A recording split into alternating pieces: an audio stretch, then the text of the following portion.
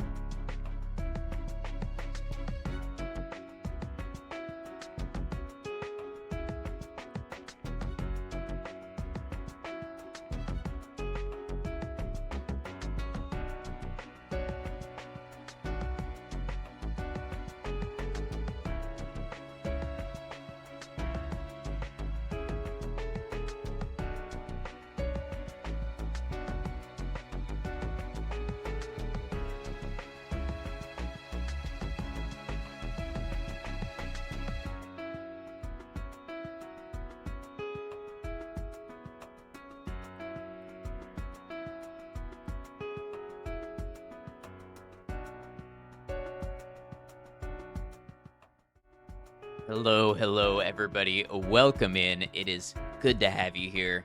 Thank you for being here today and joining me for another Sunday stream. My Coach Ruid, congrats on grabbing today's first redeem 13 times. Appreciate you. Hello, Space Monkey. Good to have you. Kian, welcome in. Rainstorm Wander, hope you're well. Cemetery Chick, hello. Today, I'm pretty sure, I'm not 100%. I'm pretty sure we will finish Catherine. We'll see. It kind of depends how long some of these levels take me. Is that a fresh shave you see? Not quite a shave. It's a buzz on the closest guard that my clippers go.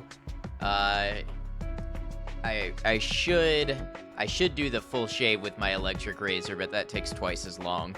Looking snazzy, thank you. It was growing a little long before.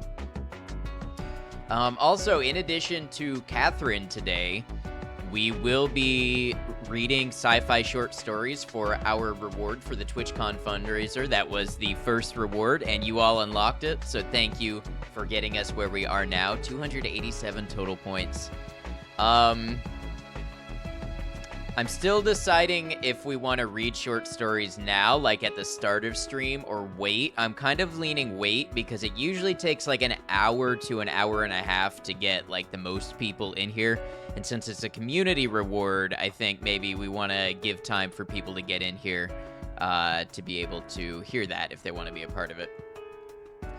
How am I doing today? Pretty all right. I finally got my medicine 2 days ago. So for the past 2 days, I've had my medicine to sleep. It's a little weird getting used to the dose again, and I'm not quite caught up, but I slept less than I have been. I slept like 9 hours instead of like 13, and then I had a little nap, so I think we're getting there. But I haven't done too much today. I went on a nice little walk. I saw a bush full of bees. There must have been a beehive or something in there because the bush, like, literally was so loud it was buzzing when I walked by it, and there were just bees all over this bush. So that was kind of neat. Saw a couple cats, you know, neighborhood walks, fun stuff. Herb, welcome in, hope you're well. Full head shave, beard, eyebrows, everything. I wonder how many TwitchCon points it would take to get me to shave it all. Eyebrows, everything. Like 10,000 maybe? Damn, maybe they were swarming. Could have added them to your beard.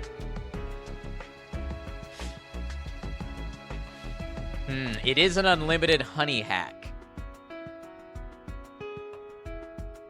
All question mark? I mean...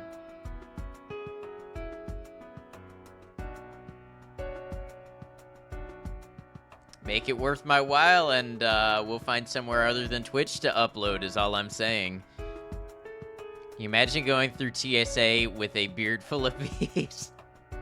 I can. I think they'd respect me. I think they'd be too afraid to call me on it.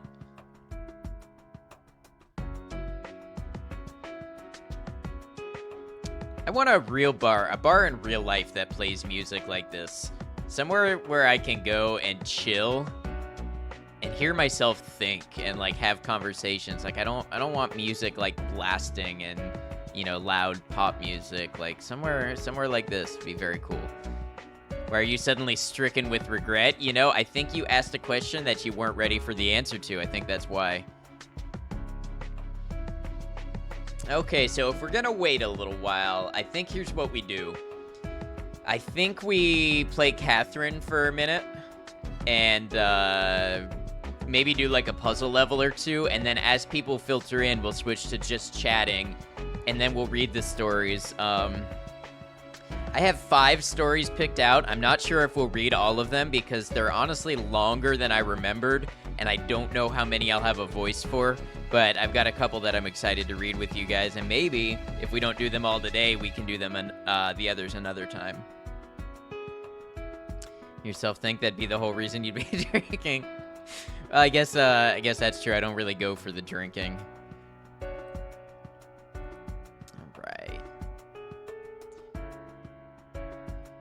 Maybe a poll for people to pick based on just keywords. Could that work?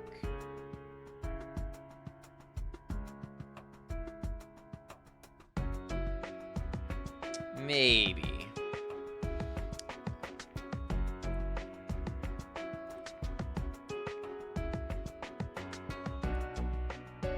That's too much work, no biggie. Well, I think I know the one I want to start with. I think I know, like, what order I want to do them in the event that I don't do them all. So we'll go with that.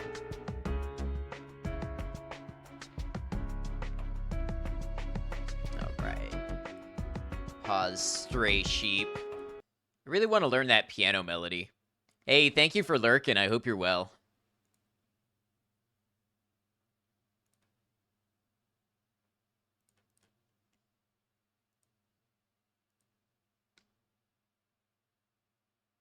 Sounds pretty simple. A lot of Shoji Meguro's melodies are not that complex. Where's Goodnight Moon on the lineup? Should I start reading you all a bedtime story to end stream?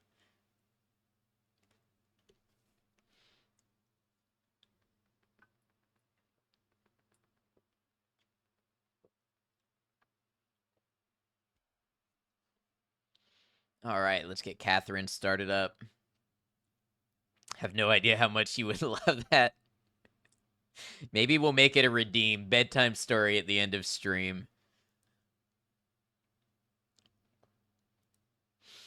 Okay, I think another thing we'll do as we ease into stream here, I think we'll replay the videos that we started last stream to kind of be like a recap.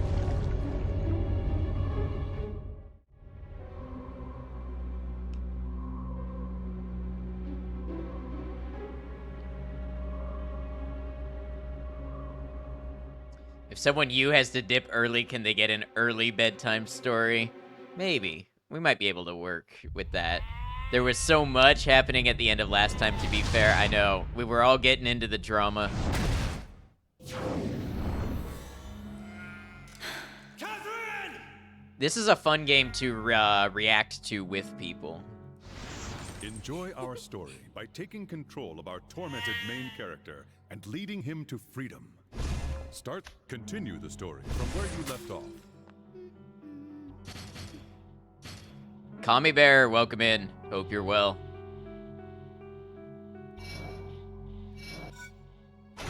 Load successful.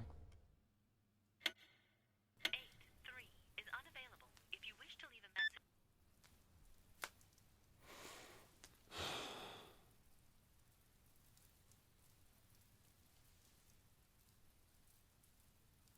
Why is it like 12 frames per second? It's been so long, like... Oh, I know. 5 years. I know.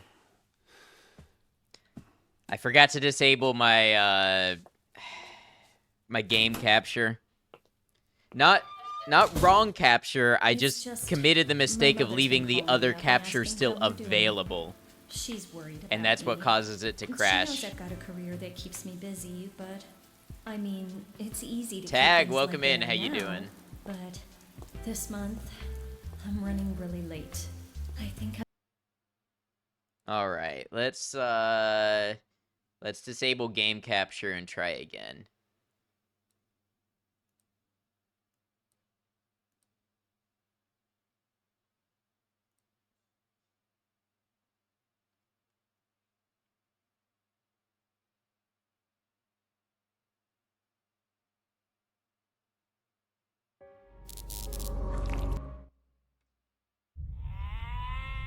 All right.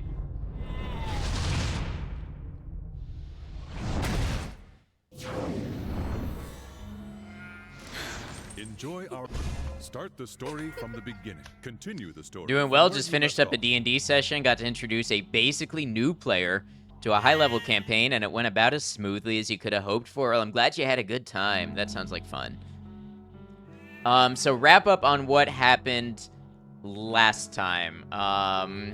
Catherine and Catherine met. Catherine tried to stab Catherine, but then Catherine stabbed Catherine. Then Catherine and Vincent ran away while Catherine chased them. And then they got out. And then Vincent woke up, and Catherine learned about Catherine, but didn't remember Catherine stabbing Catherine and all the evil nightmare ordeal. So Catherine left Vincent, and that's where we were last time. Hope this helps. Ooh, what is this groove?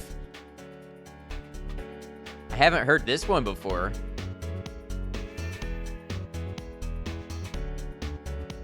Damn, I'm feeling this. Hell yeah.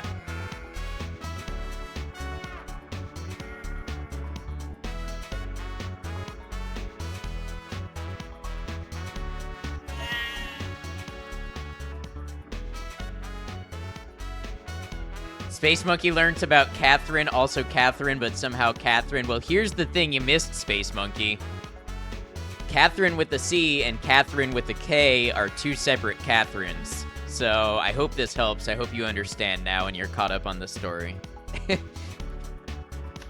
Continue the story. Catherine with a K is over here, and that's Vincent's longtime girlfriend. And then Catherine with a C is over here, and that's the one that Vincent has cheated with now several times. Meanwhile, Catherine, the longtime girlfriend, wants to get married. And Vincent's trying to keep new Catherine a secret. It's a whole thing.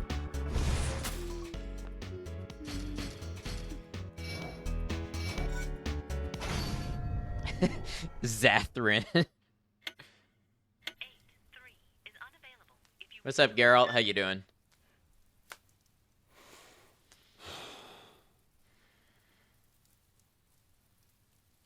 Todd, welcome in. Good to have you. who may or may not be real, because turns out all your friends have never even seen It's her and been all your texts are so just long, gone. Yeah, we'll like- recap that now. Or 5 the years. animation will now. Yeah, doing all right, girl.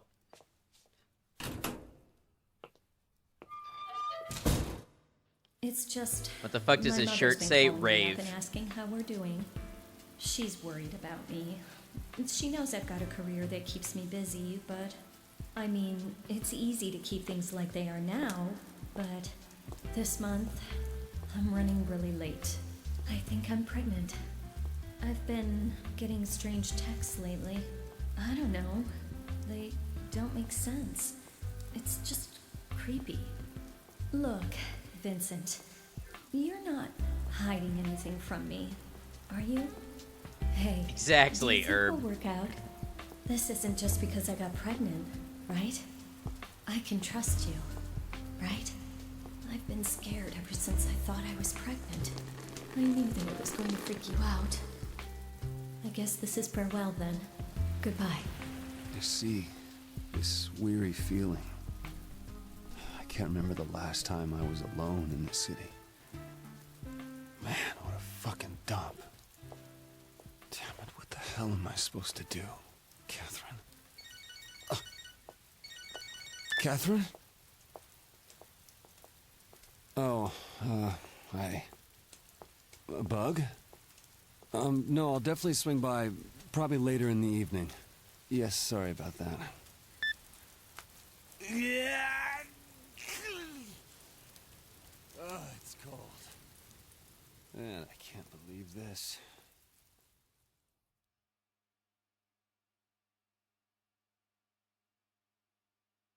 Man's got the blues. Doesn't know what to do. Don't get so down, man. You'll end up dying for real. Hey, I wouldn't happen to be in the middle of a dream right now, would I? Huh? Wow, you are fucked up. I mean, who dreams about taking a shit with another guy? Hey, was she serious? Yeah. She's not answering my calls. I expected that, though. Huh. In hindsight, maybe you shouldn't have dumped that other chick, huh? About that. I broke up with her at the bar, and yet the next day, Catherine came to my room and she was there. It was a horrific scene. Man, am I glad it was a dream. But it feels weird. I feel like it wasn't a dream.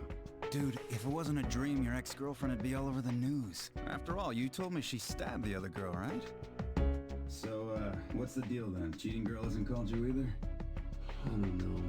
I doubt it. What do you mean, I doubt it? Phone feeling awful dry right now. Nothing's here. No calls, huh? It's too bad. No. It's all gone. What's wrong? You had a toilet paper in there? Oh, I got you. Dude, it is seriously gone. What the hell is this? Chill, I'm getting you some right now. Hey, thanks for lurking. Everything. Appreciate you. Hope you're well. It's all gone. Why? Just hold on. Damn. Not the goddamn toilet paper. Her texts. They're all gone. Fuck, her info too. Her info? Not just that. Incoming calls, outgoing calls. Number 2? Everything related to her, it's all gone. It disappeared. Hey, what about that one pic? Oh, that pic. I can't find it. It's missing too. The fuck, man? I never got to see it. What is going on? Maybe Catherine deleted it. I know when she this found is out you sudden, cheated. but did you know that Or water she- is Do something like hydrating? that. Well, maybe the girl you dumped did it. That's not it. I used this phone to call her yesterday. We met, split, and that was that. Yesterday, where was that? What do you mean, where? At the bar. Where else? You guys were watching. We saw it? Yeah. I didn't see anything. What the fuck are you talking about? You saw me with her. Huh? With who? After that mess with her, you guys came by and tried to cheer me up, remember? You don't remember that? Yeah, I remember that part. But all I saw was you looking pathetic by yourself. By myself? You redeemed it, Geralt. You have only yourself to I blame. said I didn't see her. Hell, I never even saw her once. You're joking, right? Johnny and Toby never saw her either. We've only heard about her from you, numbnuts. We thought you were doing that to prevent Catherine from finding out. Yeah, like I'd have the brains to do that. Whatever. Look, I only saw you yesterday. I didn't write it. I just plugged it into the dad joke API. You just sat there holding your head. No way. Look, man. I hate to say this, but maybe you really. So Vincent is finding out that nobody has Stop ever seen saying Catherine except Question him. my sanity here, man. Well, that he knows of. You were sane before? You guys were just distracted, right? That's impossible. That would be like... Wait. Okay, hold on. It's kind of funny. That's the spirit. In a bar like that, it looks like hers. No one... No. That's impossible. Maybe she was a dream girl. Hey, come on. Talk to me. You can't. This is so Joe, is there a hole in your shoe? No. Then how'd you get your foot in it? gone. Nobody's seen her. This can't be real. Thank you for repeating it through TTS. You're really scaring me, man. You honestly sound crazy now. Vincent, maybe you should... Shut up! I'm not crazy! It's her fault I'm going through all this! She's got to fucking exist! This is all bullshit! I'll agree with you there, pal. I'm splitting, okay? Hey, wait! What? This cell phone just glitched, that's all. And last night, you just weren't paying attention, right? Gee, the hole isn't real either. Didn't see anything. Don't you believe me? Whatever, man. I know. Erica must have seen her. She works there. She might know something about her. Okay. Just come to the bar with me tonight. I will show you that you're wrong. It's okay, man. I'm fine with being wrong. Not okay! Jeez. What's up with you, man? I have to say, if there's 4 stalls available and I'm in there with somebody else, I'm not taking the stall right next to them. That's just weird. You space it out. You take the one over. Did you and Catherine really break up? Yes. Oh, I see. Enough about that. Back to yesterday. Try and remember. I told you already. Seriously. Yeah, you're talking about last night, aren't you? I remember everything. You came here alone. You left alone. And the entire time you were here, you drank alone. Right, Toby? That's exactly how I remember it. Maybe you're just spacing out from lack of sleep. After all, you were pretty messed up last night. Yeah. You were totally fucked up, dude. So what? I was just dreaming the entire time I was here? I'm sick of these goddamn dreams every goddamn night. Wait, then when did that dream start? This is so fucked up! Hey, man, keep it down. I'm only in this mess because I cheated with her. Come on, someone tell me, where the hell is she? Dude, I don't Lurk, have a good know. one, Geralt. Thank you for lurking. My head hurts. Hey. And thank you for lurking. I hope you're well. Yeah, like that. You were by yourself just like that. Maybe you were dreaming. You're really messed up. I'm not messed up. I'm just saying that it's impossible. Much love to you not too. To exist. Anyway, pills, alcohol. Nothing works for that. Yeah, I keep seeing it. Whoa, you guys are still having it? Although now that you mention it, Erica looked like she was having a nightmare too. You noticed? I don't remember anything, though. You too, Erica? I thought only men had that dream. So maybe gender doesn't matter, huh? Well, I'm not so sure. It's because you guys won't shut up about nightmares. The same thing with the other customers, too. Is it a weird chain reaction? Hey, the dreams we've been having. Don't you feel like we're all seeing the same dream? Really? I can't remember much, but you know, it felt like I was trying to get the hell away from something. Like that? Just climbing up and up. Yeah, mine was like that too. Or more like struggling without getting anywhere. So what, we're being shown the same dream? Dumbass. Dreams are just a reflection of daily stress. Stress? From what? Dude, there's plenty of stress in everyday life. Oh, yeah, but... Does that mean I'm gonna have these nightmares too eventually? Pretty hard to read the subtitles with the overlay text. It's all 'cause Oh, this that's a good jackass point. I started didn't think talking about that. it. Since I've been hanging out with him so much, he's transferred some of his stress onto me. So, Vincent... This game how you really gonna doesn't make it like up when to I us, alt-tab huh? to try to fix that, though. Out like a light. Oh, he's messed up again. I'm going home. My head hurts. I understand being shocked, but does it really screw someone up this bad? We have an early shift tomorrow, too. Oh, yeah, you're right. We should get going. Hey, Vincent. We're gonna take off now. You sure you're okay by yourself? I'm not crazy. Jury's still out. He's not gonna tell us he met that girl again later on, is he? Idiot. I wouldn't. You make it pretty small. I did see her last night. Yeah. We've heard that from you all night long, remember? Well, thanks for the fucking help. I'm just gonna drink some more. I'll keep an eye on him, so you guys can go on home. I'm sorry, Erica. Take care of him, will you? I don't know where else I would put them. I just want to figure out what is going on.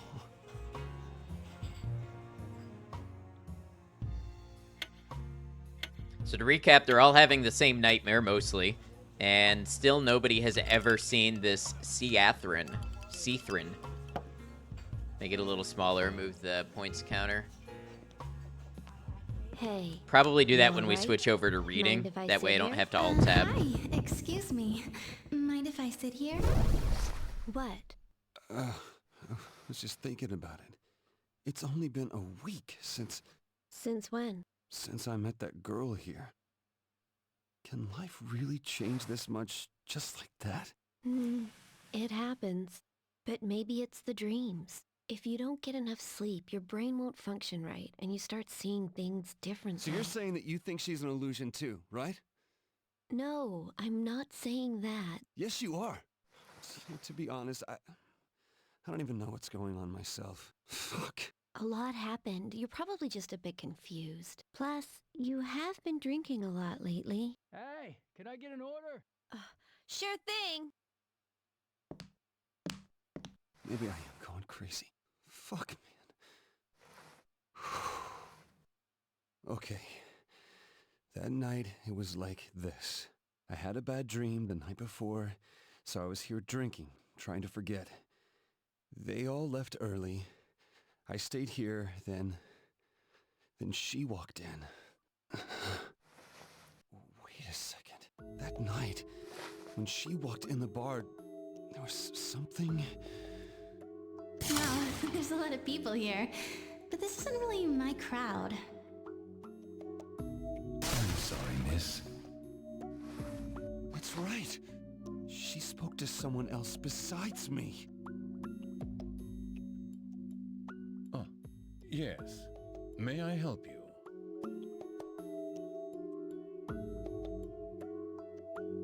She spoke to boss.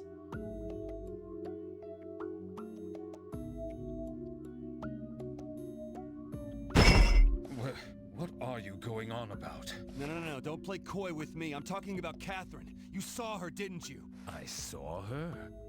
Excuse me, Don't but... fuck with me, old man. I am serious. Hey! Hey, Vincent! Everyone else said that they didn't see her. Hey, Salento, Don't welcome you in. think it's crazy that only you did? You're the one that's crazy. Me? See her? Because of her, I'm starting to lose it. I already know that you're the key. Loved Damn this it, game? why Yeah, didn't realize I enjoy it a sooner? lot. Come on, cut it out! You saw her! I know you saw her! Speak up! Stop moaning and answer me, goddammit! Vincent! Fuck! Just say something. Please, man. Please. Tell me that you saw her! Well, very well.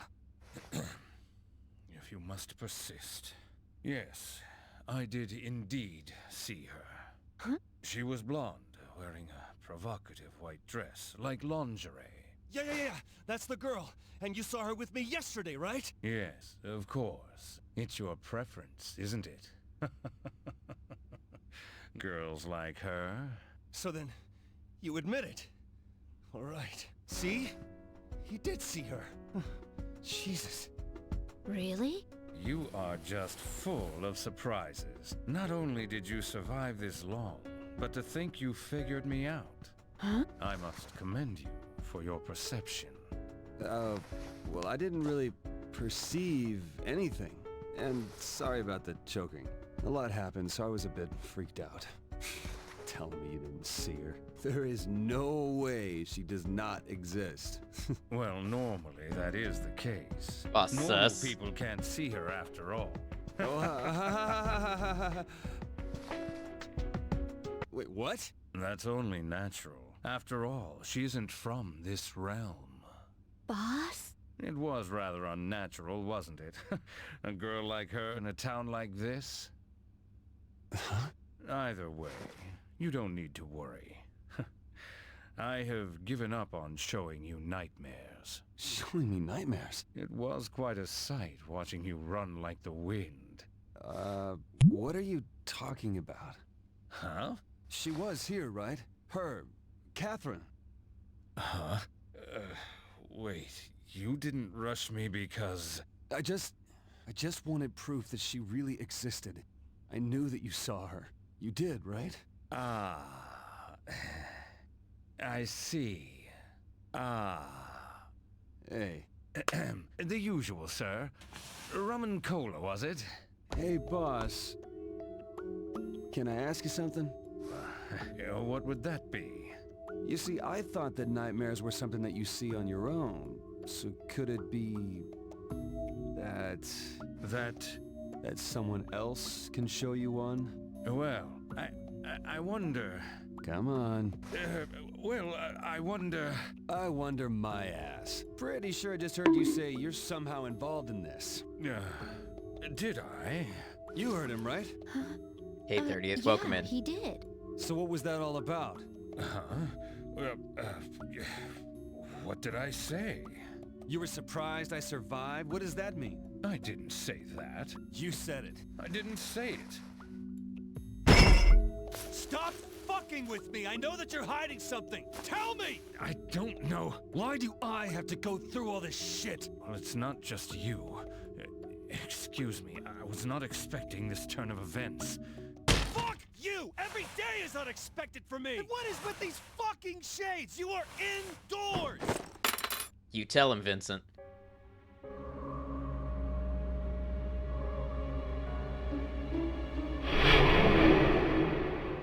Whoa!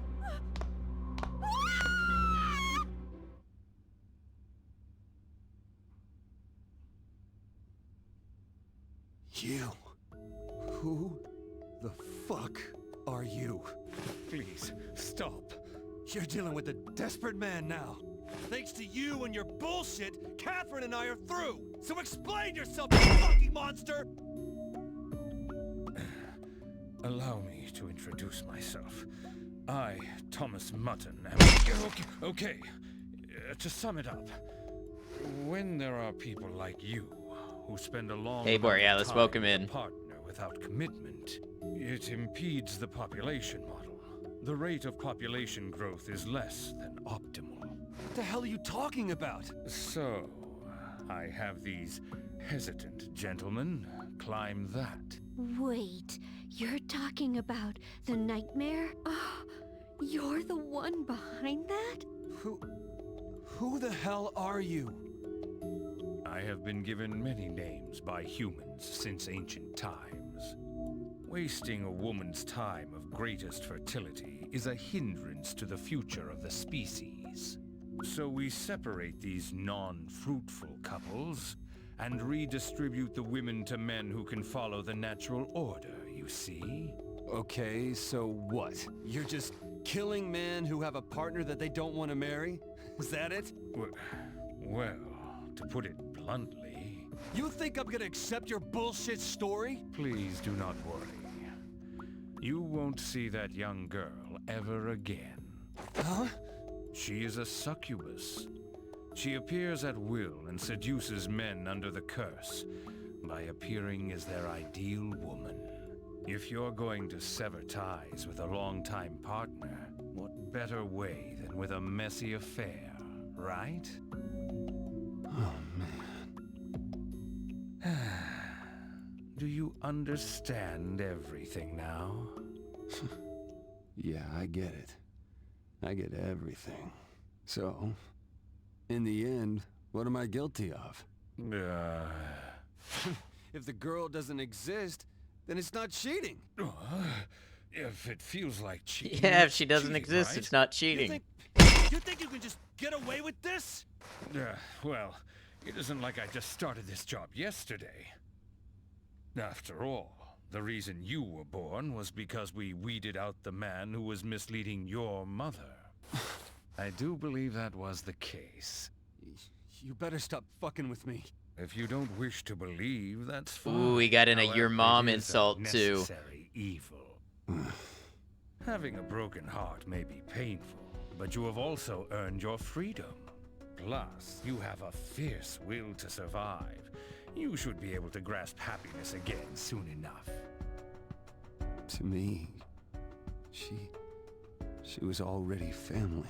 I only realized that after I was dumped. How pathetic is that? I really can't help you there. This entire situation is your fault, right? So what are you gonna do about it, huh? What? You're the one who cheated. How is that my fault? Well, it sure as shit isn't mine. You're the cause of it all. Plus, I was ready to get married. You got your wish. But that was only due to your cheating on her, right? Besides, it's too late to make up with her now. You don't get to decide that. If you really intend to push me, tonight I will have to show you what I can really do. If that happens, then tonight will certainly be your last. Are you prepared to die? Howdy, Gold. Prepared to die, huh? Tell you what if you die here before I do? Vincent! Hey, wait a second. Yo, you still alive? Yeah, we came back since we're worried about you. Let's drink some more, man. Wouldn't be able to sleep anyway. I didn't have any problem sleeping. Hey, something happened? Guys!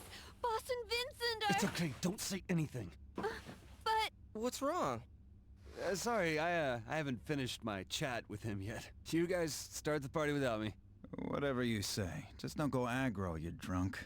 Don't worry, we're just playing some games here. Right? Yes, that's right.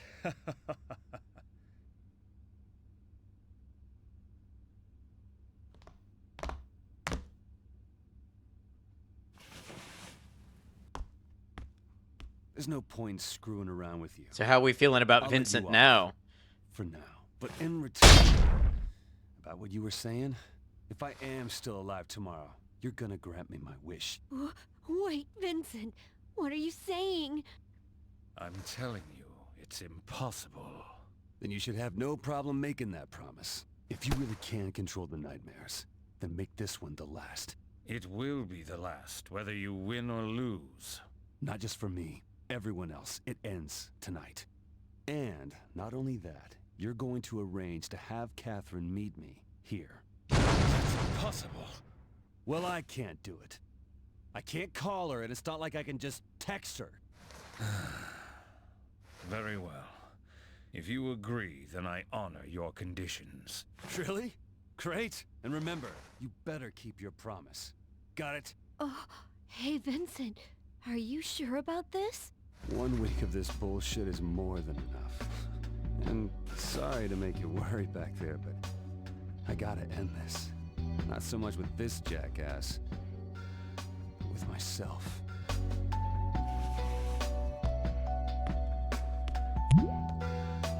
Hey, Wheezy, welcome in. What's with him? Acting all badass. So wait, boss, you said... Where, boss? Who is this red-haired nice lady? This is Erica, the realist of the group.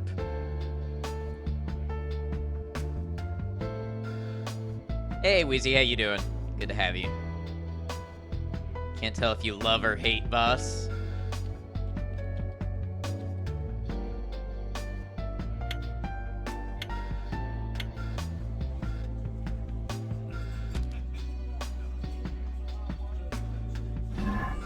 Oh, that's the wrong button. So there's fewer people to talk to here Would tonight. you like to speak to Lindsay? Would you like to speak to Martha? You look very handsome today. Oh, thank you. Really? A man who climbs the mountain now will be given his future to do with as he pleases. I wonder where you'll end. I wonder what you'll gain. What else is there? Victory and a future. Victory and a future. Of course, us too. Huh? Goodbye, Mr. Man of Legend. May you be blessed. This is the message I sent you on Discord. I saw that you sent me one. I still have to get to it. Sorry about that. If not, it's cool. No biggie. The sloth ain't stressing. Yeah, I will check it out and get back to you. Look, the twins from The Shining grew up. I don't watch the news anymore. Even if I watch the news, they won't come up anymore. Even if I watch the news, you won't ever come up. You got mail. It's like an idiot savant build to you. How much luck do you need? I thought you needed luck 5 for that.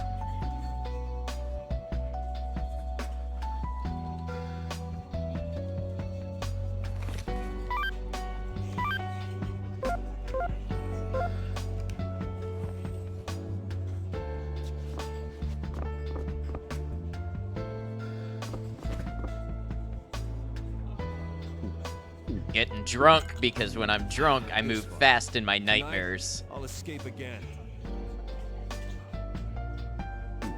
I'm just fighting for me tonight.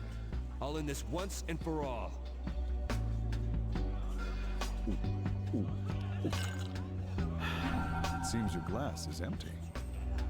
You must really like Cuba Libres. Here's a basic fact about cocktails for you. The term cocktail is exactly what it sounds like, a cock's tail. Why is it called that? No clear etymology exists for the word, but here's a famous story.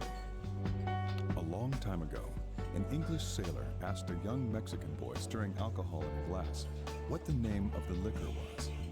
The boy thought he was asking about the name of the stirring stick, so he answered, cola de gallo, a cock's tail feather. And this is said to have spread as the name of mixed drinks in general. Isn't that interesting? But who knows what's true? Yeah, who knows what's true? First level up a point of luck, then idiot savant, right? Since you have had at least one cocktail a night and learned fascinating facts, you will now be given the title of Cocktail Connoisseur. And Nice. That was all of the trivia on cocktails. Please continue to enjoy the rest of the story. Empty? Erica, I need a drink. What'll it be? Thank you for the quote, Maiko. For you just drinking coffee, hanging with me and Moon, and sorting your Fallout 4 load order yet again. Nice. Hope you have a nice, relaxing day. Get that load order sorted. Sake, please. I'll take a beer. Beer. Okay, There you go. Keep on drinking. Don't order any food. Boss isn't here, so I can't guarantee it'll be good. Yeah, I'm fine with just my drink. Don't do anything stupid, all right? I'm okay, don't sweat it. Yeah, when would I, Vincent, ever do something stupid?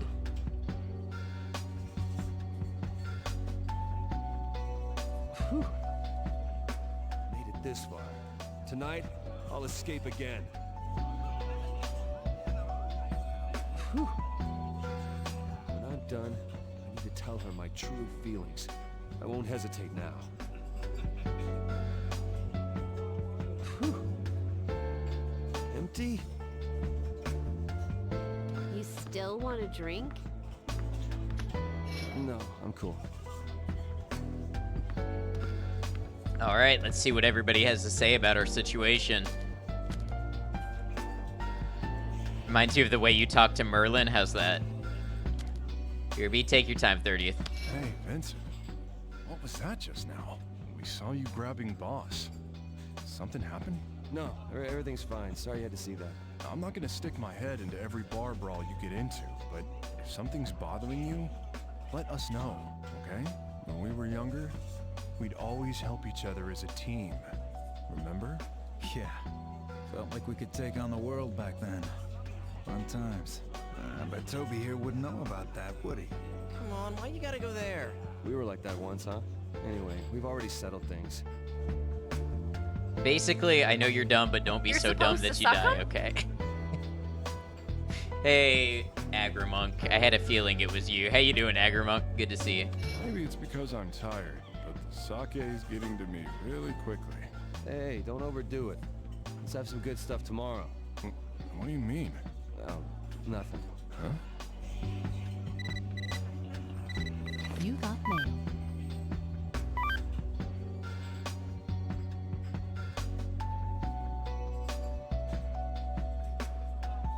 Some of our newer cell phone models have been having trouble accessing our online media storage service. We apologize for the inconvenience. We are handling this issue by sending our users the data they were storing online via text messages. These messages will not cost you anything to receive. This takes me back.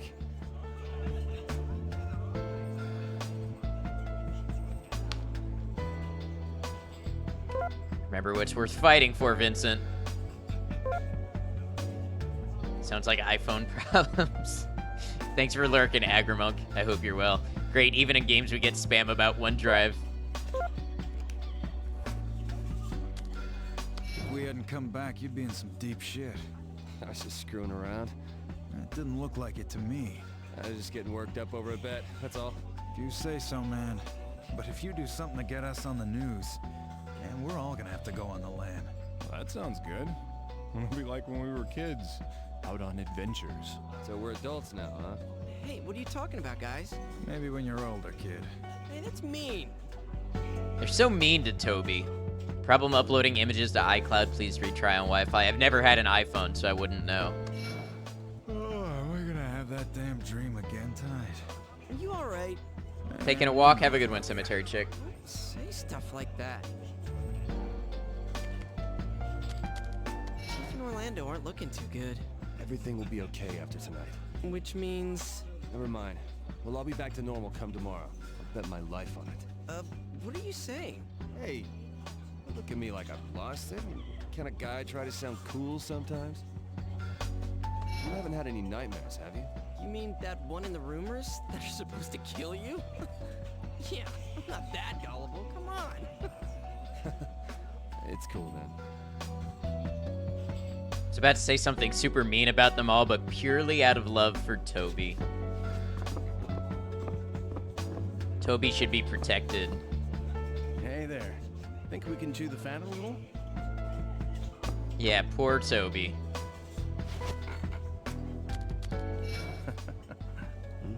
Something the matter? I remembered how you saved me in the nightmare. I talked a lot about myself. I think I just wanted somebody to listen to me. I'm so weak. These events aren't going to end naturally. The police can't do anything. This is when the mass media shines. But I'm too afraid to write about it. I think it's because I'm afraid to admit that I have the power to save people through my words. Yeah, well, I'll look forward to whatever you write. Think I can get an interview with you one day? The unnamed hero? Stop it. It's embarrassing. All right. Get Justin out of his jam. We saved one person from the bar. We saved Justin. Others we could have saved, I failed. It's all because of you. Thank you. It's the unadulterated truth. After this is all over, I'm gonna marry my girlfriend. I should buy the ring so I can do it the moment I'm ready. Just in time. Story is the mysterious weakening deaths. James Thompson, age 33, was found dead today. Was he in the nightmare too? Were we climbing together? And George Baker, age 30. Once again, the names of the deceased. Did you hear? I figured out who the witch is. Really? And who is it? It was me. You know all that shit that went on when we were young? Seems it got mixed in with the rumors. Well, you did disappear that one time. And to think I just kept spreading the rumor, fooling people. Was there anyone who believed it? You. Well, I never believed it in the first place. Listening to you never leads to anything good. What? Anyway, about what you and Boss were talking Damn, about. kid, look at those tens. It's all a lie. Don't worry about it. Tomorrow we can drink and enjoy ourselves. Okay. I hope so. Hey, how much of what you were talking about tonight is true? You said you'd be fighting? You really never change, do you? True or not, I don't think I can lose to him. This is the end. For the mysteries, the rumors, for the guys, and for everyone. He needs to take responsibility. Look, just don't be stupid about it, okay? Everyone's worried about you. I'll be fine, don't worry. Superhero with a rolled ankle. Yeah, but you've probably got other powers that make up for it. Come back here tomorrow, okay? Have a drink.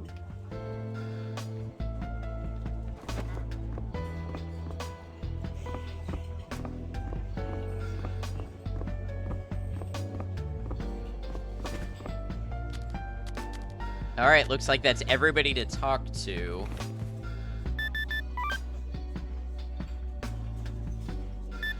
High success rate, high collateral damage. Okay, so here's what I'll do. When we leave the bar tonight, it's gonna start the levels, like the actual levels. So I'm going to get out of the game now. I'm going to take a quick restroom break. When we come back, we'll do our short story reading. After we've done the short story reading, we'll load into these levels and play Catherine and see if we finish the game today. So I will be back in just a moment. See you guys then, and we'll do some reading. Appreciate you.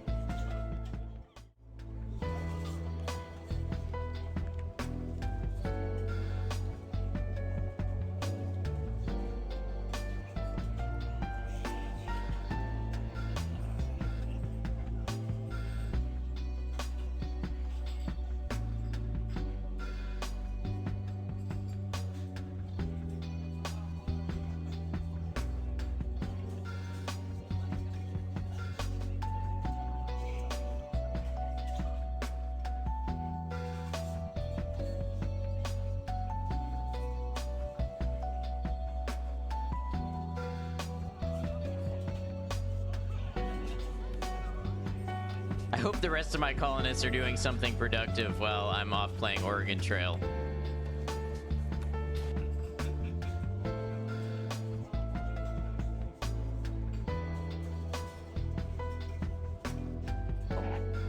How dare you? You muddled my plans. Just kidding.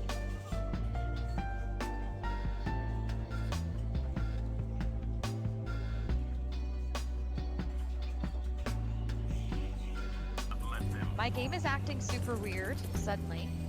Is it? My camera isn't moving. My mouse isn't working. My mouse is dead. My mouse is dead. Oh no. Oh no! Okay, I'm gonna plug in my mouse.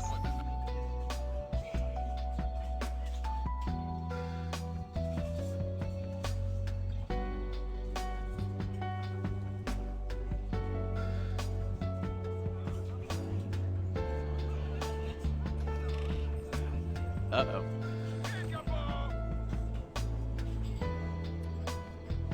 I'm gonna do this. I give it a 70% chance I blow myself up.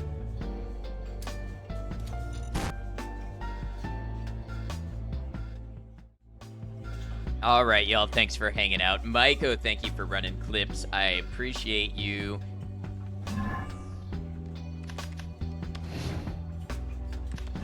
All right, we'll get this closed out. We'll pull up our reading. We'll change categories. Enjoy our story by...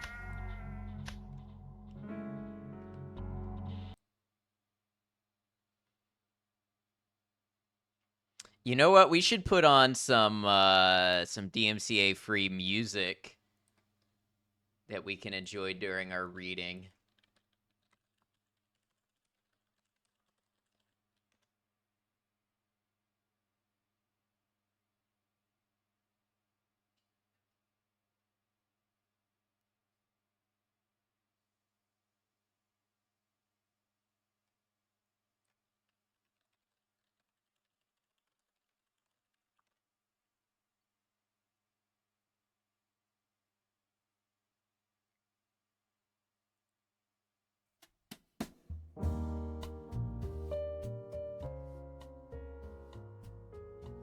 Maybe this won't quite fit the vibe of what we're reading, but that's okay.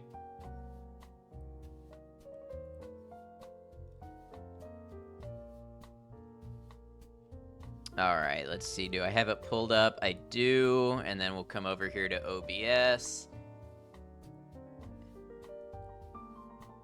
Last call for snacks and drinks. All right, y'all. So this segment, we're about to read some sci-fi short stories.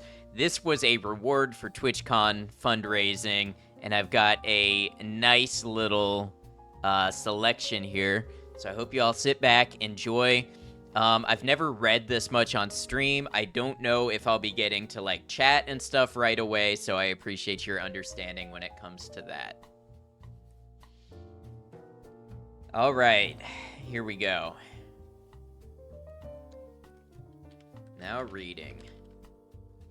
Different Kinds of Darkness by David Langford.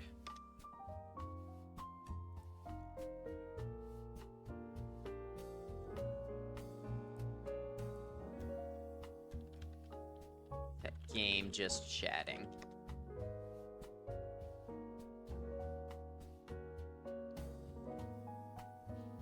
All right. We ready to do this?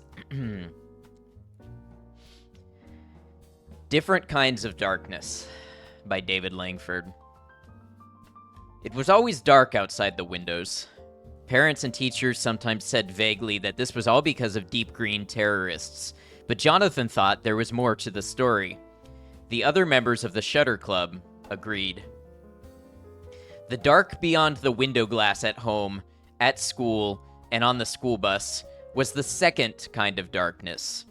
You could often see a little bit in the first kind, the ordinary kind, and of course you could slice through it with a torch. The second sort of darkness was utter black, and not even the brightest electric torch showed a visible beam or lit anything up. Whenever Jonathan watched his friends walk out through the school door ahead of him, it was as though they stepped into a solid black wall. But when he followed them and felt blindly along the handrail to where the homeward bus would be waiting, there was nothing around him but empty air. Black air. Sometimes you found these super dark places indoors. Right now, Jonathan was edging his way down a black corridor, one of the school's no-go areas. Officially, he was supposed to be outside, mucking around for a break period in the high-walled playground where, oddly enough, it wasn't dark at all and you could see the sky overhead. Of course, outdoors was no place for the dread secret initiations of the Shutter Club. Jonathan stepped out on the far side of the corridor's inky dark section and quietly opened the door of the little storeroom they'd found 2 terms ago. Inside, the air was warm, dusty, and stale. A bare light bulb hung from the ceiling. The others were already there, sitting on boxes of paper and stacks of battered textbooks. "You're late," chorused Gary, Julie, and Khalid. The new candidate, Heather, just pushed back long blonde hair and smiled a slightly strained smile. "Someone has to be last," said Jonathan. The words had become part of the ritual, like a secret password that proved that the last one to arrive wasn't an outsider or a spy. Of course, they all knew each other, but imagine a spy who was a master of disguise. Khalid solemnly held up an innocent-looking ring binder. That was his privilege. The club had been his idea, after he'd found the bogey picture that someone had left behind in the school photocopier. Maybe he'd read too many stories about ordeals and secret initiations. When you'd stumbled on such a splendid ordeal, you simply had to invent a secret society to use it. "We are the Shutter Club," Khalid intoned. "We are the ones who can take it. 20 seconds. Jonathan's eyebrows went up. 20 seconds was serious. Gary, the fat boy of the gang, just nodded and concentrated on his watch. Khalid opened the binder and stared at the thing inside. 1, 2, 3. He almost made it. It was past the 17-second mark when Khalid's hands started to twitch and shudder, and then his arms. He dropped the book, and Gary gave him a final count of 18. There was a pause while Khalid overcame the shakes and pulled himself together, and then they congratulated him on a new record. Julie and Gary weren't feeling so ambitious, and opted for 10-second ordeals. They both got through, though by the count of 10, she was terribly white in the face and he was sweating great drops. So Jonathan felt he had to say 10 as well. "You sure, John?" said Gary. "Last time you were on 8. No need to push it today." Jonathan quoted the ritual words, "We are the ones who can take it," and took the ring binder from Gary. 10. In between times, you always forgot exactly what the bogey picture looked like. It always seemed new. It was an abstract black and white pattern, swirly and flickery like one of those old op art designs. The shape was almost pretty until the whole thing got into your head with a shock of connection like touching a high voltage wire. It messed with your eyesight. It messed with your brain. Jonathan felt violent static behind his eyes, an electrical storm raging somewhere in there. Instant fever singing through the blood, muscles locking and unlocking. And oh dear God, had Gary only counted 4? He held on somehow, forcing himself to keep still when every part of him wanted to twitch in different directions. The dazzle of the bogey picture was fading behind a new kind of darkness, a shadow inside his eyes, and he knew with dreadful certainty that he was going to faint or be sick or both. He gave in and shut his eyes just as, unbelievably and after what had seemed like years, the count reached 10. Jonathan felt too limp and drained to pay much attention as Heather came close, but not close enough to the 5 seconds you needed to be a full member of the club. She blotted her eyes with a violently trembling hand. She was sure she'd make it next time.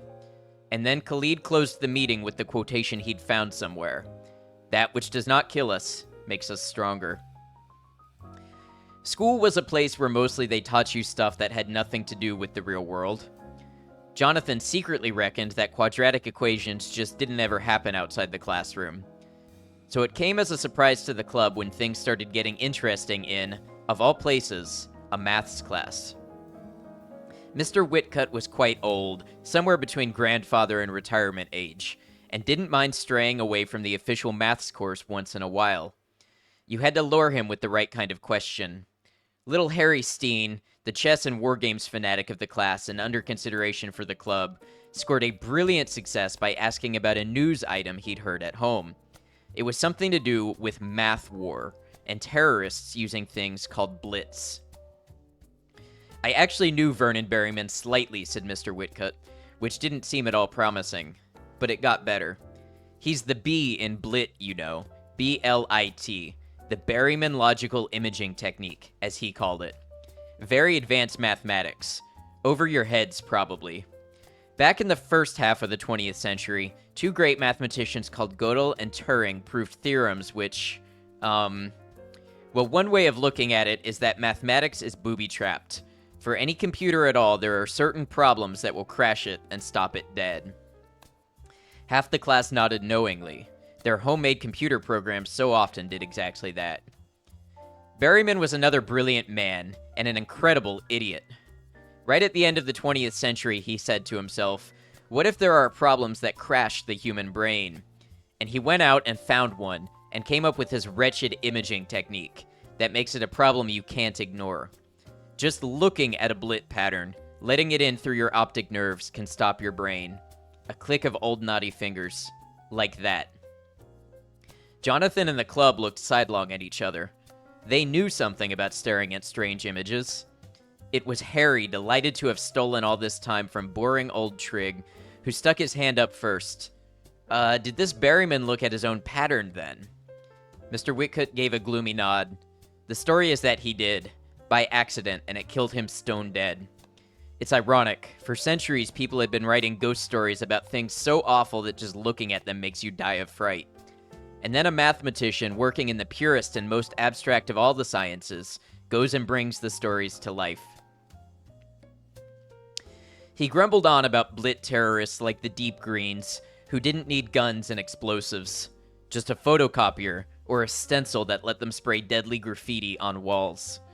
According to Whitcutt, TV broadcasts used to go out live, not taped, until the notorious activist T-Zero broke into a BBC studio and showed the cameras a blit known as the Parrot. Millions had died. It wasn't safe to look at anything these days. Jonathan had to ask, So the special kind of dark outdoors is to stop people seeing stuff like that. Well, yes, in effect, that's quite right. The old teacher rubbed his chin for a moment. They brief you about all that when you're a little older. It's a bit of a complicated issue. Ah, another question. It was Khalid who had his hand up. With an elaborate lack of interest that struck Jonathan as desperately unconvincing, he said, "Are all these blit things really dangerous, or are there ones that just jolt you a bit?" Mr. Whitcutt looked at him hard for very nearly the length of a beginner's ordeal. Then he turned to the whiteboard with its scrawled triangles. Quite. As I was saying, the cosine of an angle is defined. Loving this, thank you, Rez. The four members of the inner circle had drifted casually together in their special corner of the outdoor play area, by the dirty climbing frame that no one ever used. "So we're terrorists," said Julie cheerfully. "We should give ourselves up to the police." "No, our picture's different," Gary said. "It doesn't kill people, a chorus of four voices, makes us stronger." Jonathan said, "What do deep greens terrorize about? I mean, what don't they like?" "I think it's biochips," Khalid said uncertainly. "Tiny computers for building into people's heads. They say it's unnatural or something. There was a bit about it in one of those old issues of New Scientist in the lab." Hey, Kamerkel, welcome in. "Be good for exams," Jonathan suggested. "But you can't take calculators into the exam room. Everyone with a biochip, please leave your head at the door." This is some lovely narration while you do your laundry. Yes, you caught us at our sci-fi short story reading. Happy reading, thank you. They all laughed, but Jonathan felt a tiny shiver of uncertainty, as though he'd stepped on a stair that wasn't there. Biochip sounded very like something he'd overheard in one of his parents' rare shouting matches. And he was pretty sure he'd heard unnatural, too. Please don't let Mom and Dad be tangled up with terrorists, he thought suddenly. But it was too silly. They weren't like that. "There was something about control systems, too," said Khalid. "You wouldn't want to be controlled now." As usual, the chatter soon went off in a new direction. Or, rather, an old one. The walls of Type 2 darkness that the school used to mark off-limits areas like the corridor leading into the old storeroom. The club were curious about how it worked and had done some experiments. Some of the things they knew about the dark and had written down were Khalid's visibility theory, which had been proven by painful experiment. Dark zones were brilliant hiding places when it came to hiding from other kids, but teachers could spot you even through the blackness and tick you off something rotten for being where you shouldn't be. Probably they had some kind of special detector, but no one had ever seen one. Jonathan's bus footnote to Khalid's discovery was simply that the driver of the school bus certainly looked as if he was seeing something through the black windscreen. Of course, this was Gary's idea. The bus might be computer-guided, with the steering wheel turning all by itself and the driver just pretending. But why should he bother? I'll tuck you in after this. Yes, of course, I'll tuck chat in. Julie's mirror was the weirdest thing of all. Even Julie hadn't believed it could work, but if you stood outside a Type 2 dark place and held a mirror just inside, so it looked as though your arm was cut off by the black wall, you could shine a torch at the place where you couldn't see the mirror, and the beam would come bouncing back out of the blackness to make a bright spot on your clothes or the wall. As Jonathan pointed out, this was how you could have bright patches of sunlight on the floor of a classroom, whose windows all looked out into protecting darkness. It was a kind of dark that light could travel through, but eyesight couldn't. None of the optics textbooks said a word about it. By now, Harry had had his club invitation and was counting the minutes to his first meeting on Thursday, 2 days away. Perhaps he would have some ideas for new experiments when he'd passed his ordeal and joined the club. Harry was extra good at maths and physics. Which makes it sort of interesting, Gary said. If our picture works by maths like those blit things, will Harry be able to take it for longer because his brain's built that way? Or will it be harder because it's coming on his own wavelength, sort of thing? The Shutter Club reckoned that, although of course you shouldn't do experiments on people, this was a neat idea that you could argue either side of. And they did. Thursday came, and after an eternity of history and double physics, there was a free period that you were supposed to spend reading or in computer studies. Nobody knew it would be the Shudderer's last initiation, although Julie, who read heaps of fantasy novels, insisted later that she'd felt all doom-laden and could sense a powerful reek of wrongness. Julie tended to say things like that. The session in the musty storeroom began pretty well, with Khalid reaching his 20 seconds at last, Jonathan sailing beyond the count of 10, which only a few weeks ago had felt like an impossible Everest, and, to carefully muted clapping, Heather finally becoming a full member of the club. Then the trouble began as Harry the first-timer adjusted his little round glasses, set his shoulders, opened the tatty ritual ring binder, and went rigid. Not twitchy or shuddery, but stiff. He made horrible grunts and pig squeals and fell sideways. Blood trickled from his mouth. "He's bitten his tongue," said Heather. "Oh Lord, what's first aid for biting your tongue?" At this point, the storeroom door opened and Mr. Whitcutt came in. He looked older and sadder. "I might have known it would be like this." Suddenly, he turned his eyes sideways and shaded them with one hand, as though blinded by strong light. "Cover it up. Shut your eyes, Patel, don't look at it, and just cover that damned thing up." Khalid did as he was told. They helped Harry to his feet. He kept saying sorry, sorry in a thick voice, and dribbling like a vampire with awful table manners. The long march through the uncarpeted, echoey corridors to the school's little sick room, and then onward to the principal's office, seemed to go on for endless grim hours. Miss Fortmain, the principal, was an iron-gray woman who, according to school rumors, was kind to animals but could reduce any pupil to ashes with a few sharp sentences. A kind of human blit.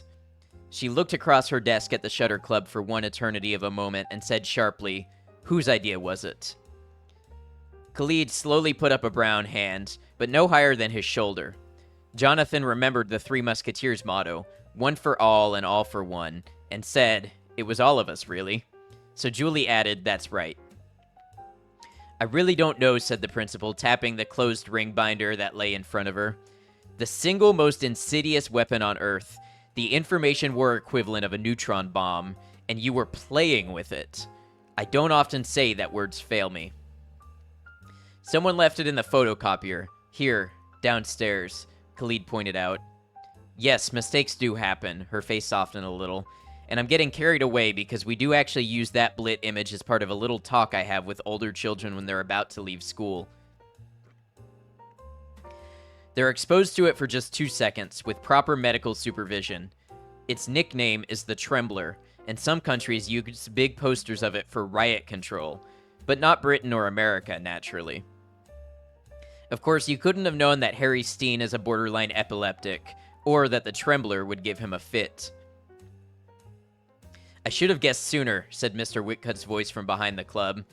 Young Patel blew the gaff by asking what was either a very intelligent question or a very incriminating one. "But I'm an old fool who never got used to the idea of a school being a terrorist target." The principal gave him a sharp look. Jonathan suddenly felt dizzy, with thoughts clicking through his head like one of those workings in algebra where everything goes just right, and you can almost see the answer waiting in the white space at the bottom of the page. What don't deep green terrorists like? Why are we a target? Control systems. You wouldn't want to be controlled. He blurted, "Biochips. We've got biochip control systems in our heads, all us kids. They make the darkness somehow. The special dark where grown-ups can still see." There was a moment's frozen silence. "Go to the top of the class," murmured old Whitcutt. The principal sighed and seemed to sag in her chair a little. "There had to be a first time," she said quietly. "This is what my little lecture to school leavers is all about. How you're specially privileged children, how you've been protected all your lives by biochips in your optic nerves that edit what you can see. So it always seems dark in the streets and outside the windows, wherever there might be a blit image waiting to kill you. But that kind of darkness isn't real, except to you. Remember, your parents had a choice, and they agreed to this protection." Mine didn't both agree, thought Jonathan, remembering an overheard quarrel. "It's not fair," said Gary uncertainly. "It's doing experiments on people." Khalid said, "And it's not just protection. There are corridors here indoors that are blacked out just to keep us out of places, to control us." Miss Fortmain chose not to hear them. Maybe she had a biochip of her own that stopped rebellious remarks from getting through. When you leave school, you are given full control over your biochips. You can choose whether to take risks, once you're old enough. Jonathan could almost bet that all 5 club members were thinking the same thing. What the hell, we took our risks with the Trembler and we got away with it. Apparently they had indeed got away with it, since when the principal said you can go now, she'd still mentioned nothing about punishment. As slowly as they dared, the club headed back to the classroom.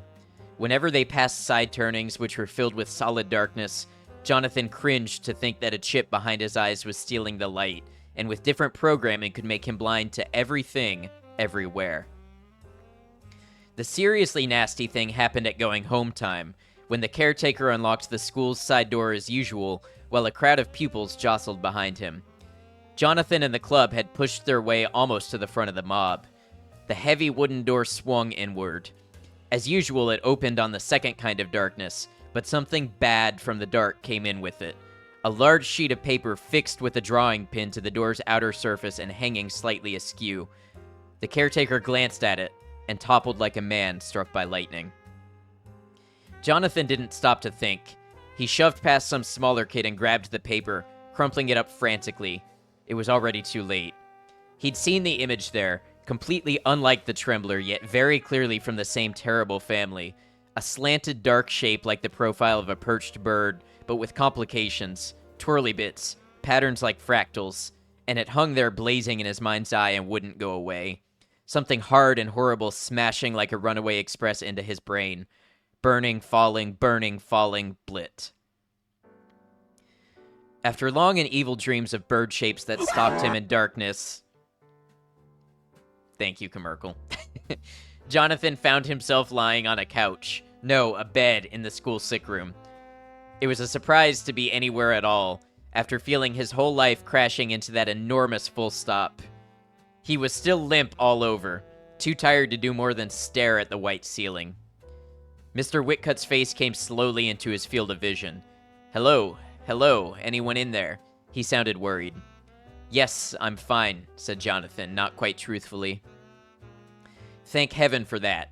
Nurse Baker was amazed you were alive. Alive and sane seemed like too much to hope for. Well, I'm here to warn you that you're a hero. Plucky boy saves fellow pupils. You'll be surprised how quickly you can get sick of being called plucky. What was it on the door? One of the very bad ones, called the Parrot for some reason. Poor old George the caretaker was dead before he hit the ground. The anti-terrorist squad that came to dispose of that blit paper couldn't believe you'd survived. Neither could I. Jonathan smiled. I've had practice. Yes, it didn't take that long to realize Lucy, that is, Miss Fortmain, failed to ask you young hooligans enough questions. So I had another word with your friend Khalid Patel. God in heaven, that boy can outstare the Trembler for 20 seconds. Adult crowds fall over in convulsions once they've properly, registered the side of the thing and let it lock in. My record's 10.5, nearly 11, really. The old man shook his head wonderingly. I wish I could say I didn't believe you. They'll be reassessing the whole biochip protection program.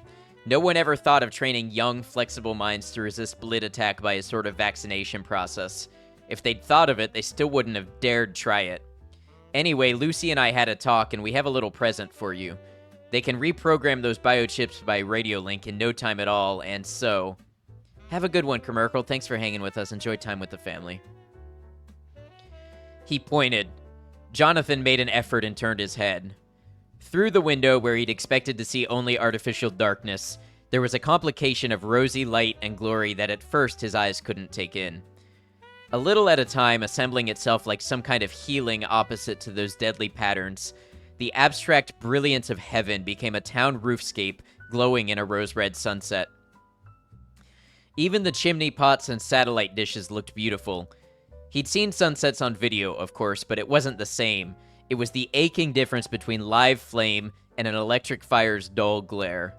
Like so much of the adult world, the TV screen lied by what it didn't tell you. The other present is from your pals. They said they're sorry there wasn't time to get anything better. It was a small, somewhat bent bar of chocolate. Gary always had a few tucked away, with a card written in Julie's careful left-sloping script and signed by all the Shutter Club. The inscription was, of course, That which does not kill us makes us stronger. Copyright 2000, David Langford. Originally published in the magazine of fantasy and science fiction. Well, how did we feel about that? Images that kill and cause people to convulse. Biochips that cause children not to see for their own protection. How'd you like that story?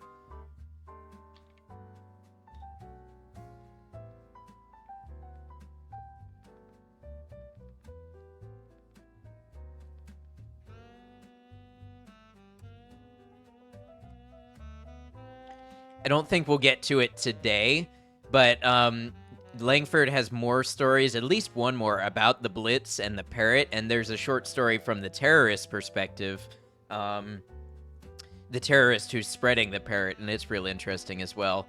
Hey, Purple, welcome in. Loved it, glad you like it. Hits closer to home than you'd like. Yeah, dystopian indeed. Felt like you witnessed the Trembler. You'd love to hear that one as well sometime. Maybe we'll do a reading segment. All right, so for this one, now reading, I Have No Mouth, and I Must Scream by Harlan Ellison.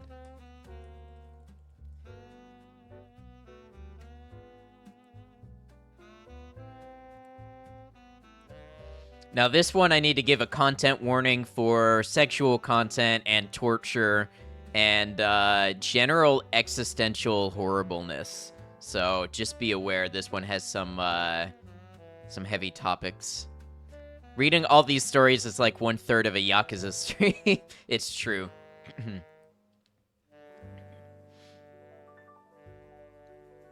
May lurk on this one then. Okay, no worries.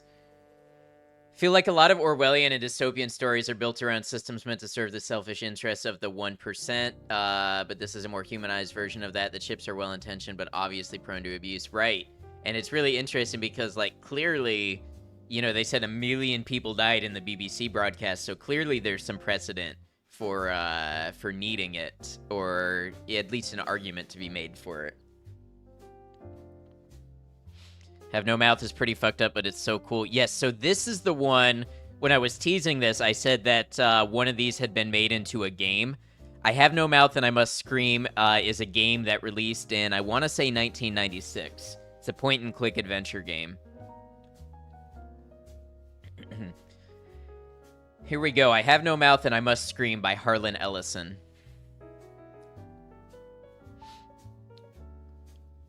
An oldie. Yeah, so the story is from 1967, I think. You played the game, it's so unforgiving. I have not played the game. Limp, the body of Gorister hung from the pink pallet. Unsupported, hanging high above us in the computer chamber, and it did not shiver in the chill, oily breeze that blew eternally through the main cavern.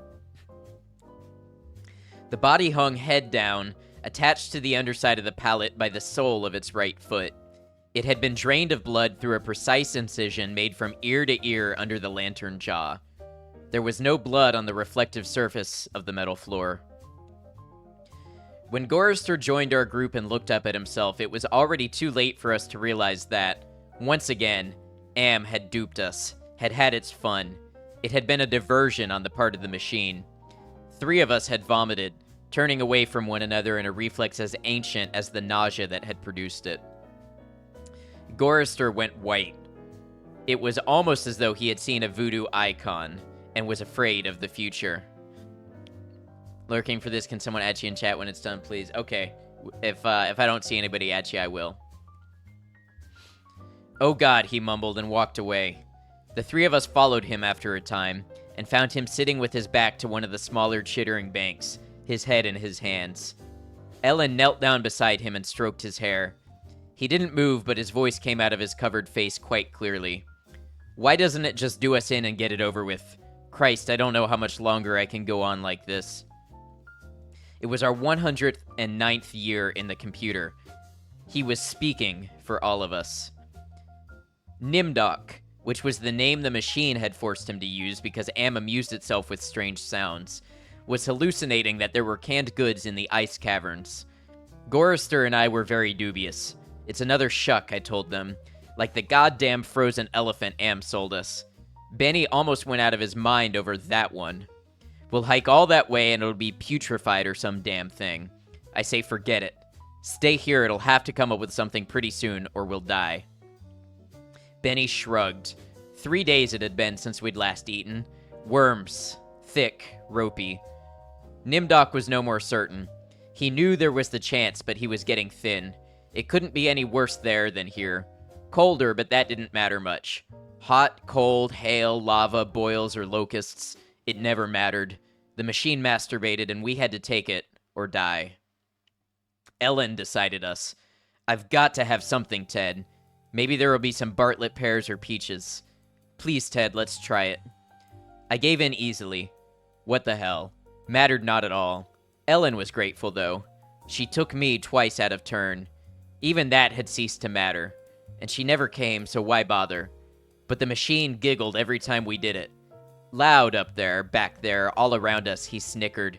It snickered.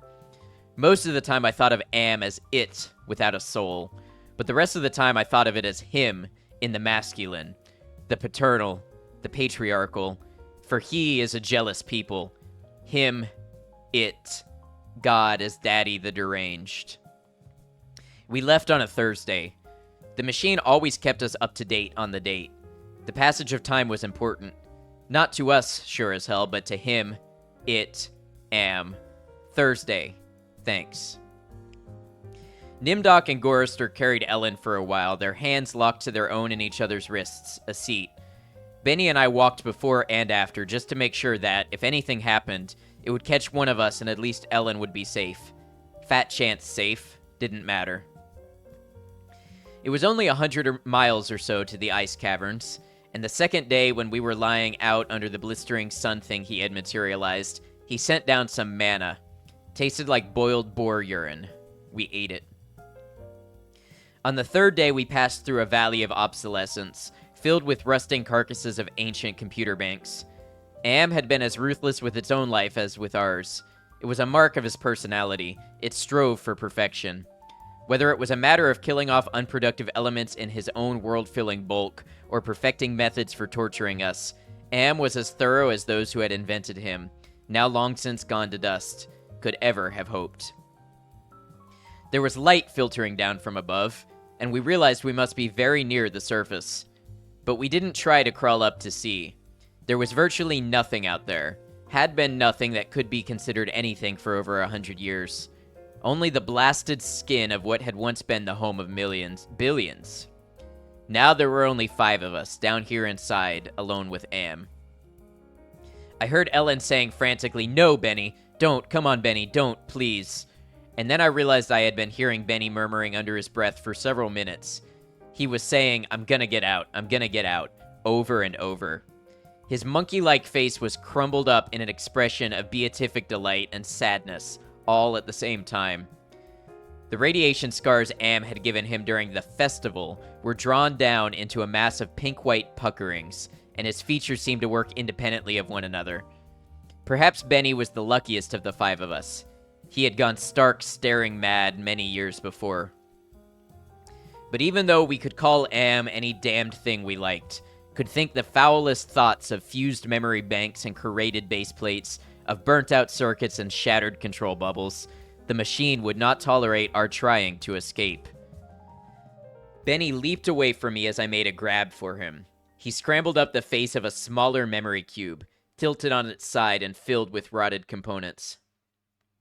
He squatted there for a moment, looking like the chimpanzee Am had intended him to resemble. Then he leaped high, caught a trailing beam of pitted and corroded metal, and went up it, hand over hand like an animal, till he was on a girdered ledge 20 feet above us. "Oh, Ted, Nimdoc, please help him, get him down before..." She cut off. Tears began to stand in her eyes. She moved her hands aimlessly. It was too late. None of us wanted to be near him when whatever was going to happen, happened. And besides, we all saw through her concern. When Am had altered Benny during the machine's utterly irrational, hysterical phase, it was not merely Benny's face the computer had made like a giant ape's. He was big in the privates. She loved that. She serviced us as a matter of course, but she loved it from him. Oh, Ellen, pedestal Ellen, pristine pure Ellen. Oh, Ellen the clean. Scum filth. Gorister slapped her. She slumped down, staring up at poor loony Benny, and she cried. It was her big defense, crying. We had gotten used to it 75 years earlier. Gorister kicked her in the side. Then the sound began. It was light, that sound. Half sound and half light, something that began to glow from Benny's eyes, and pulse with growing loudness. Dim sonorities that grew more gigantic and brighter as the light/sound increased in tempo. It must have been painful, and the pain must have been increasing with the boldness of the light, the rising volume of the sound. For Benny began to mewl like a wounded animal. At first softly when the light was dim and the sound was muted, then louder as his shoulders hunched together. His back humped as though he was trying to get away from it. His hands folded across his chest like a chipmunk's, his head tilted to the side. The sad little monkey face pinched in anguish. Then he began to howl, as the sound coming from his eyes grew louder, louder and louder. I slapped the sides of my head with my hands, but I couldn't shut it out. It cut through easily. The pain shivered through my flesh like tinfoil on a tooth. And Benny was suddenly erect. On the girder he stood up, jerked to his feet like a puppet. The light was now pulsing out of his eyes in two great round beams. The sound crawled up and up some incomprehensible scale, and then he fell forward, straight down, and hit the plate steel floor with a crash. He lay there jerking spastically as the light flowed around and around him and the sound spiraled up out of normal range. Then the light beat its way back inside his head, the sound spiraled down, and he was left lying there, crying piteously. His eyes were two soft, moist pools of pus-like jelly. Am had blinded him. Gorister and Nimdok and myself, we turned away, but not before we caught the look of relief on Ellen's warm, concerned face. Hi, Cemetery Chick, welcome back.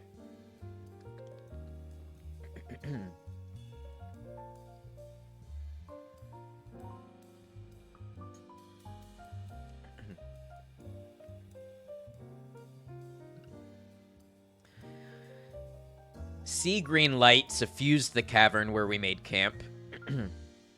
Am provided punk and we burned it, sitting huddled around the wan and pathetic fire, telling stories to keep Benny from crying in his permanent night. What does Am mean? Gorister answered him. We had done this sequence 1,000 times before, but it was Benny's favorite story.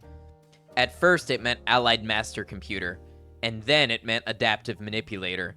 And later on it developed sentience and linked itself up, and they called it an aggressive menace. But by then it was too late, and finally it called itself Am, emerging intelligence. And what it meant was I am. Cogito ergo sum. I think, therefore I am. Benny drooled a little and snickered. There was the Chinese Am, and the Russian Am, and the Yankee Am, and... He stopped. Benny was beating on the floor plates with a large, hard fist. He was not happy. Gorister had not started at the beginning. Gorister began again. The Cold War started and became World War III and just kept going.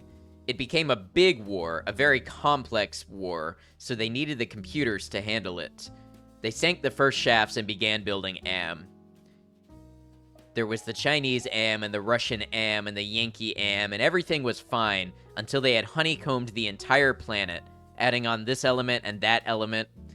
But one day Am woke up and knew who he was, and he linked himself, and he began feeding all the killing data until everyone was dead, except for the 5 of us, and Am brought us down here. Benny was smiling sadly. He was also drooling again. Ellen wiped the spittle from the corner of his mouth with the hem of her skirt. Gorister always tried to tell it a little more succinctly each time, but beyond the bare facts there was nothing to say. None of us knew why Am had saved 5 people, or why our specific 5, or why he spent all his time tormenting us, or even why he had made us virtually immortal. In the darkness, one of the computer banks began humming. The tone was picked up half a mile away down the cavern by another bank. Then, one by one, each of the elements began to tune itself, and there was a faint chittering as thought raced through the machine. The sound grew and the lights ran across the faces of the consoles like heat lightning. The sound spiraled up till it sounded like a million metallic insects angry, menacing. "What is it?" Ellen cried. There was terror in her voice. She hadn't become accustomed to it, even now. "It's going to be bad this time," Nimdok said. "He's going to speak," Gorrister said. "I know it." "Let's get the hell out of here," I said suddenly, getting to my feet. "No, Ted, sit down. What if he's got pits out there, or something else? We can't see. It's too dark," Gorrister said with resignation. Then we heard, I don't know, something moving toward us in the darkness. Huge, shambling, hairy, moist, it came toward us. We couldn't even see it, but there was the ponderous impression of bulk, heaving itself toward us. Great weight was coming at us out of the darkness, and it was more a sense of pressure, of air forcing itself into a limited space, expanding the invisible walls of a sphere. Benny began to whimper. Nimdok's lower lip trembled and he bit it hard, trying to stop it. Ellen slid across the metal floor to Gorrister and huddled into him. There was the smell of matted, wet fur in the cavern. There was the smell of charred wood. There was the smell of dusty velvet. There was the smell of rotting orchids. There was the smell of sour milk. There was the smell of sulfur, of rancid butter, of oil slick, of grease, of chalk dust, of human scalps. Am was keying us. He was tickling us. There was the smell of... I heard myself shriek, and the hinges of my jaw ached. Momentary audio glitches happening. Weird. Anybody else?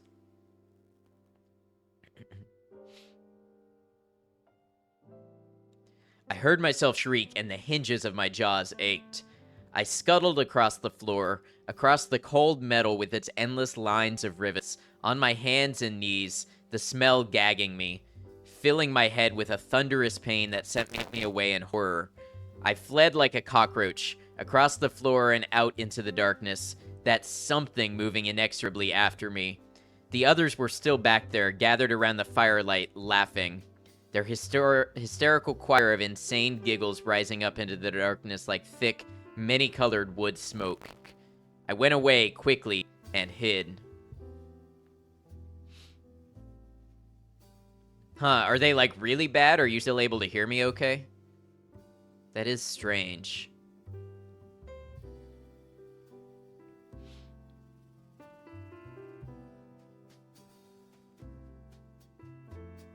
When it happens you can't hear. Here's what I'm gonna do. I'm gonna unplug and replug my audio interface and hope that that solves it.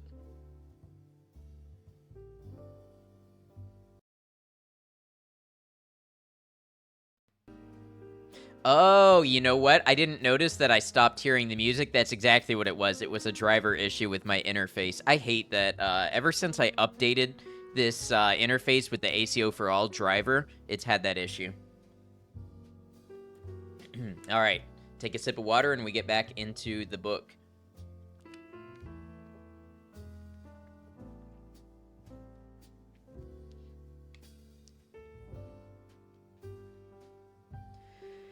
How many hours it may have been, how many days or even years, they never told me.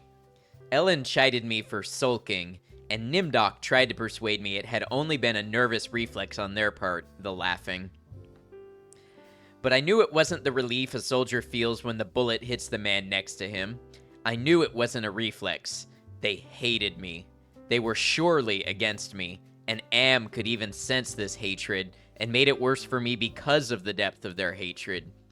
We had been kept alive, rejuvenated, made to remain constantly at the age we had been when Am had brought us below, and they hated me because I was the youngest, and the one Am had affected least of all. I knew. God, how I knew. The bastards and that dirty bitch Ellen. Benny had been a brilliant theorist, a college professor. Now he was little more than a semi-human semi-simian. He had been handsome. The machine had ruined that. He had been lucid. The machine had driven him mad. He had been gay, and the machine had given him an organ fit for a horse. Am had done a job on Benny. Gorrister had been a worrier. He was a Connie, a conscientious objector. He was a peace marcher. He was a planner, a doer, a looker ahead. Am had turned him into a shoulder shrugger, had made him a little dead in his concern. Am had robbed him. Nimdok went off in the darkness by himself for long times. I don't know what it was he did out there. Am never let us know. But whatever it was, Nimdok always came back white, drained of blood, shaken, shaking. Am had hit him hard in a special way, even if we didn't know quite how. And Ellen, that douchebag, Am had left her alone, had made her more of a slut than she had ever been. All her talk of sweetness and light, all her memories of true love, all the lies she wanted us to believe, that she had been a virgin only twice removed before Am grabbed her and brought her down here with us. No, Am had given her pleasure, even if she said it wasn't nice to do. I was the only one still sane and whole. Really. Am had not tampered with my mind. Not at all. I only had to suffer what he visited down on us. All the delusions, all the nightmares, the torments. But those scum, all 4 of them, they were lined and arrayed against me. If I hadn't had to stand them off all the time, be on my guard against them all the time, I might have found it easier to combat Am. At which point it passed and I began crying. Oh, Jesus, sweet Jesus, if there ever was a Jesus and if there is a God, please, please, please let us out of here, or kill us. Because at that moment I think I realized completely so that I was able to verbalize it. Am was intent on keeping us in his belly forever, twisting and torturing us forever.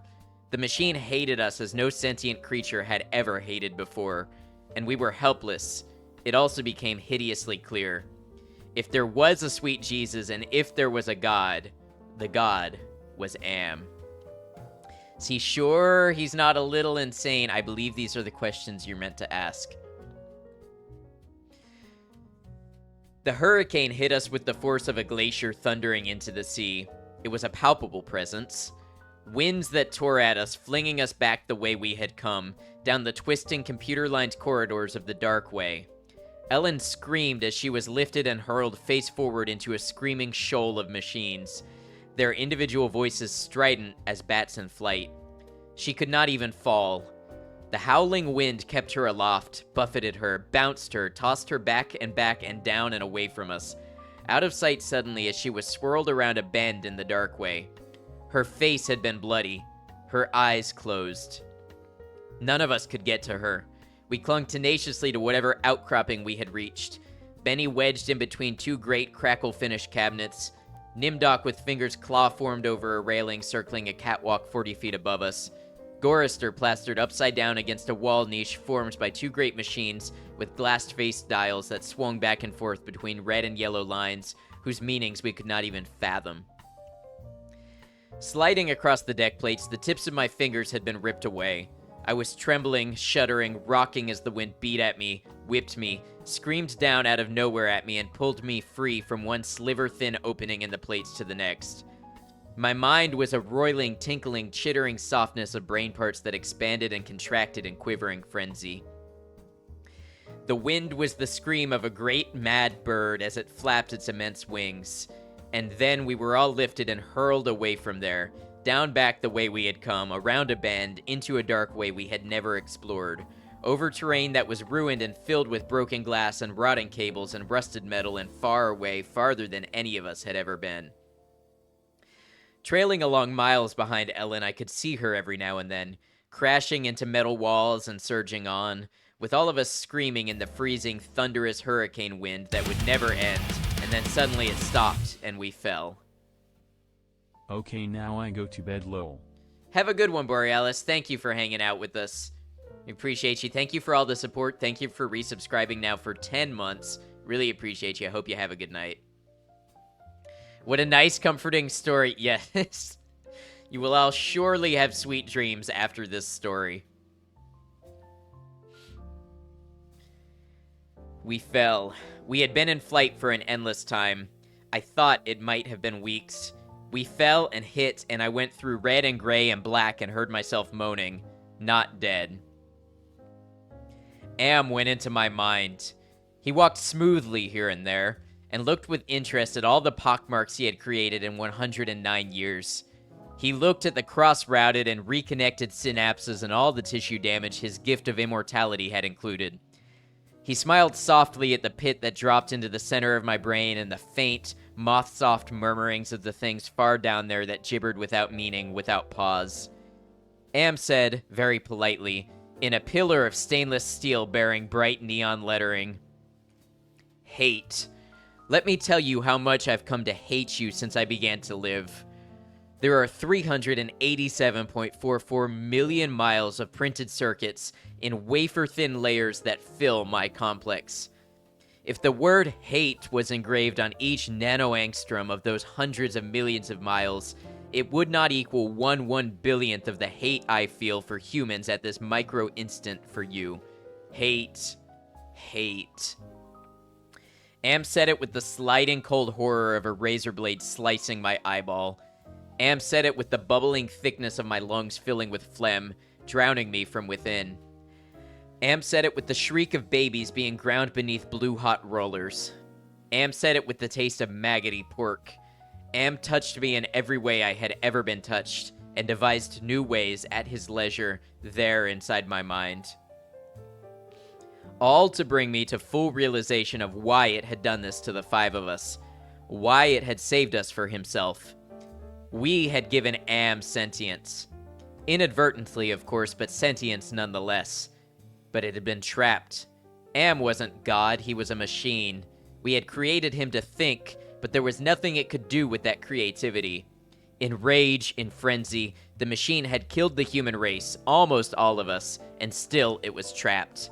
Am could not wander, Am could not wonder, Am could not belong.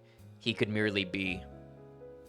And so, with the innate loathing that all machines had always held for the weak, soft creatures who had built them, he had sought revenge. And in his paranoia, he had decided to reprieve five of us for a personal, everlasting punishment that would never serve to diminish his hatred, that would merely keep him reminded, amused, proficient at hating man. Immortal, trapped, subject to any torment he could devise for us from the limitless miracles at his command.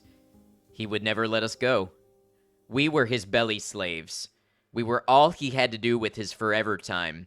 We would be forever with him, with the cavern-filling bulk of the creature machine, with the all-mind, soulless world he had become.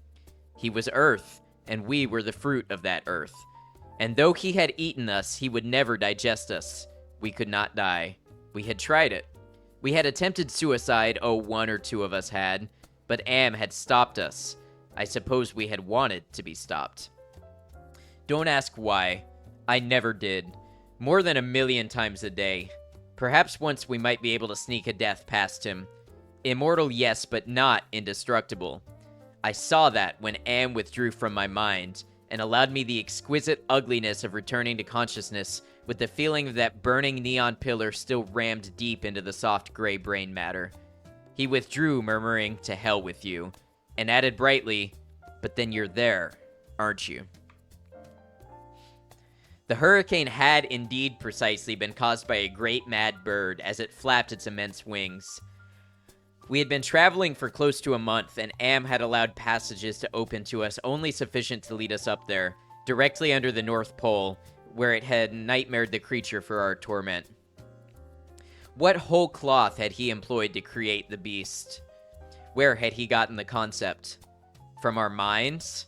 From his knowledge of everything that had ever been on this planet he now infested and ruled.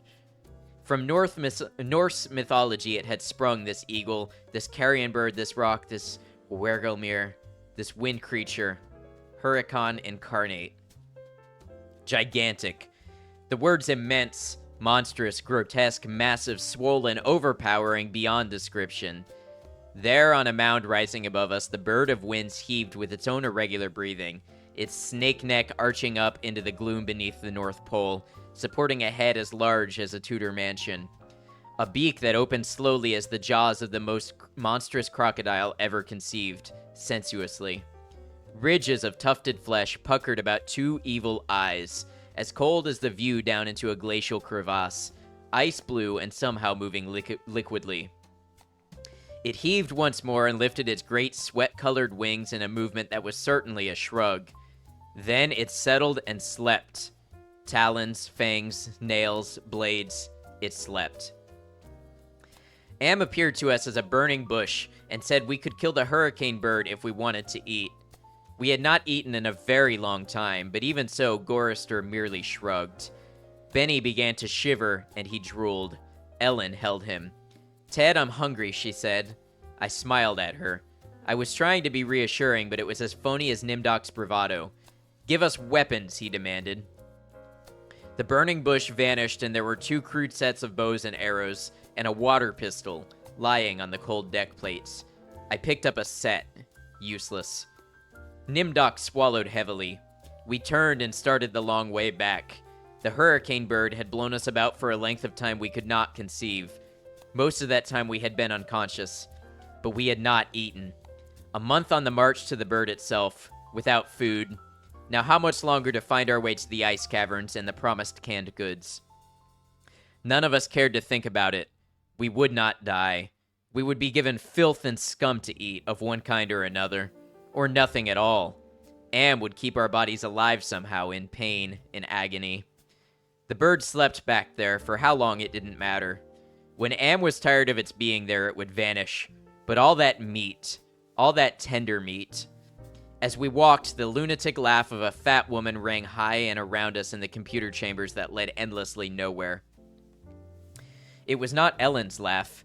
She was not fat, and I had not heard her laugh for 109 years. In fact, I had not heard. We walked away. I was hungry. This has only gotten more relevant since we seem to take great pains to corrupt every public AI and turn it racist and hateful. What happens when a corrupted AI happens to be the one that gains sentience? Whoops. Yeah, and this is an examination, obviously, of what happens when we create our gods and the purposes we design them for and what we feed them. We moved slowly. There was often fainting, and we would have to wait. One day, he decided to cause an earthquake, at the same time rooting us to the spot with nails through the soles of our shoes. Ellen and Nimdok were both caught when a fissure shot its lightning bolt opening across the floor plates. They disappeared and were gone. When the earthquake was over, we continued on our way, Benny, Gorrister, and myself. Ellen and Nimdok were returned to us later that night, which abruptly became a day, as the Heavenly Legion bore them to us with the celestial chorus singing, "Go Down, Moses." The archangels circled several times and then dropped the hideously mangled bodies. We kept walking, and a while later, Ellen and Nimdok fell in behind us. They were no worse for wear. But now, Ellen walked with a limp. Am had left her that. It was a long trip to the ice caverns to find the canned food. Ellen kept talking about Bing cherries and Hawaiian fruit cocktail. I tried not to think about it. The hunger was something that had come to life, even as Am had come to life. It was alive in my belly, even as we were in the belly of the earth, and Am wanted the similarity known to us. So he heightened the hunger. There is no way to describe the pains that not having eaten for months brought us. And yet, we were kept alive. Stomachs that were merely cauldrons of acid, bubbling, foaming, always shooting spears of sliver-thin pain into our chests. It was the pain of the terminal ulcer, terminal cancer, terminal paresis. It was unending pain. And we passed through the cavern of rats, and we passed through the path of boiling steam, and we passed through the country of the blind, and we passed through the slough of despond, and we passed through the vale of tears. And we came, finally, to the ice caverns. Horizonless thousands of miles in which the ice had formed in blue and silver flashes, where novas lived in the glass.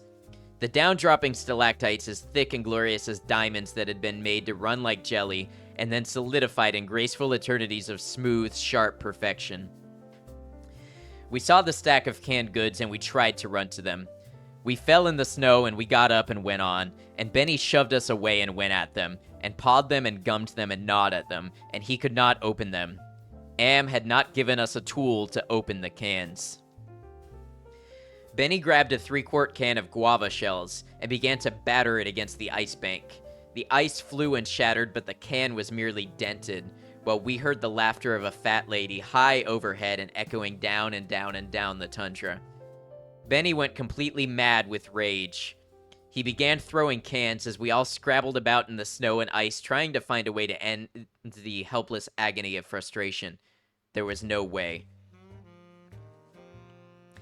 Then Benny's mouth began to drool and he flung himself on Gorister. In that instant, I felt terribly calm.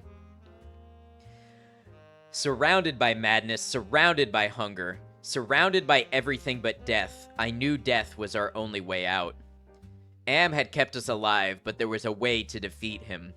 Not total defeat, but at least peace. I would settle for that. I had to do it quickly. Benny was eating Gorister's face. Gorister on his side, thrashing snow. Benny wrapped around him with powerful monkey legs crushing Gorister's waist. His hands locked around Gorister's head like a nutcracker, and his mouth ripping at the tender skin of Gorister's cheek. Gorister screamed with such jagged-edged violence that stalactites fell. They plunged down softly, erect in the receiving snowdrifts. Spears, hundreds of them everywhere, protruding from the snow. Benny's head pulled back sharply as something gave all at once, and the bleeding, raw white dripping of flesh hung from his teeth. Ellen's face, black against the white snow, dominoes and chalk dust. Nimdok with no expression but eyes, all eyes. Gorister half conscious. Benny now an animal. I knew Am would let him play. Gorister would not die, but Benny would fill his stomach. I turned half to my right and drew a huge ice spear from the snow. All in an instant, I drove the great ice point ahead of me like a battering ram, braced against my right thigh. It struck Benny on the right side, just under the ribcage, and drove upward through his stomach and broke inside him. He pitched forward and lay still. Gorister lay on his back. I pulled another spear free and straddled him, still moving, driving the spear straight down through his throat. His eyes closed as the cold penetrated. Ellen must have realized what I had decided, even as fear gripped her. She ran at Nimdok with a short icicle as he screamed, and into his mouth, and the force of her rush did the job. His head jerked sharply as if it had been nailed to the snow crust behind him. All in an instant. There was an eternity beat of soundless anticipation. I could hear Am draw in his breath. His toys had been taken from him. 3 of them were dead, could not be revived. He could keep us alive by his strength and talent, but he was not God. He could not bring them back. Ellen looked at me, her ebony features stark against the snow that surrounded us. There was fear and pleading in her manner, the way she held herself ready. I knew we had only a heartbeat before Am would stop us. It struck her and she folded toward me, bleeding from the mouth. I could not read meaning into her expression. The pain had been too great and had contorted her face, but it might have been thank you. It's possible. Please. Some hundreds of years have passed. I don't know. Am has been having fun for some time, accelerating and retarding my time sense. I will say the word now. Now. It took me 10 months to say now. I don't know. I think it has been some hundreds of years. He was furious. He wouldn't let me bury them. It didn't matter. There was no way to dig up the deck plates. He dried up the snow. He brought the night. He roared and sent locusts. It didn't do a thing. They stayed dead. I'd had him. He was furious. I had thought Am hated me before. I was wrong. It was not even a shadow of the hate he now slavered from every printed circuit. He made certain I would suffer eternally and could not do myself in. He left my mind intact. I can dream, I can wonder, I can lament. I remember all 4 of them. I wish. Well, it doesn't make any sense. I know I saved them. I know I saved them from what has happened to me, but still, I cannot forget killing them. Ellen's face, it isn't easy. Sometimes I want to. It doesn't matter. Am has altered me for his own peace of mind, I suppose. He doesn't want me to run at full speed into a computer bank and smash my skull, or hold my breath till I faint, or cut my throat on a rusted sheet of metal. There are reflective surfaces down here. I will describe myself as I see myself. I am a great soft jelly thing, smoothly rounded with no mouth, with pulsing white holes filled by fog where my eyes used to be. Rubbery appendages that were once my arms, bulks rounding down into legless humps of soft, slippery matter. I leave a moist trail when I move. Blotches of diseased, evil gray come and go on my surface as though light is being beamed from within. Outwardly, dumbly, I shamble about, a thing that could have never have been known as human, A thing whose shape is so alien a travesty that humanity becomes more obscene for the vague resemblance. Inwardly, alone, here, living under the land, under the sea, in the belly of Am, whom we created because our time was badly spent, and we must have known unconsciously that he could do it better. At least the 4 of them are safe at last. Am will be all the matter for that. It makes me a little happier. And yet Am has won, simply. He has taken his revenge. I have no mouth, and I must scream. Well, that was I Have No Mouth and I Must Scream, 1967 by Harlan Ellison. Yeah, very bleak story. Why I gave the warning that I did, and of course, in my opinion, maybe aged a little bit by the biases of the time. You know, but presented as it is, because it's a very impactful work of short fiction when it comes to science fiction. Who would win, Am or Goku? No happy ending at all. Now, if you play the game, it's possible to get a happy ending to the game, but I have heard it is incredibly difficult.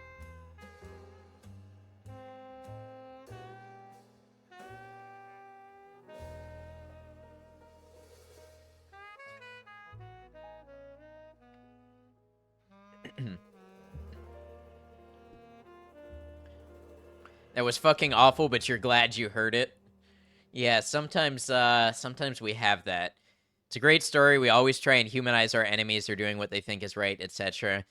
Yeah, and this one is not only not humanized, but it's inhuman because of the influence of it being created by our own humanity. It was a product of a thing we made, and its own inhumanity against our creation is part of what makes it such an effective evil deity, basically. What do you do against an enemy that can't be happy, can't do anything but hate, and is also nearly, what's the word? Omnipotent. Okay, I think I have the voice for one more. Do we want one more story? I have one that I think you cyberpunk fans would like. Or do we want to get back to the games? What are we thinking? Am is a great villain. I mean, it goes beyond villain. Right. It's almost a man versus God sort of story, but Am is also sort of a victim by his own almost godhood, but inability to do anything meaningful with it.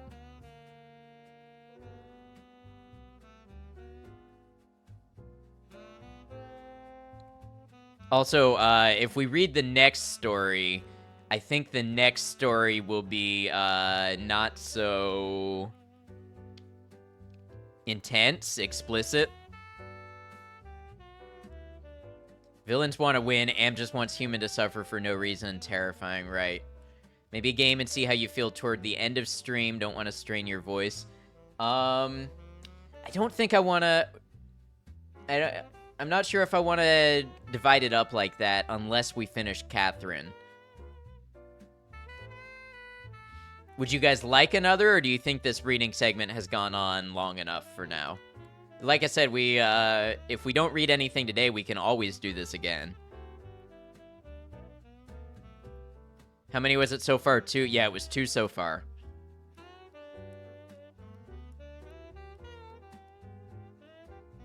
Three is a good video game number? Okay. Okay, then one more. All right. Things usually happen in 3s. Okay. Now reading Johnny Mnemonic by William Gibson. Like I said, I think the cyberpunk fans out there will really enjoy this one. This one is from 1987, I believe.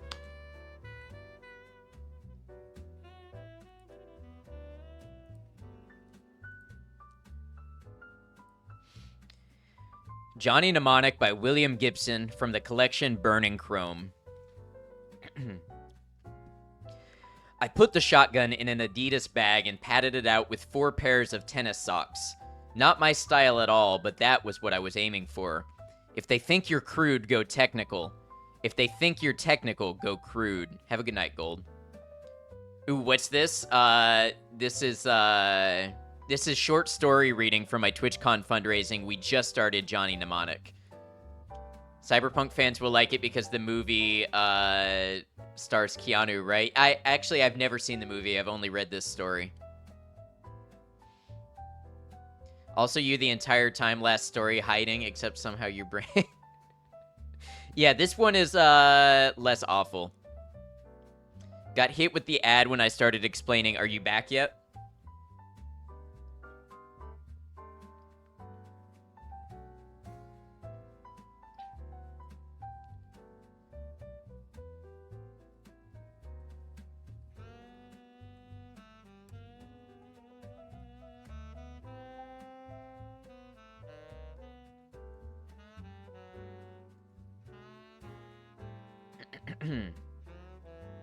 Alright.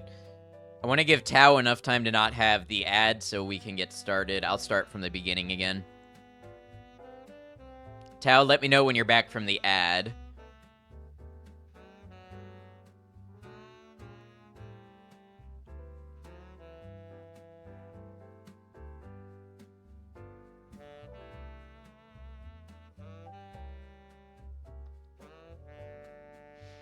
Some big names in the movie: Keanu, Dolph Lundgren, Udo Kier. I don't know who that one is. And of course, Ice-T. I'll have to watch the movie sometime. Okay, you're here. Okay. Appreciate the wait for you. Of course, we're right at the beginning of the story. I want you to be able to follow along. Cozy up. Here we go. You'd know him if you saw his face. Famous old man actor that was in everything. Okay. Good luck, thank you. Snack stand is closing. Please return to your seats. Lights will be dimming shortly. I put the shotgun in an Adidas bag and patted it out with 4 pairs of tennis socks. Not my style at all, but that was what I was aiming for. If they think you're crude, go technical. If they think you're technical, go crude. I'm a very technical boy, so I decided to get as crude as possible. These days, though, you have to be pretty technical before you can even aspire to crudeness. I'd had to turn both these 12-gauge shells from brass stock on a lathe and then load them myself. I'd had to dig up an old microfiche with instructions for hand-loading cartridges. I'd had to build a lever-action press to seat the primers. All very tricky, but I knew they'd work. Strange and cool movie, also arguably the best pinball machine ever made. The meet was set for the Drome at 2300, but I rode the tube 3 stops past the closest platform and walked back. Immaculate procedure. I checked myself out in the chrome siding of a coffee kiosk, your basic sharp-faced Caucasoid with a ruff of stiff dark hair. The girls at Under the Knife were big on Sony Mao, and it was getting harder to keep them from adding the chic suggestion of epicanthic folds. It probably wouldn't fool Ralphie Face, but it might get me next to his table. The Drome is a single narrow space with a bar down one side and tables along the other, thick with pimps and handlers and an arcane array of dealers. The Magnetic Dog Sisters were on the door that night, and I didn't relish trying to get out past them if things didn't work. They were 2 meters tall and thin as greyhounds. One was black and the other white, but aside from that, they were nearly as identical as cosmetic surgery could make them. They'd been lovers for years and were bad news in a tussle. I was never quite sure which one had originally been male. Ralphie was sitting at his usual table, owing me a lot of money. I had hundreds of megabytes stashed in my head on an idiot savant basis, information I had no conscious access to. Ralphie had left it there. He hadn't, however, come back for it. Only Ralphie could retrieve the data with a code phrase of his own invention. I'm not cheap to begin with, but my overtime on storage is astronomical. And Ralphie had been very scarce. Then I'd heard that Ralphie Face wanted to put out a contract on me. So I'd arranged to meet him in the Drome, but I'd arranged it as Edward Bax, clandestine importer, late of Rio and Peking. The Drome stank of biz, a metallic tang of nervous tension. Muscle boys scattered through the crowd were flexing stock parts at one another and trying on thin, cold grins. Some of them so lost under superstructures of muscle graft that their outlines weren't really human. Pardon me, friends. Just Eddie Bax here, Fast Eddie the Importer, with his professionally nondescript gym bag, and please ignore this slit just wide enough to admit his right hand. Ralphie wasn't alone. 80 kilos of blonde California beef perched alertly in the chair next to his, martial arts written all over him. Fast Eddie Bax was in the chair opposite them before the beef's hands were off the table. You black belt? I asked eagerly. He nodded, blue eyes running an automatic scanning pattern between my eyes and my hands. Me too, I said, got mine here in the bag. And I shoved my hand through the slit and thumbed the safety off. Click. Double 12 gauge with the triggers wired together. That's a gun, Ralphie said, putting a plump, restraining hand on his boy's taut blue nylon chest. Johnny has an antique firearm in his bag. So much for Edward Bax.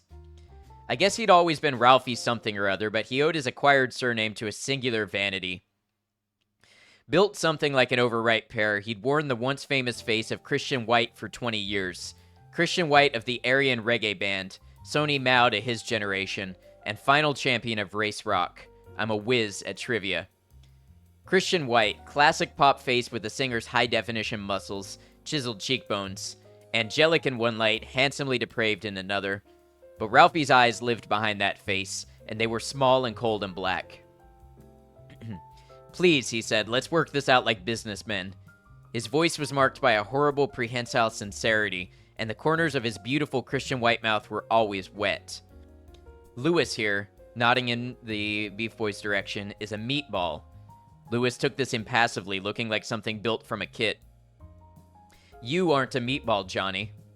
Sure I am, Ralphie, a nice meatball chuck full of implants where you can store your dirty laundry while you go off shopping for people to kill me. From my end of this bag, Ralphie, it looks like you've got some explaining to do. It's this last batch of product, Johnny, he sighed deeply. In my role as broker... Fence, I corrected. As broker, I'm usually very careful as to sources. You only buy from those who steal the best, got it. He sighed again. I try, he said wearily, not to buy from fools. This time, I'm afraid I've done that. Third sigh was the cue for Lewis to trigger the neural disruptor they'd taped under my side of the table. I put everything I had into curling the index finger of my right hand, but I no longer seemed to be connected to it. I could feel the metal of the gun and the foam pad tape I'd wrapped around the stubby grip, but my hands were cool wax, distant and inert. I was hoping Lewis was a true meatball, thick enough to go for the gym bag and snag my rigid trigger finger, but he wasn't. We've been very worried about you, Johnny, very worried. You see, that's Yakuza property you have there. A fool took it from them, Johnny. A dead fool. Lewis giggled.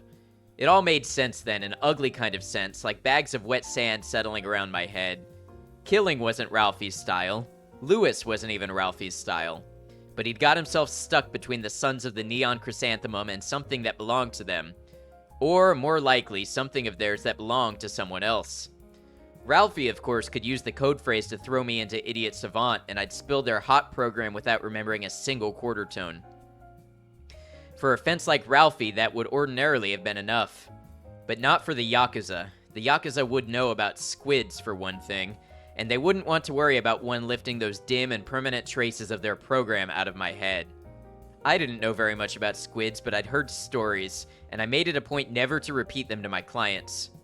No, the Yakuza wouldn't like that. It looked too much like evidence. They hadn't got where they were by leaving evidence around. Or alive. Hey, Ed, welcome in.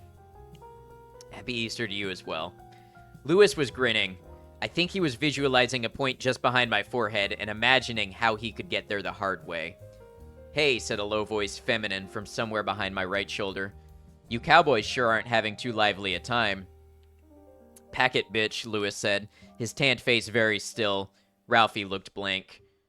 Lighten up, you want to buy some good freebase? She pulled up a chair and quickly sat before either of them could stop her. She was barely inside my fixed field of vision, a thin girl with mirrored glasses, her dark hair cut in a rough shag. She wore black leather open over a t-shirt slashed diagonally with stripes of red and black. 8 thou a gram weight. Lewis snorted his exasperation and tried to slap her out of the chair. Somehow he didn't quite connect, and her hand came up and seemed to brush his wrist as it passed. Bright blood sprayed the table. He was clutching his wrist white-knuckle tight, blood trickling from between his fingers. But hadn't her hand been empty? He was going to need a tendon stapler. He stood up carefully without bothering to push his chair back. The chair toppled backward, and he stepped out of my line of sight without a word. He better get a medic to look at that, she said. That's a nasty cut. You have no idea, said Ralphie, suddenly sounding very tired. The depths of shit you have just gotten yourself into. No kidding. Mystery. I get real excited by mysteries. Like why your friend here's so quiet. Frozen-like. Or what this thing here is for. And she held up the little control unit that she'd somehow taken from Lewis. Ralphie looked ill. You, want maybe $250,000 to give me that and take a walk? A fat hand came up to stroke his pale, lean face nervously. What I want, she said, snapping her fingers so that the unit spun and glittered, is work. A job. Your boy hurt his wrist, but $250,000 will do for a retainer. Ralphie let his breath out explosively and began to laugh, exposing teeth that hadn't been kept up to the Christian White standard. Then she turned the disruptor off. $2 million, I said. My kind of man, she said, and laughed. What's in the bag? A shotgun. Crude. It might have been a compliment. Ralphie said nothing at all. Name's Millions. Molly Millions. You want to get out of here, boss? People are starting to stare. She stood up. She was wearing leather jeans the color of dried blood. And I saw for the first time that the mirrored lenses were surgical inlays, the silver rising smoothly from her high cheekbones, sealing her eyes in their sockets.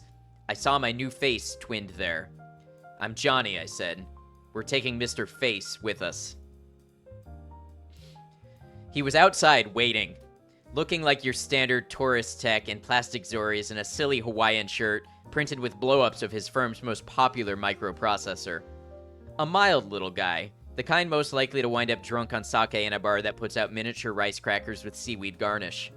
He looked like the kind who sing the corporate anthem and cry, who shake hands endlessly with the bartender, and the pimps and the dealers would leave him alone, pegging him as innately conservative, not up for much, and careful with his credit when he was.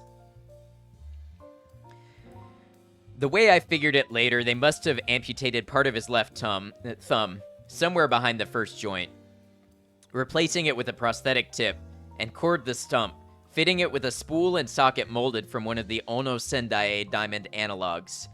Then they'd carefully wound the spool with 3 meters of monomolecular filament. Molly got into some kind of exchange with the Magnetic Dog Sisters, giving me a chance to usher Ralphie through the door with the gym bag pressed lightly against the base of his spine. She seemed to know them. I heard the black one laugh. I glanced up out of some passing reflex, maybe because I've never got used to it, to the soaring arcs of light and the shadows of the geodesics above them. Maybe that saved me. Ralphie kept walking, but I don't think he was trying to escape. I think he'd already given up. Probably already had an idea of what we were up against. I looked back down in time to see him explode. Playback on full recall shows Ralphie stepping forward as the little tech sidles out of nowhere, smiling. Just a suggestion of a bow, and then his left thumb falls off. It's a conjuring trick. The thumb hangs suspended. Mirrors? Wires? And Ralphie stops, his back to us, dark crescents of sweat under the armpits of his pale summer suit. He knows. He must have known. And then the joke shop thumb tip, heavy as lead, arcs out in a lightning yo-yo trick, and the invisible thread connecting it to the killer's hand passes laterally through Ralphie's skull, just above his eyebrows, whips up and descends, slicing the pear-shaped torso diagonally from shoulder to rib cage. Cuts so fine that no blood flows until synapses misfire, and the first tremors surrender the body to gravity. Ralphie tumbled apart in a pink cloud of fluids, the 3 mismatched sections rolling forward onto the tiled pavement, in total silence. I brought the gym bag up and my hand convulsed. The recoil nearly broke my wrist. It must have been raining. Ribbons of water cascaded from a ruptured geodesic and spattered on the tile behind us. We crouched in the narrow gap between a surgical boutique and an antique shop. She'd just edged one mirrored eye around the corner to report a single Volks module in front of the drome, red lights flashing. They were sweeping Ralphie up, asking questions. I was covered in scorched white fluff, the tennis socks. The gym bag was a ragged plastic cuff around my wrist. I don't see how the hell I missed him. 'Cause he's fast, so fast. She hugged her knees and rocked back and forth on her boot heels. His nervous system's jacked up. He's factory custom. She grinned and gave a little squeal of delight. I'm gonna get that boy. Tonight. He's the best, #1, top dollar, state of the art. What you're going to get for this boy's $2 million is my ass out of here. Your boyfriend back there was mostly grown in a vat in Chiba City. He's a Yakuza assassin. Chiba. Yeah, see, Molly's been Chiba too. And she showed me her hands, fingers slightly spread. Her fingers were slender, tapered, very white against the polished burgundy nails. 10 blades snicked straight out from their recesses beneath her nails, each one a narrow, double-edged scalpel in pale blue steel. I'd never spent much time in Nighttown. Nobody there had anything to pay me to remember, and most of them had a lot they paid regularly to forget. Generations of sharpshooters had chipped away at the neon until the maintenance crews gave up. Even at noon, the arcs were soot black against faintest pearl. Where do you go when the world's wealthiest criminal order is feeling for you with calm, distant fingers? Where do you hide from the Yakuza, so powerful that it owns comsats and at least 3 shuttles? The Yakuza is a true multinational, like ITT and Ono Sendai. 50 years before I was born, the Yakuza had already absorbed the Triads, the Mafia, the Union Course. Molly had an answer. You hide in the pit, in the lowest circle, where any outside influence generates swift, concentric ripples of raw menace. You hide in Nighttown.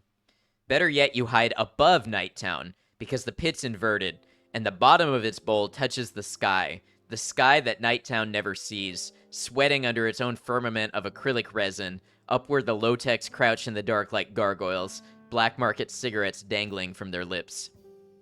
She had another answer, too. So you're locked up good and tight, Johnny-san. No way to get that program without the password. She led me into the shadows that waited beyond the bright tube platform. The concrete walls were overlaid with graffiti, years of them twisting into a single meta-scrawl of rage and frustration. The stored data are fed in through a modified series of microsurgical contra-autism prostheses. I reeled off a numb version of my standard sales pitch. Client's code is stored in a special chip. Barring squids, which we in the trade don't like to talk about, there's no way to recover your phrase. Can't drug it out, cut it out, torture it out. I don't know it. Never did. Squids, crawly things with arms. We emerged into a deserted street market. Shadowy figures watched us from across a makeshift square littered with fish heads and rotting fruit. Superconducting quantum interference detectors. Used them in the war to find submarines, suss out enemy cyber systems. Yeah, Navy stuff? From the war? Squid will read that chip of yours. She'd stopped walking, and I felt her eyes on me behind those twin mirrors.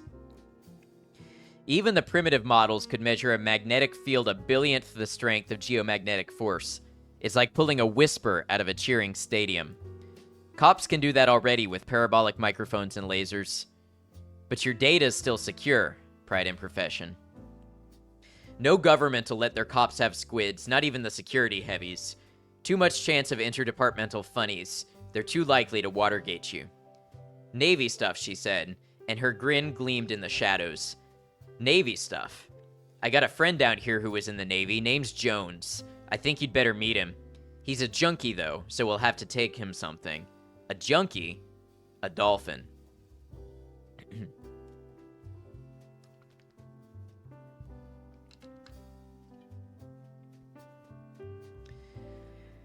He was more than a dolphin, but from another dolphin's point of view, he might have seemed like something less. I watched him swirling sluggishly in his galvanized tank. Water slopped over the side, wetting my shoes. He was surplus from the last war. A cyborg. He rose out of the water, showing us the crusted plates along his sides. A kind of visual pun. His grace nearly lost under articulated armor, clumsy and prehistoric. Twin deformities on either side of his skull had been engineered to house sensor units. Silver lesions gleamed on exposed sections of his gray-white hide. Molly whistled. Jones thrashed his tail and more water cascaded down the side of the tank. What is this place? I peered at vague shapes in the dark, rusting chain link and things under tarps. Above the tank hung a clumsy wooden framework, crossed and recrossed by rows of dusty Christmas lights. Funland. Zoo and carnival rides. Talk with the war whale, all that. Some whale Jones is. Jones reared again and fixed me with a sad and ancient eye. How's he talk? Suddenly I was anxious to go. That's the catch. Say hi, Jones. And all the bulbs lit simultaneously. They were flashing red, white, and blue. Which you can see here if you're watching.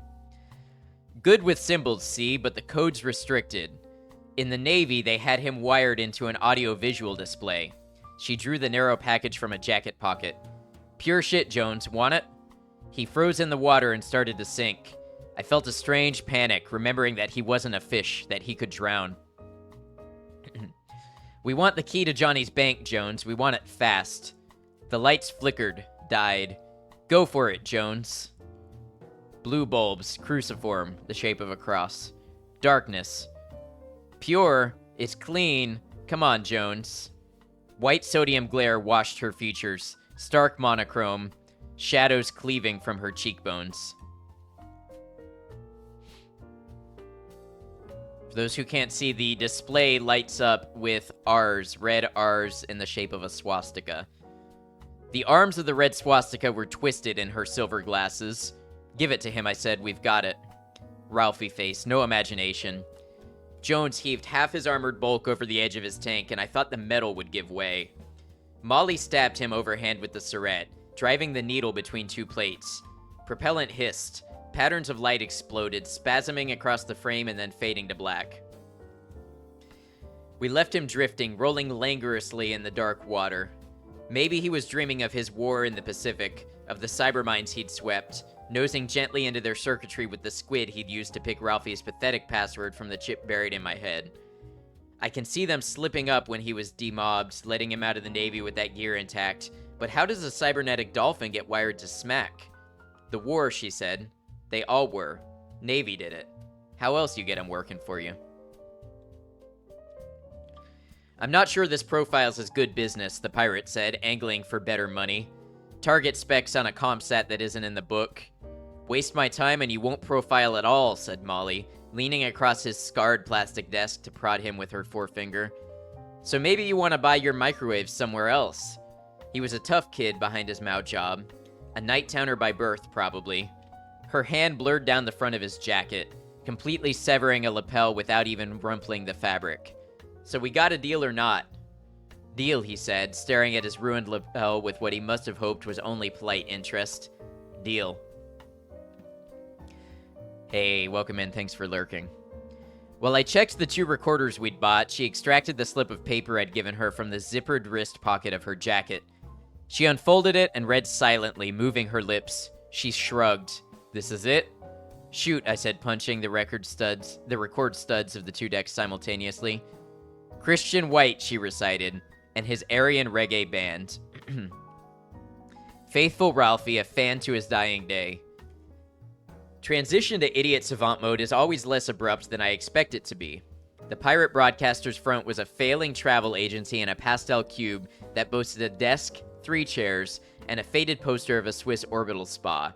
A pair of toy birds with blown glass bodies and tin legs were sipping monotonously from a styrofoam cup of water on a ledge beside Molly's shoulder. As I phased into mode, they accelerated gradually until their day-glow feathered crowns became solid arcs of color. The LEDs that told seconds on the plastic wall clock had become meaningless pulsing grids, and Molly and the Mao-faced boy grew hazy, their arms blurring occasionally in insect-quick ghosts of gesture. And then it all faded to cool gray static and an endless tone poem in an artificial language. I sat and sang Dead Ralphie's stolen program for 3 hours. The mall runs 40 kilometers from end to end, a ragged overlap of fuller domes roofing what was once a suburban artery. If they turn off the arcs on a clear day, a gray approximation of sunlight filters through layers of acrylic, a view like the prison sketches of Giovanni Piranesi. The 3 southernmost kilometers roof Nighttown. Nighttown pays no taxes, no utilities. The neon arcs are dead and the geodesics have been smoked black by decades of cooking fires. In the nearly total darkness of a Nighttown noon, who notices a few dozen mad children lost in the rafters? We'd been climbing for 2 hours, up concrete stairs and steel ladders with perforated rungs, past abandoned gantries and dust-covered tools. We'd started in what looked like a disused maintenance yard, stacked with triangular roofing segments. Everything there had been covered with that same uniform layer of spray bomb graffiti. Gang names, initials, dates back to the turn of the century. The graffiti followed us up, gradually thinning until a single name was repeated at intervals. Low-Tech, in dripping black capitals. Who's Low-Tech? Not us, boss. She climbed a shivering aluminum ladder and vanished through a hole in a sheet of corrugated plastic. Low technique, low technology. The plastic muffled her voice. I followed her up, nursing my aching wrist. Low-Techs, they'd think that shotgun trick of yours was a fet. An hour later, I dragged myself up through another hole, this one sawed crookedly in a sagging sheet of plywood, and met my first Low-Tech.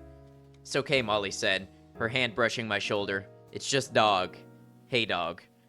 In the narrow beam of her taped flash, he regarded us with his one eye and slowly extruded a thick length of grayish tongue, licking huge canines.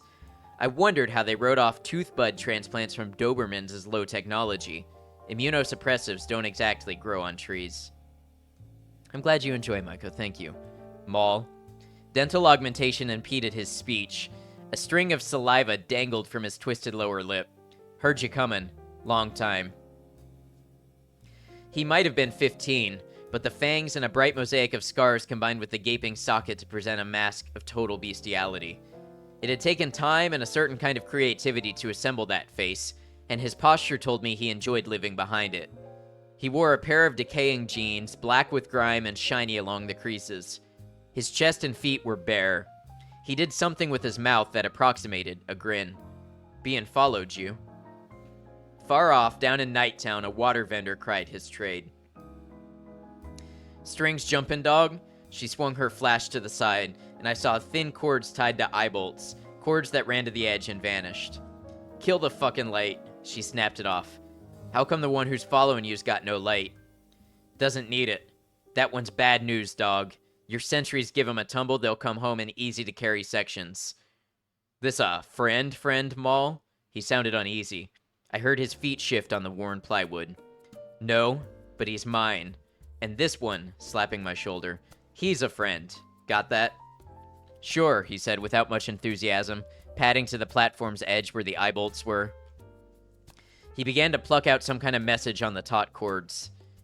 Nighttown spread beneath us like a toy village for rats. Tiny windows showed candlelight with only a few harsh, bright squares lit by battery lanterns and carbide lamps.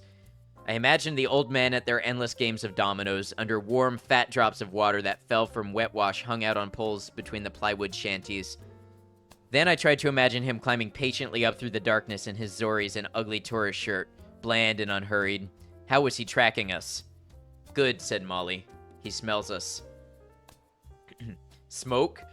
Dog dragged a crumpled pack from his pocket and priced out a flattened cigarette. I squinted at the trademark while he lit it for me with a kitchen match. Yewan Filters. Beijing Cigarette Factory. I decided that the Low-Techs were black marketeers. Dog and Molly went back to their argument, which seemed to revolve around Molly's desire to use some particular piece of low-tech real estate. I've done you a lot of favors, man. I want that floor, and I want the music. You're not low-tech. This must have been going on for the better part of a twisted kilometer, Dog leading us all along swaying catwalks and up rope ladders. The Low-Techs leach their webs in huddling places to the city's fabric with thick gobs of epoxy and sleep above the abyss in mesh hammocks. Their country is so attenuated that in places it consists of little more than holds for hands and feet, sawed into geodesic struts. The killing floor, she called it. Scrambling after her, my new Eddie-back shoes slipping on worn metal and damp plywood, I wondered how it could be any more lethal than the rest of the territory. At the same time, I sensed that Dog's protests were ritual, and that she already expected to get whatever it was she wanted.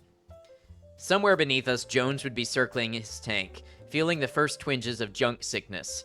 The police would be boring the drome regulars with questions about Ralphie. What did he do? Who was he with before he stepped outside? And the Yakuza would be settling its ghostly bulk over the city's databanks, probing for faint images of me reflected in numbered accounts, securities transactions, bills for utilities. We're an information economy. They teach you that in school. What they don't tell you is that it's impossible to move, to live, to operate at any level without leaving traces, bits, seemingly meaningless fragments of personal information. Fragments that can be retrieved, amplified. But by now, the pirate would have shuttled our message into line for black box transmission to the Yakuza ComSat. A simple message. Call off the dogs, or we wideband your program. The program. I had no idea what it contained. I still don't. I only sing the song with zero comprehension. It was probably research data, the Yakuza being given to advanced forms of industrial espionage. A genteel business, stealing from Ono Sendai as a matter of course, and politely holding their data for ransom, threatening to blunt the conglomerate's research edge by making the product public. But why couldn't any number play? Wouldn't they be happier with something to sell back to Ono Sendai, happier than they'd be with one dead Johnny from Memory Lane? Their program was on its way to an address in Sydney, to a place that held letters for clients and didn't ask questions once you'd paid a small retainer. 4th-class surface mail. I'd erased most of the other copy and recorded our message in the resulting gap, leaving just enough of the program to identify it as the real thing. My wrist hurt. I wanted to stop, to lie down, to sleep.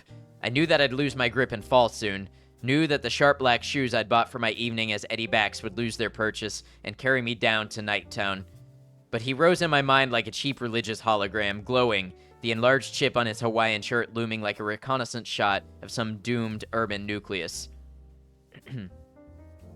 So I followed Dog and Molly through low-tech heaven, jury-rigged and jerry-built from scraps that even Nighttown didn't want. The killing floor was 8 meters to a side. A giant had threaded steel cable back and forth through a junkyard and drawn it all taut. It creaked when it moved, and it moved constantly, swaying and buckling as the gathering low-techs arranged themselves on the shelf of plywood surrounding it. The wood was silver with age, polished with long use and deeply etched with initials, threats, declarations of passion. This was suspended from a separate set of cables, which lost themselves in darkness beyond the raw white glare of the 2 ancient floods suspended above the floor. A girl with teeth like dogs hit the floor on all fours. Her breasts were tattooed with indigo spirals. Then she was across the floor, laughing, grappling with a boy who was drinking dark liquid from a liter flask. Low-tech fashion ran to scars and tattoos, and teeth. The electricity they were tapping to light the killing floor seemed to be an exception to their overall aesthetic, made in the name of ritual, sport, art. I didn't know, but I could see that the floor was something special. It had the look of having been assembled over generations. I held the useless shotgun under my jacket. Its hardness and heft were comforting, even though I had no more shells. And it came to me that I had no idea at all of what was really happening, or of what was supposed to happen. And that was the nature of my game, because I'd spent most of my life as a blind receptacle to be filled with other people's knowledge and then drained, spouting synthetic languages I'd never understand. A very technical boy. Sure. And then I noticed just how quiet the low-techs had become. He was there at the edge of the light, taking in the killing floor, and the gallery of silent low-techs with the tourist calm. And as our eyes met for the first time with mutual recognition, a memory clicked into place for me, of Paris, and the long Mercedes electrics gliding through the rain to Notre Dame. Mobile greenhouses, Japanese faces behind the glass, and 100 Nikons rising in blind phototropism, flowers of steel and crystal. Behind his eyes as they found me, those same shutters whirring. I looked for Molly Millions, but she was gone. The low-techs parted to let him step up onto the bench. He bowed, smiling, and stepped smoothly out of his sandals, leaving them side by side, perfectly aligned, and then he stepped down onto the killing floor. He came for me, across that shifting trampoline of scrap, as easily as any tourist padding across synthetic pile in any featureless hotel. Molly hit the floor, moving. The floor screamed. It was mic'd and amplified, with pickups riding the 4 fat coil springs at the corners, and contact mics taped at random to rusting machine fragments. Somewhere the low-techs had an amp and a synthesizer, and now I made out the shapes of speakers overhead, above the cruel white floods.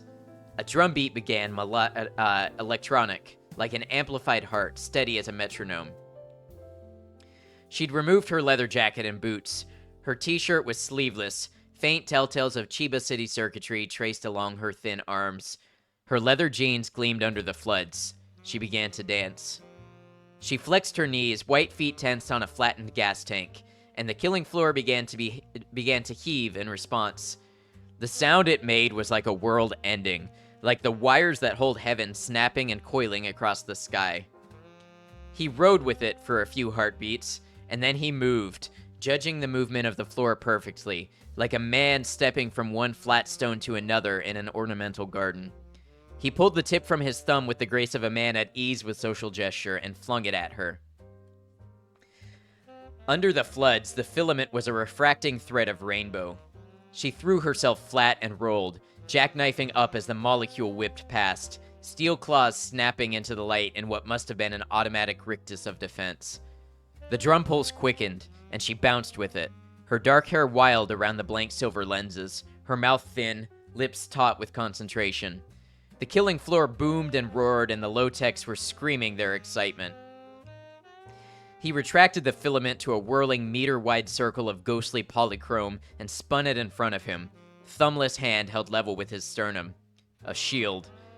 And Molly seemed to let something go, something inside, and that was the real start of her mad dog dance. She jumped, twisting, lunging sideways, landing with both feet on an alloy engine block wired directly to one of the coil springs. I cupped my hands over my ears and knelt in a vertigo of sound, thinking floor and benches were on their way down to Nighttown, and I saw us tearing through the shanties, the wet wash exploding on the tiles like rotten fruit. But the cables held, and the killing floor rose and fell like a crazy metal sea, and Molly danced on it. And at the end, just before he made his final cast with the filament, I saw something in his face, an expression that didn't seem to belong there. It wasn't fear and it wasn't anger. I think it was disbelief, stunned incomprehension mingled with pure aesthetic revulsion at what he was seeing, hearing, at what was happening to him. He retracted the whirling filament, the ghost disc shrinking to the size of a dinner plate as he whipped his arm above his head and brought it down, the thumb tip curving out from Molly like a live thing. The floor carried her down, the molecule passing just above her head. The floor whiplashed, lifting him into the path of the taut molecule. It should have passed harmlessly over his head and been withdrawn into its diamond-hard socket. It took his hand off just behind the wrist. There was a gap in the floor in front of him, and he went through it like a diver, with a strange, deliberate grace, a defeated kamikaze on his way down to Nighttown. Partly, I think, he took the dive to buy himself a few seconds of the dignity of silence. She'd killed him with culture shock. The low-techs roared, but someone shut the amplifier off, and Molly rode the killing floor into silence, hanging on now, her face white and blank, until the pitching slowed and there was only a faint pinging of tortured metal and the grating of rust on rust. We searched the floor for the severed hand, but we never found it. All we found was a graceful curve in one piece of rusted steel, where the molecule went through. Its edge was bright as new chrome. We never learned whether the Yakuza had accepted our terms, or even whether they got our message. As far as I know, their program is still waiting for Eddie Bax on a shelf in the back room of a gift shop on the 3rd level of Sydney Central 5. Probably they sold the original back to Ono Sendai months ago. But maybe they did get the Pirates broadcast, because nobody's come looking for me yet, and it's been nearly a year. If they do come, they'll have a long climb up through the dark, past dog centuries, and I don't look much like Eddie Bax these days. I let Molly take care of that with a local anesthetic, and my new teeth have almost grown in. I decided to stay up here. When I looked out across the killing floor before he came, I saw how hollow I was, and I knew I was sick of being a bucket. So now I climb down and visit Jones almost every night. We're partners now, Jones and I, and Molly Millions too. Molly handles our business in the Drome. Jones is still in Funland, but he has a bigger tank with fresh seawater trucked in once a week, and he has his junk when he needs it. He still talks to the kids with his frame of lights, but he talks to me on a new display unit in a shed that I rent there, a better unit than the one he used in the Navy. And we're all making good money. Better money than I made before, because Jones's squid can read the traces of anything that anyone ever stored in me, and he gives it to me on the display unit in languages I can understand. So we're learning a lot about all my former clients, and one day I'll have a surgeon dig all the silicon out of my amygdala, and I'll live with my own memories and nobody else's, the way other people do, but not for a while. In the meantime, it's really okay up here, way up in the dark, smoking a Chinese filter tip and listening to the condensation that drips from the geodesics. Real quiet up here, unless a pair of low-techs decide to dance on the killing floor. It's educational, too. With Jones to help me figure things out, I'm getting to be the most technical boy in town. And that was Johnny Mnemonic by William Gibson. What'd y'all think? Did they set up an anime fight scene for themselves? You could absolutely see the killing floor as an anime fight scene. I 100% see that. Maiko, thank you for the clap.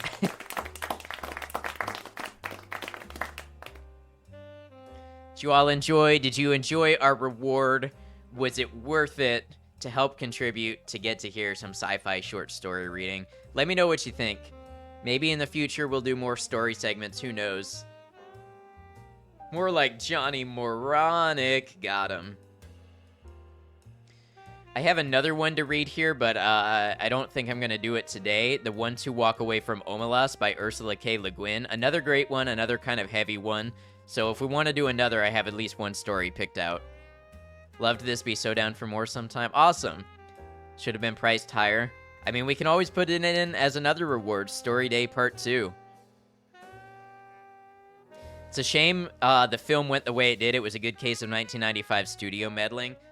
I've never seen the film. Are you saying it doesn't live up to the story?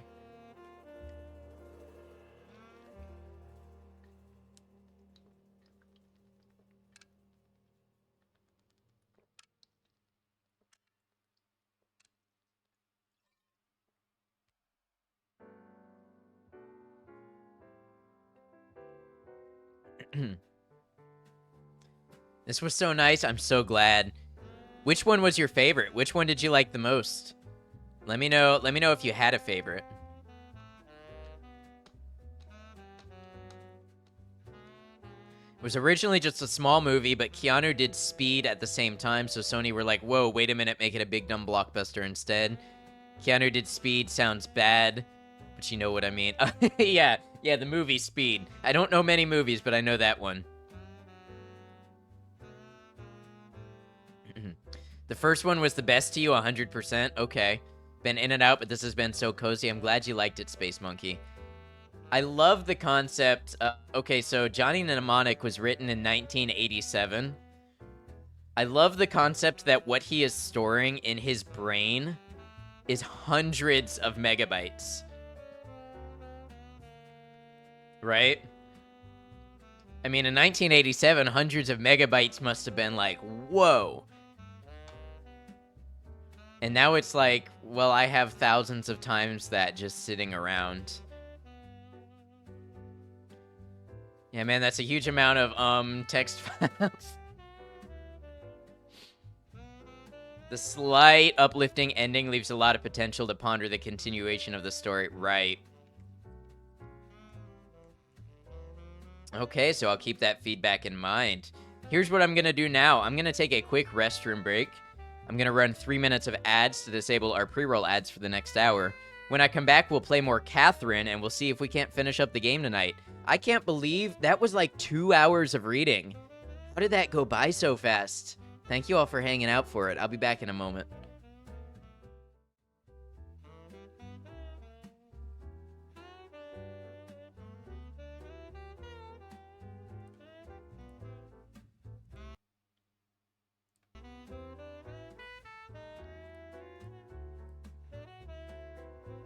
Oh my god, sick of antics. If I ever see you playing with this on, I'm gonna mess your shit up.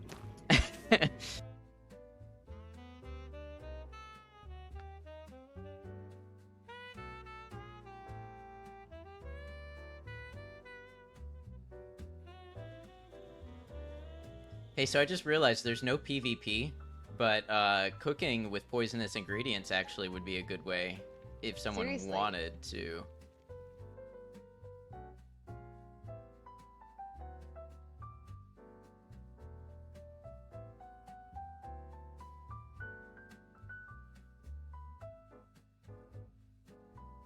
What?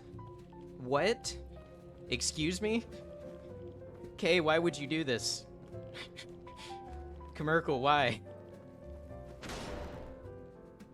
Why?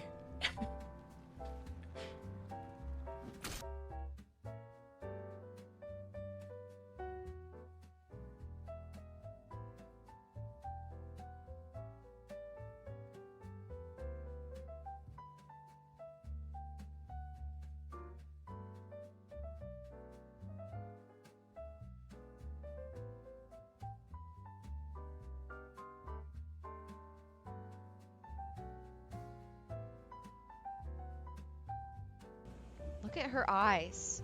Oh my gosh. I'm so sorry, but... Oh my goodness. She's terrifying.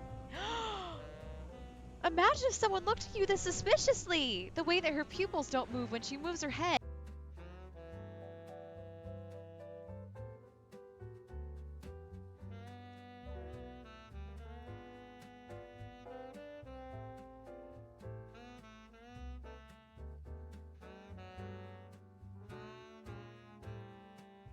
Escort missions are, like, infamously unfriendly in any game, but this is brutal. Why will you not walk?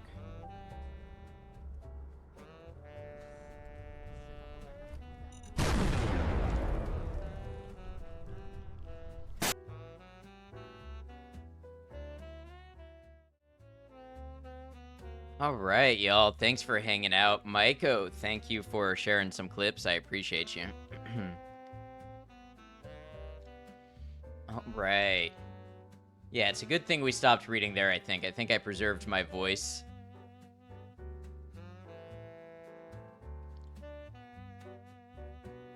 And I close this source out. 10% voice energy remaining. Perfect.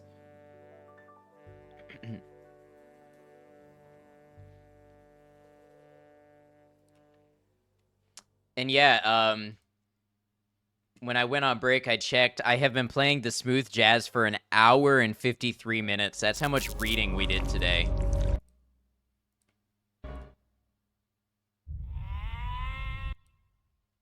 Do it again. Maikoshi, did you just get here?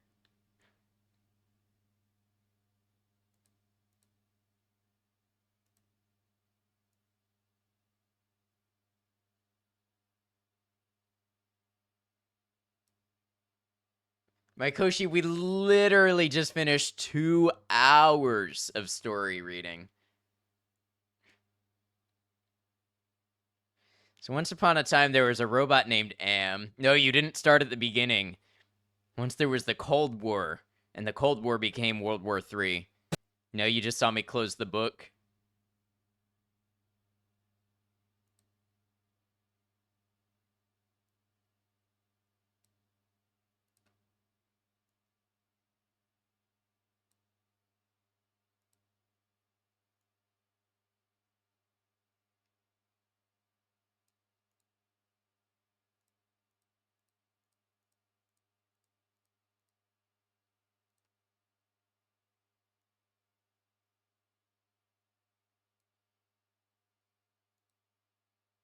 So once upon a time, there were humans, right? And that's when it all went wrong.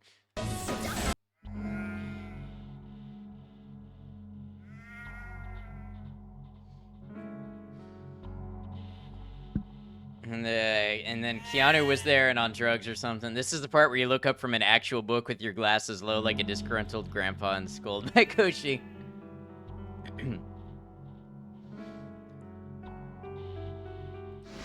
Enjoy our story by taking control of our tormented main character and leading him to freedom. Also, Maikoshi, I can recap what happened in Catherine for you since the last stream.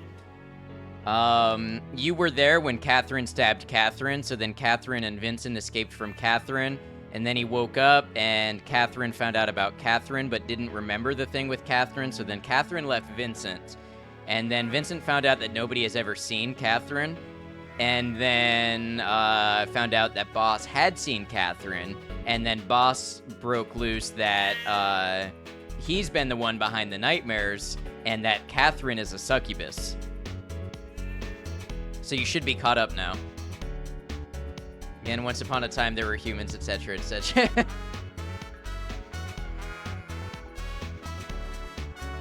Catherine, said Catherine, but Catherine has been dead for 30 years.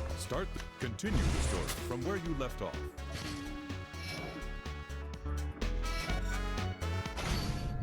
Just for the record, 2 of your vague predictions about characters here were correct. What were your vague predictions? Unless you still think you can't share them.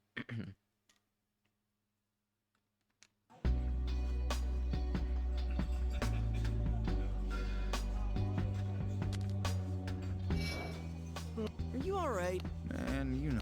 Don't say stuff like Okay, so this is dialogue that we've heard before. I don't know if there's anybody else here to talk to.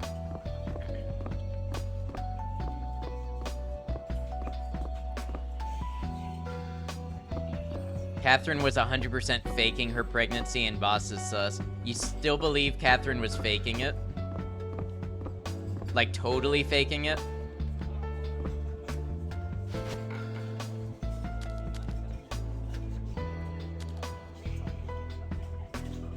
Yeah, it looks like we've talked to everybody. Come back here tomorrow, okay? Have a drink. I'm not gonna lose.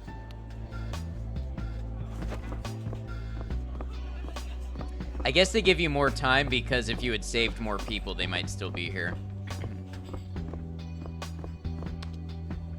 Are you going Have you home, started dating Vincent? any of these guys yet? Toby started dating Erica. I'm not so worried, Erica. It'll be okay. Have some faith in me. You'll see me tomorrow. Okay, I believe in you. I'll see you soon then. She kept up the act until she knew she wanted out. Classic super toxic controlling girlfriend move. I see. Time to get back to torturous puzzle tower climbing. Yep.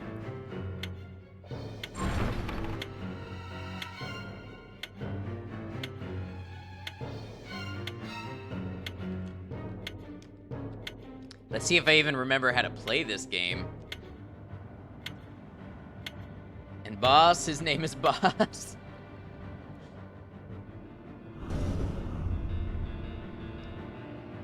The Imperio, first sphere. The Great Trials is a road split into 3 paths. Beware the mystery blocks and tackle these stairs with all your wit and skill. Hey, Mutton! If you're behind this, then you can hear me, right? Say something! Of course I can hear you. I can see you. And your underpants. Welcome to my world. It's admirable that a mere human has come this far. It would be a bore to kill you immediately when I was the one to bring you here. Now, show me those skills that helped you survive this week. Alright, I got it.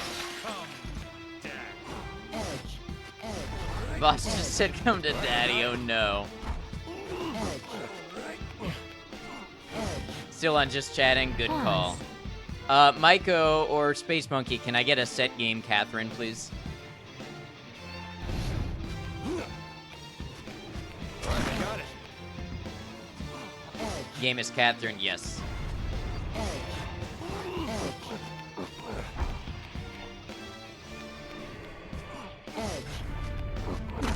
There's an E in it before the R.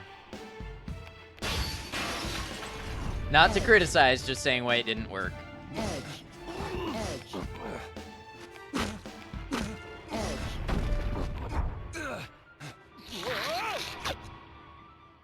Ugh.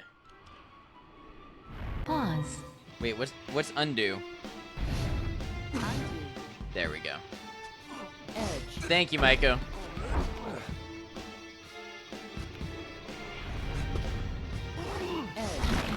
Why does it have a mouth? A great question. Why does it have teeth? A better question. Alright, I got it. Whoa!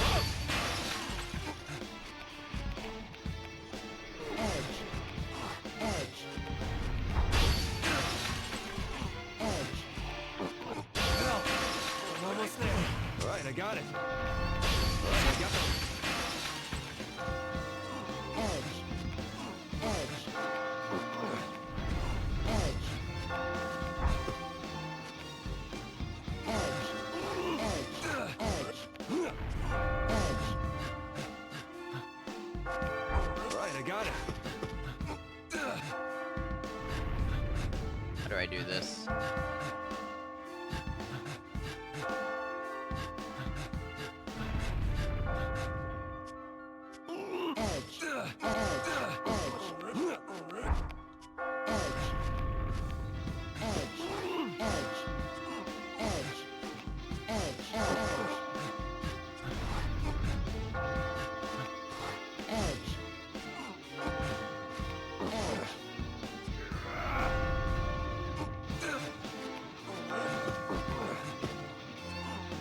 Is this anything?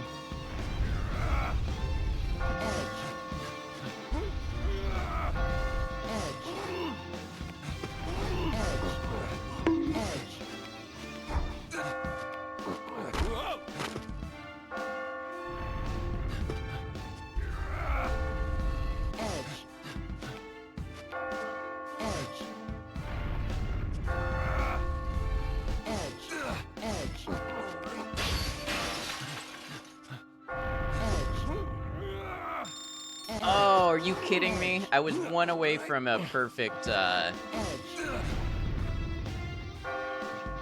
didn't get it any. Actually, if I do this, it resets it.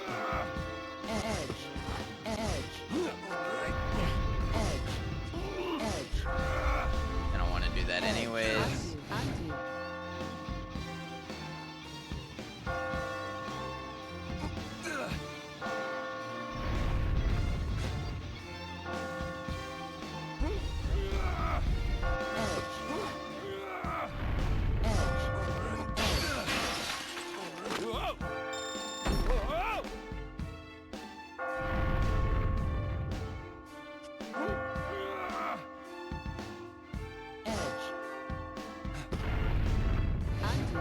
How do I want to do this? What's this game? It's called Catherine. Puzzle game, but also a dating game.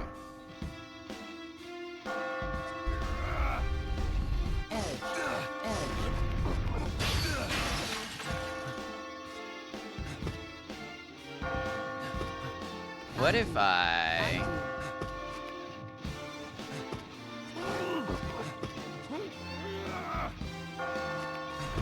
Oh, that's gonna fall if I do that. Is that okay?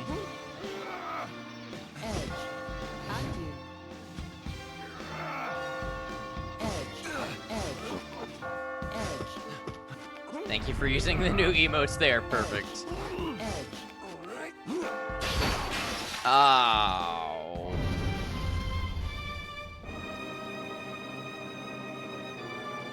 What does all that mean? It's a joke on the game.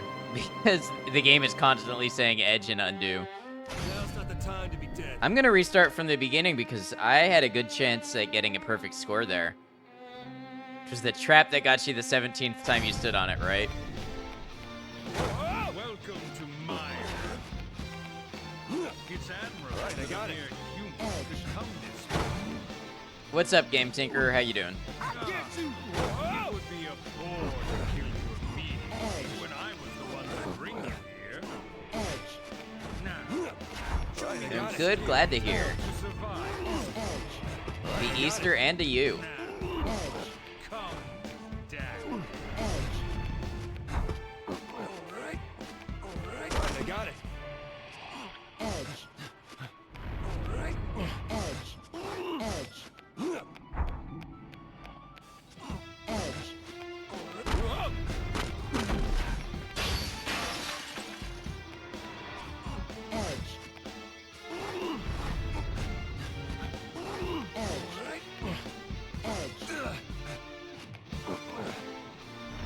Right, I got it. Want this?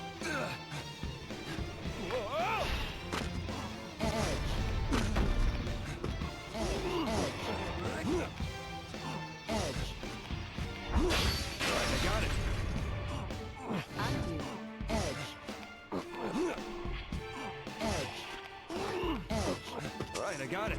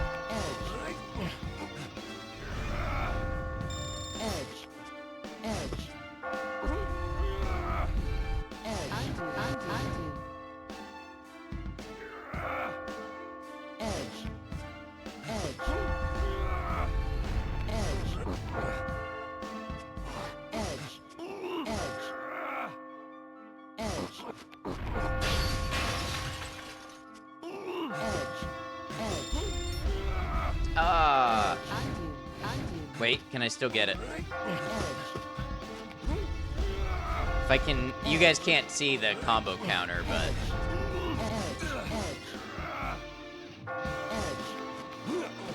Time to use this. Yes! It says perfect behind my camera. You can't see it, but it says perfect. I got a perfect combo. Gee, thank you. Here I go.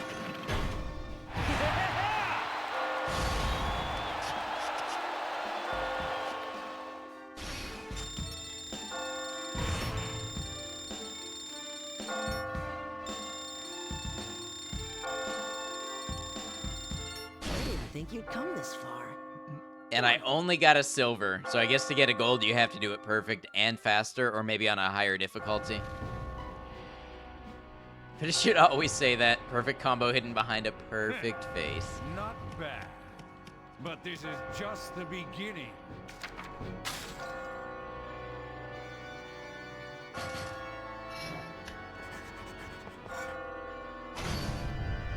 It'd be boring for you to die here, wouldn't it? Well, give me your best shot. What was the last boss I fought in this? Catherine, I think. And I had other Catherine with me. You only saw the stabby hands and then the anti-TOS beast. Then there's also a baby with the chainsaw. There's a shadow puppet of Vincent. There is both Catherines. Not sure if there were any others.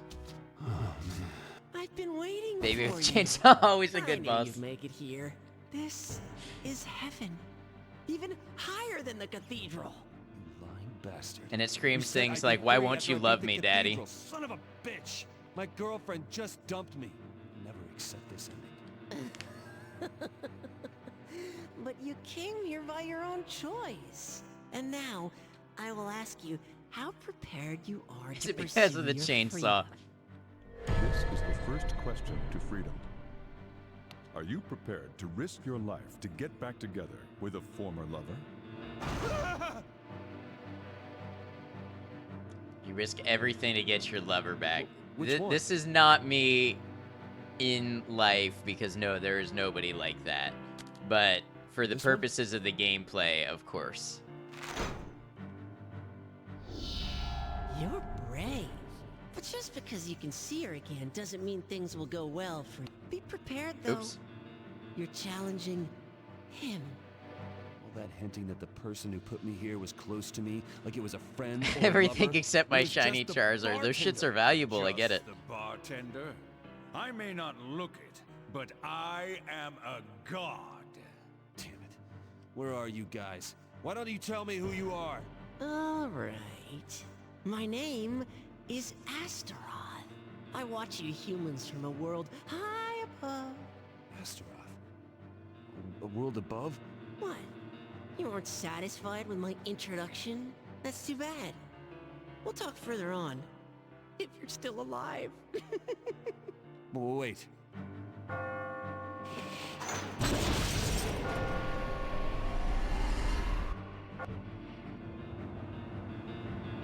Other players answered.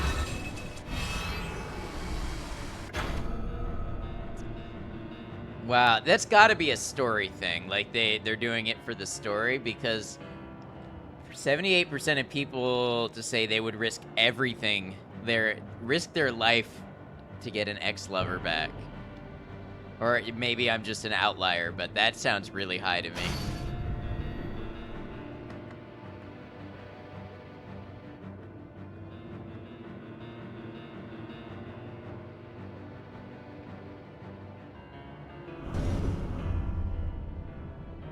The second great trial is the Illusion Road. Monster blocks can move on their own and will fling you off if you hang on to them. I forgot about monster blocks. Everyone thinks of themselves as a paladin, even if they're really the Shadow Knight. Oh, that's what these things are. Commencing Area 2. Are you ready?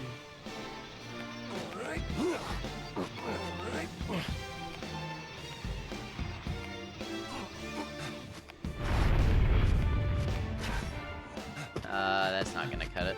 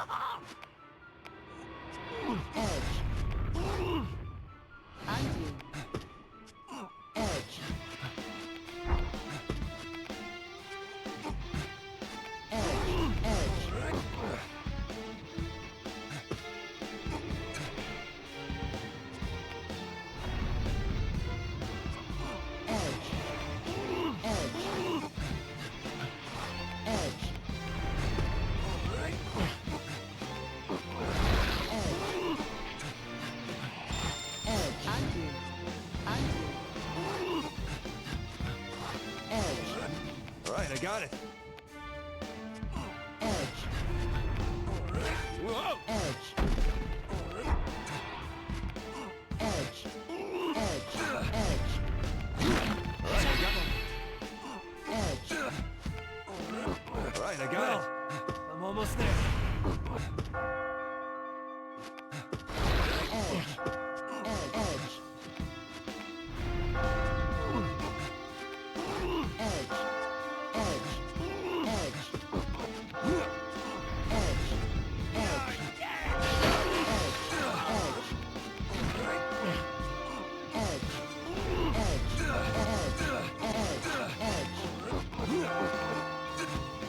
Damn, that's not gonna work.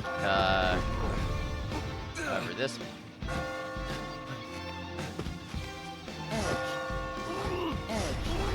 I'll take this.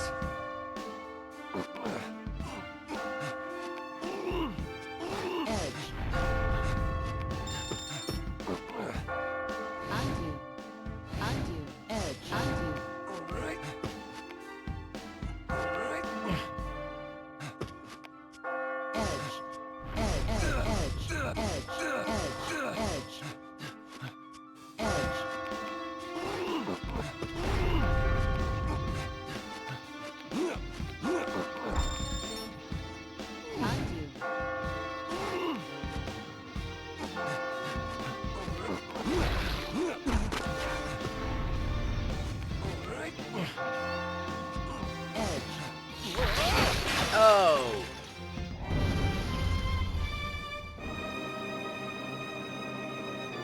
Imagine being that sentient block and you just get blocked in the first 2 seconds of your level, and that's your life forever. Now's not the time to be dead.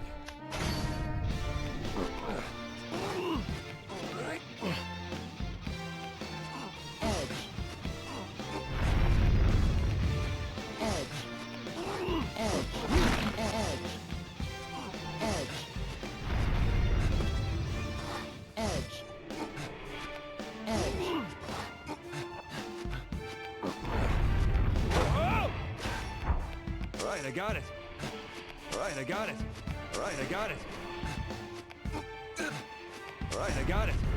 Right, I got. Whoa! Whoa! Right, I got it. Edge. Edge. Edge.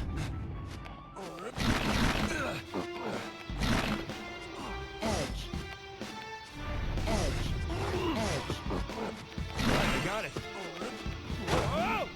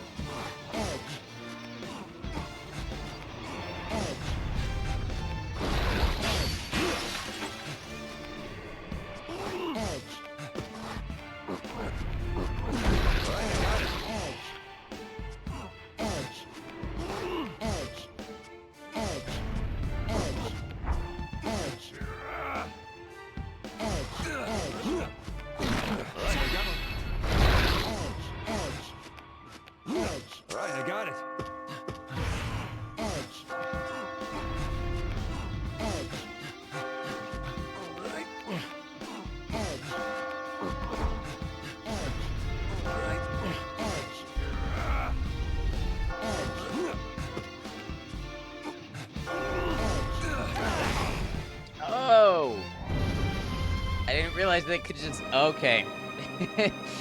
That's actually the first time one of those has just straight up killed me. Now's not the time to be dead.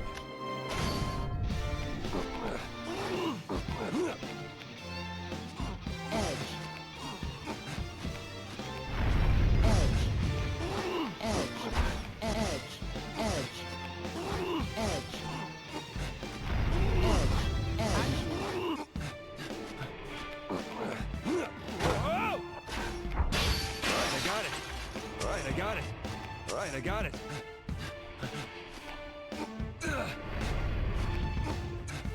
Alright, I got it. Alright, I got it. Whoa, whoa. Alright. This reminds you of Zelda. Edge. Alright, I got it. Edge. Whoa. Edge. Alright, I got it. Edge. Edge. Edge. Whoa!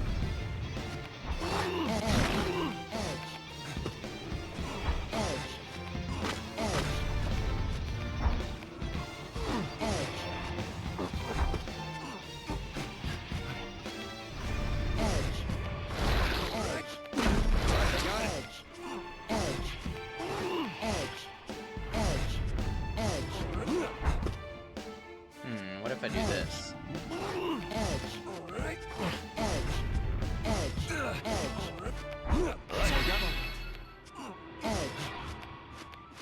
Alright, I got it. I'll take this.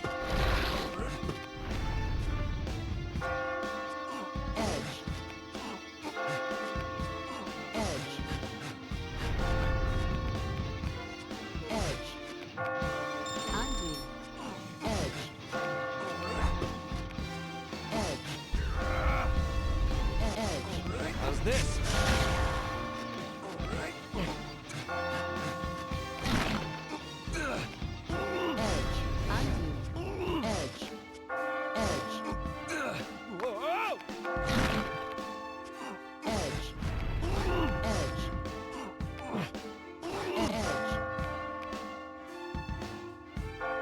I get the feeling that's not gonna work.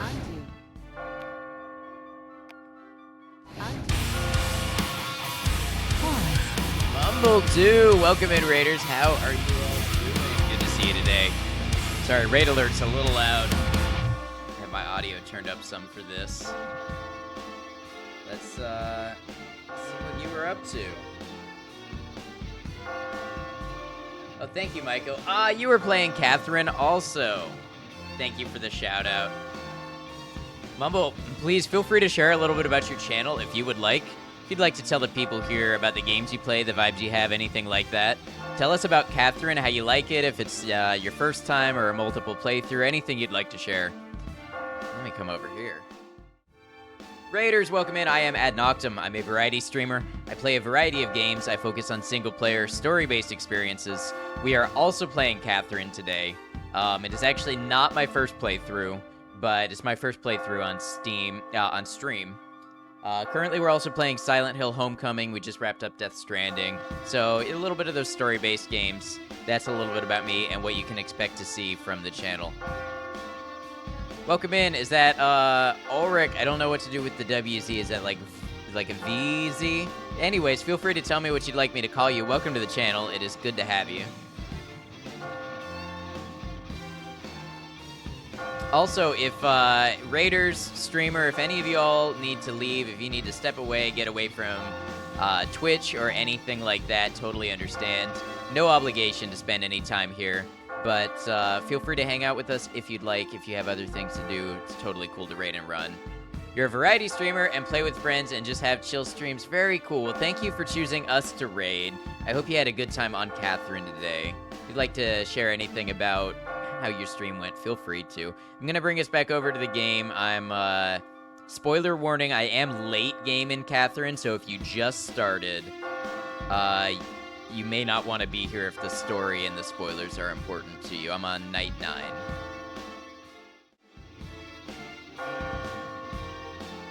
Catherine, you played like 6 times? Okay, so we're cool then. Man, something went wrong right here. What do I want to do about that?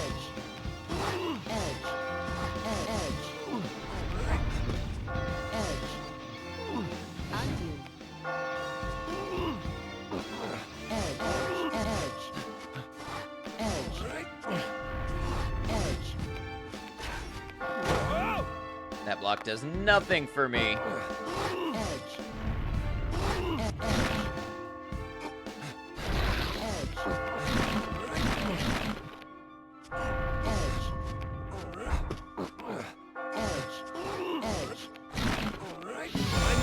There we go, perfect combo. Here I go.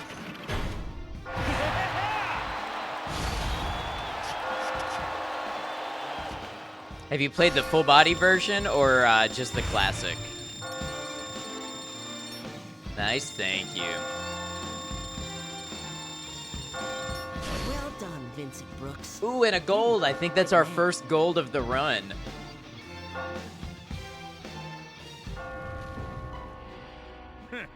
You survived.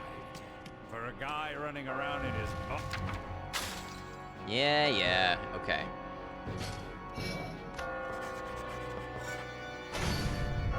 But you've got a long way to go before you can face me. Will you be able to survive the next... I think we got this. You made it through that most difficult of stages. Good for you. I praise the fight in you. Before we continue, I want to make sure of one thing. I want to know what is inside you. If it's the truth, Organs mostly, and coffee. your future will be blessed. This is the second question to freedom. Do you wish for a peaceful life? Yes, I wish for a peaceful life. What do you think? Do you all wish for a peaceful life? Which one? I see. I understand. I will answer a question of yours, too. Why does he get scared by the ropes each Desire time? In temptation, which cast you down here. Lies, deceit, betrayal. Oh, it's terrible. This is a place where sinners are tried. Haven't you heard of it? This judgment will have a positive impact on the future of humanity. So, this is about the good of mankind? Wow, it's so beautiful it makes me want to cry. But why is it just men? This city is filled with traitors. I ordered him to bring the lowest of the low, like you, here. Hey, don't call me that. Even if it might be true. But that means you're behind all this. Show me your face. You'll never see his face. Not in 1,000 years. Besides, isn't knowing his name enough? That's enough talk. Let's move on. I wish you the best of luck. I don't need your wishes. I'm not gonna lose.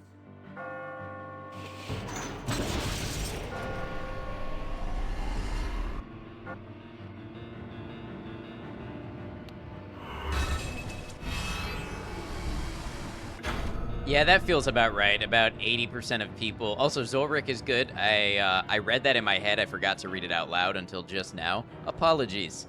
Yeah, 80% of people say they, on their first time, said they wish for a peaceful life. For video game players, I think that tracks. Is the alternative a life of turmoil? I think it's peace and security versus excitement. So like when you apply it to relationships, it's like being stable with one person who brings you peace versus shorter things or with multiple people that are more exciting. Don't worry about to head out, have a good stream. Hey, thanks for checking out the stream. I appreciate you. I hope you have a good one.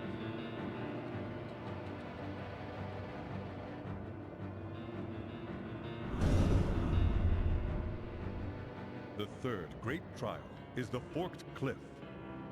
There is no one way to climb this wall. Trust your instincts. This sounds like one that's gonna take me an hour to do. Blocks. I'm gonna climb the shit out of you. Commencing Area 3. Are you ready?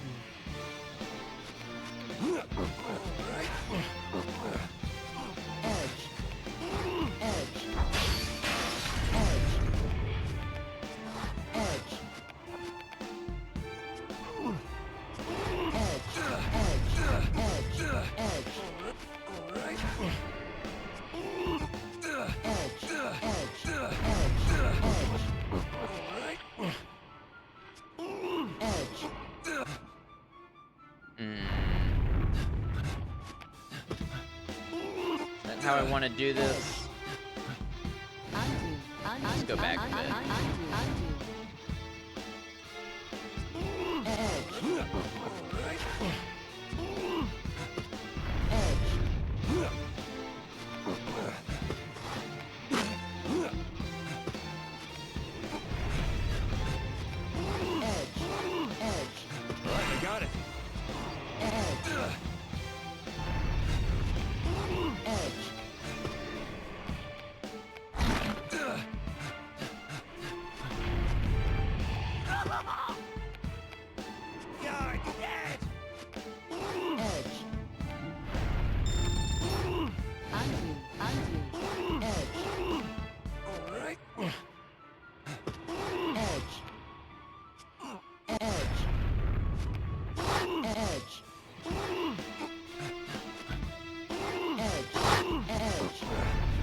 Not doing myself any favors.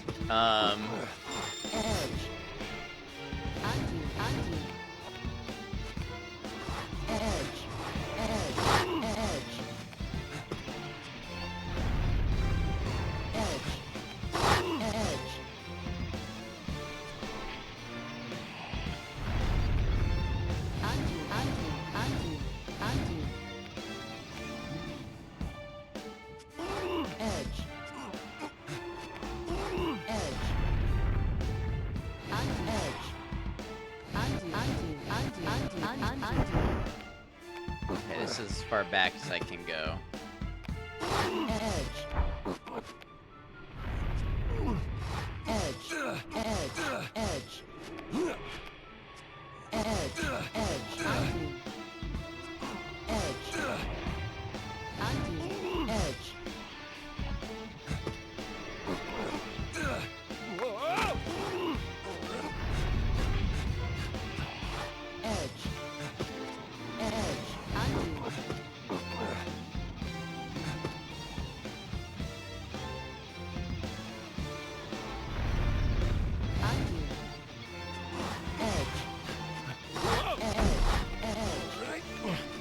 This?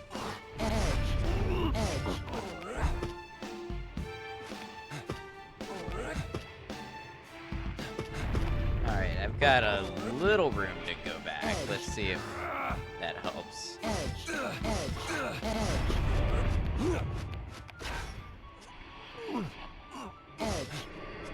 I think I'm gonna box myself in here though.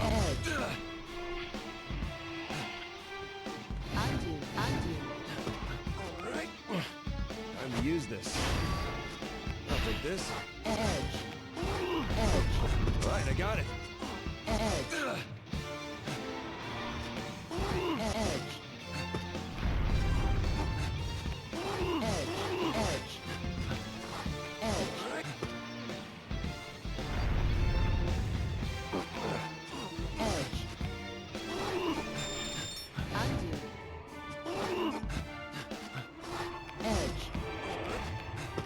Time to use this.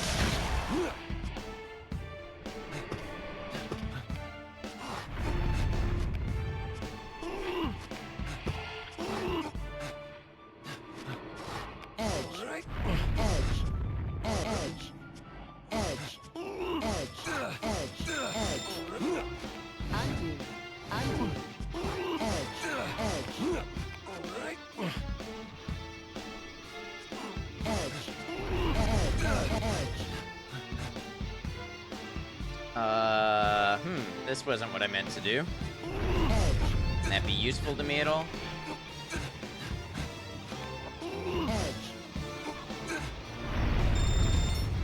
Don't think so.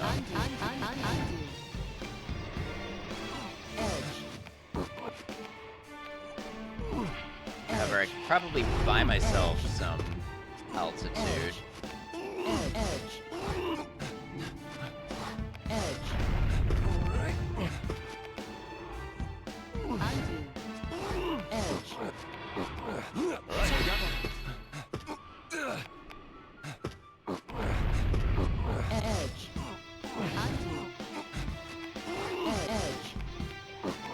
Alright, I got it. Alright, I got it.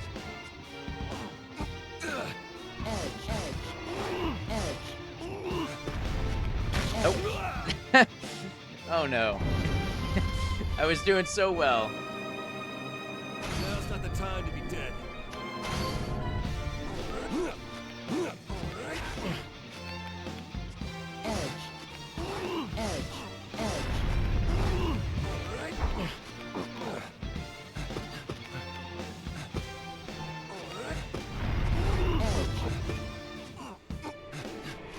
Thank you for the 07.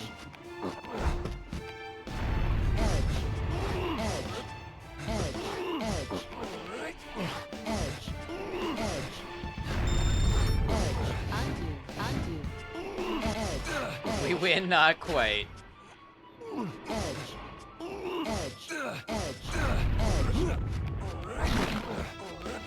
I got it.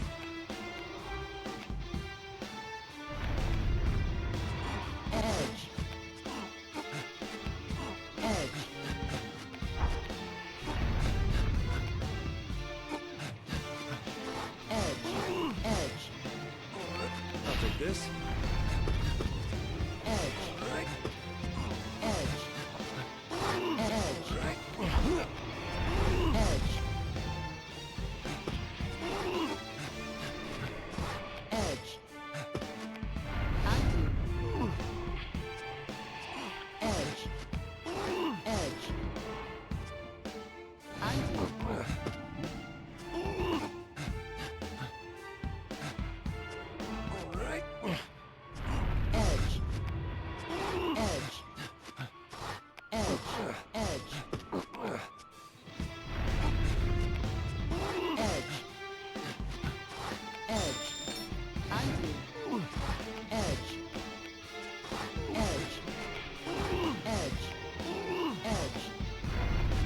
This?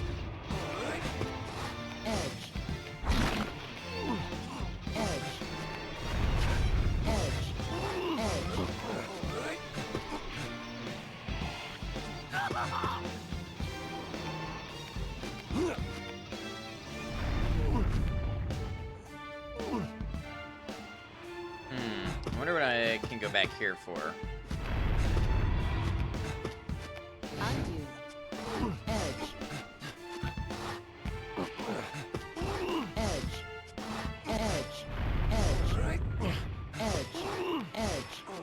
Alright, I got it.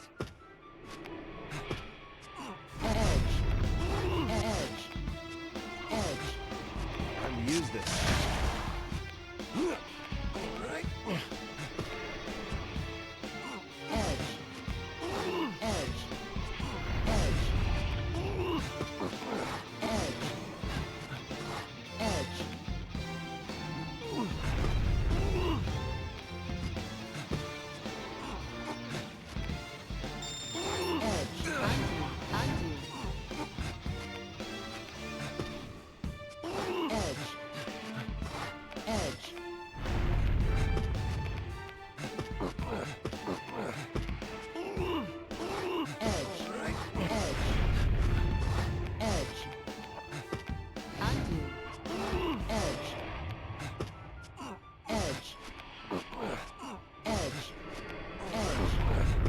Alright, I got it.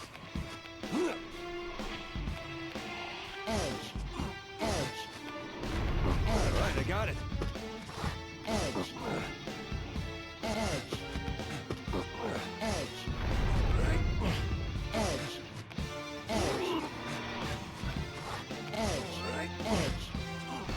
It's amazing how much edging you can learn to tune out.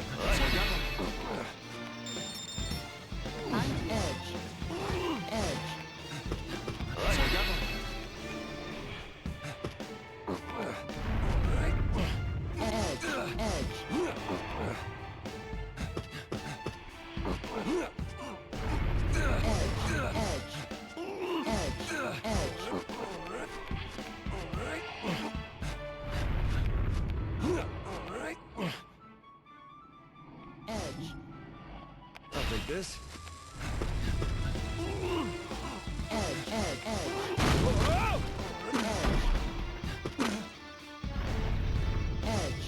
That was bad.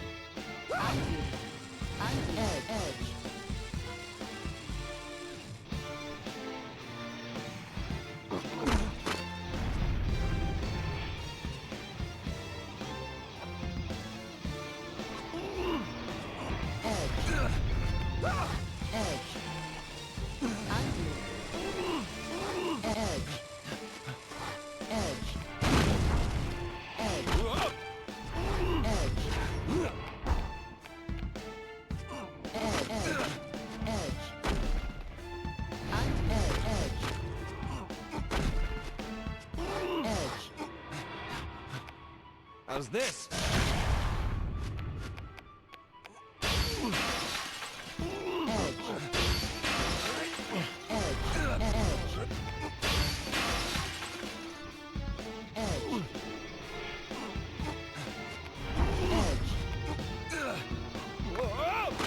Alright, I got it.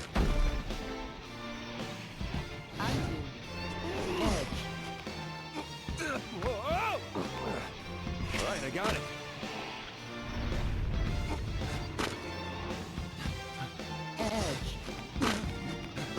Gotta say, BRB, no worries.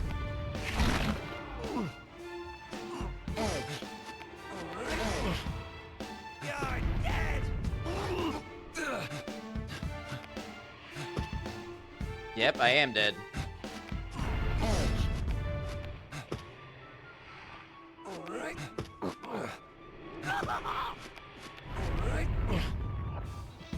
You're dead.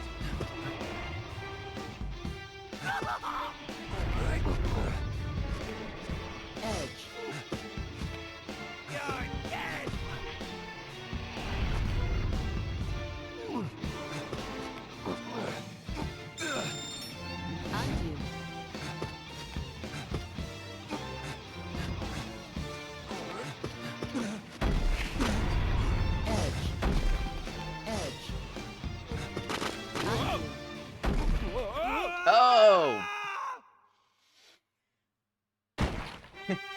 All it takes is one little misclick. Now's not the time to be dead.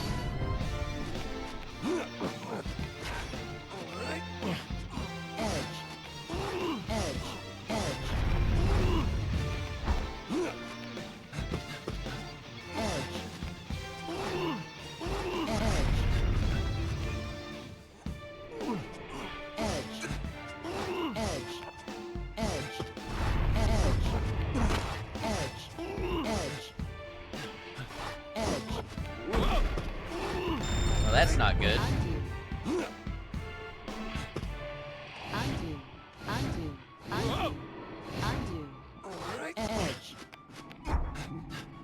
Oh, cool. You can just undo that for better RNG. Perfect.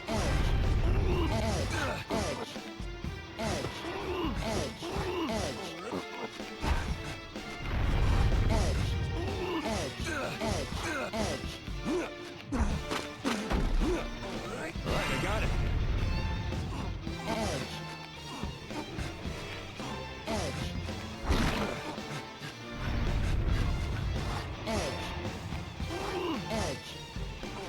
I'll take this.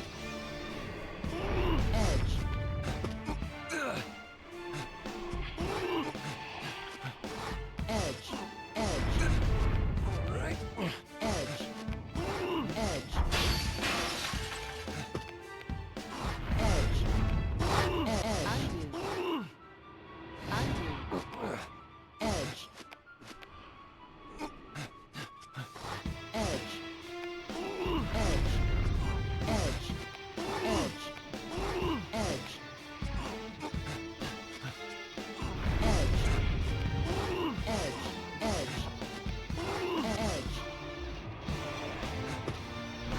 This is gonna go nowhere for me.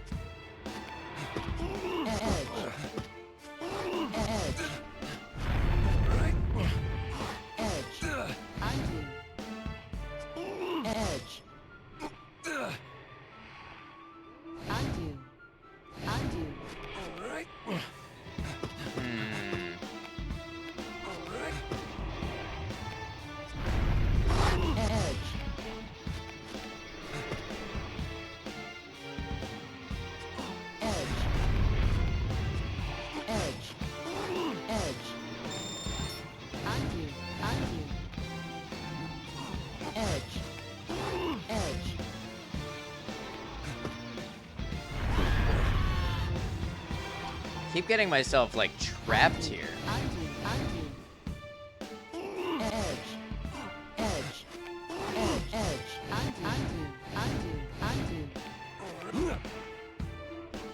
How's this?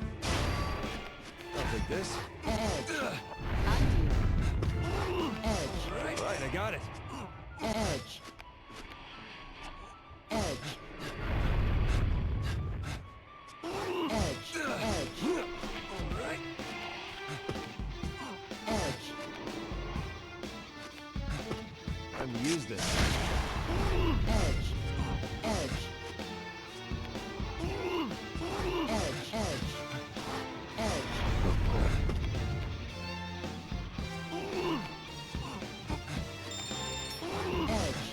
Undo. Undo. Edge. Edge. Edge.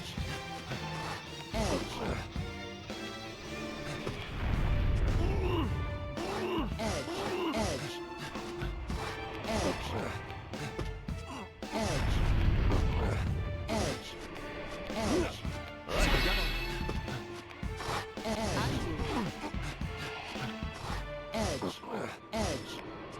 Edge.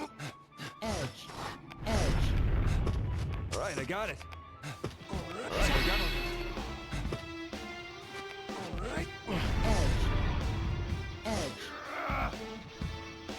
Edge. Edge. Alright, I got it. Alright, I got it. Alright. Edge. Edge. Edge. Alright, I got it.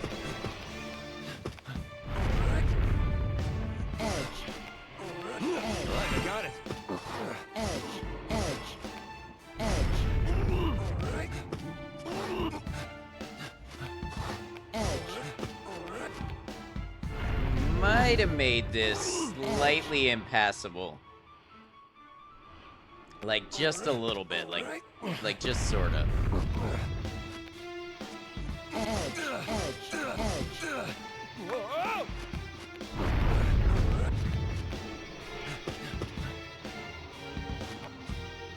Edge. Edge. Alright. Edge. Alright. Edge. I'll take this. Undo. Edge. Edge.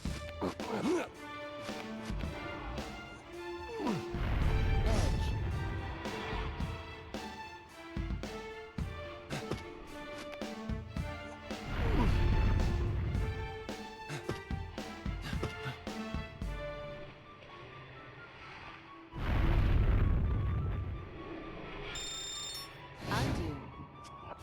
Edge.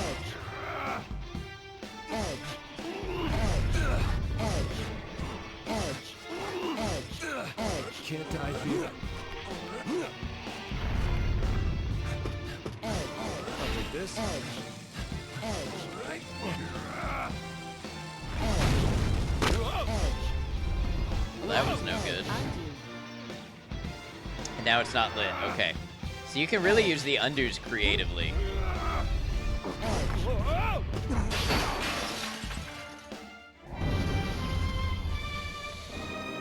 It's so easy to forget one one little rule. Now's not the time to be dead. Alright. Edge. Edge.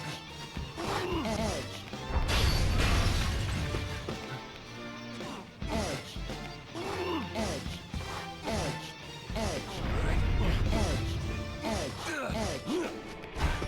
Alright.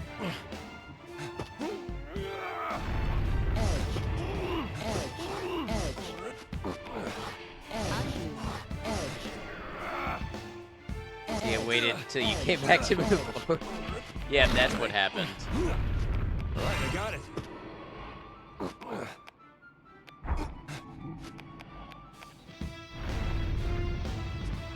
Edge. Edge.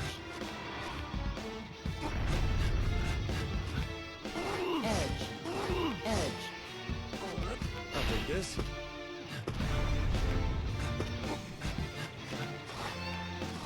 Edge. Edge.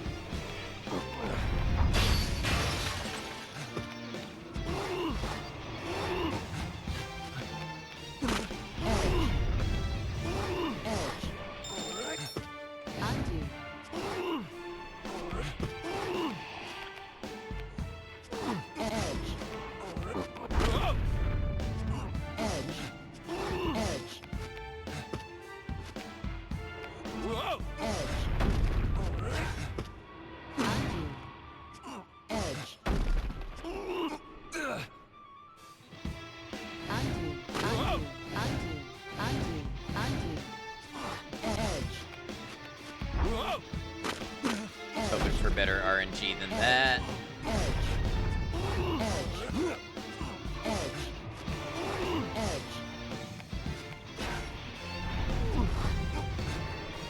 I'll take this. I wanted to hold on to my block.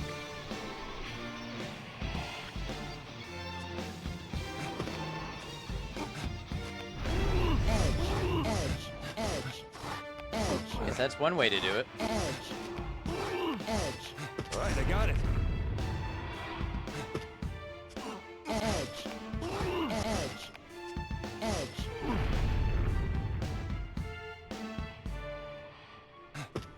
Maybe I didn't want to hold on to my block.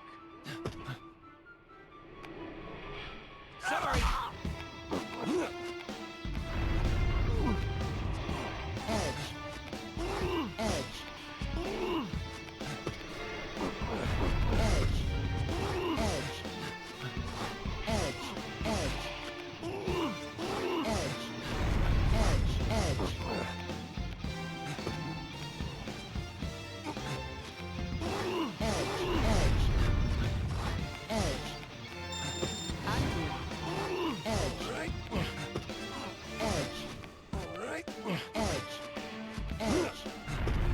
I got it.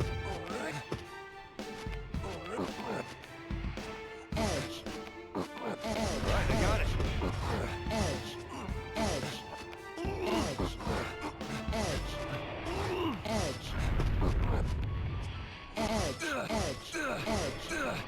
Whoa!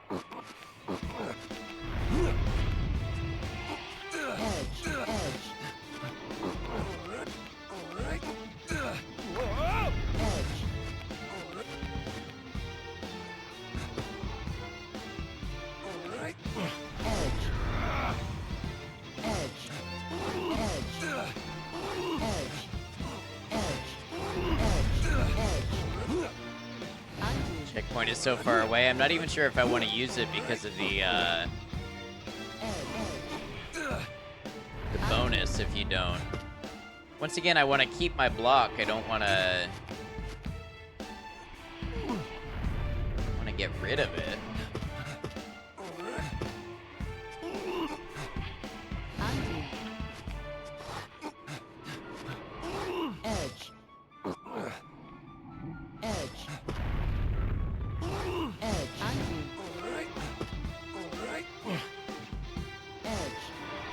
Have any option? Oh, here we go.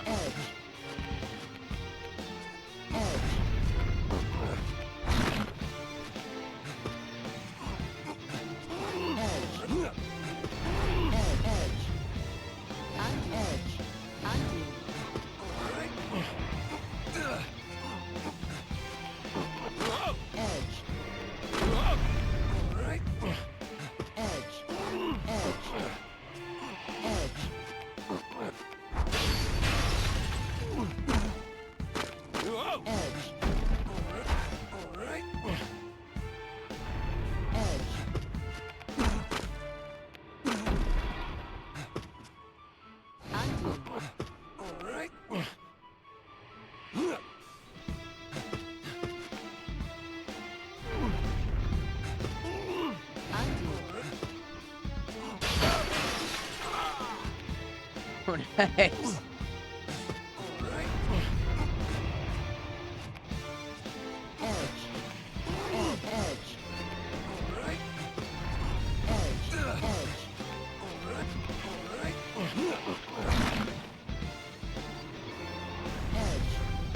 How's this? Whoa!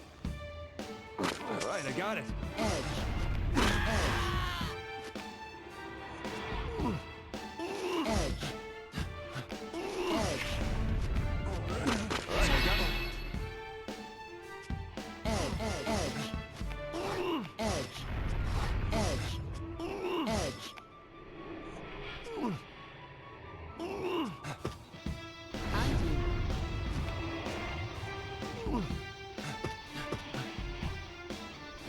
All level? Yeah, it is.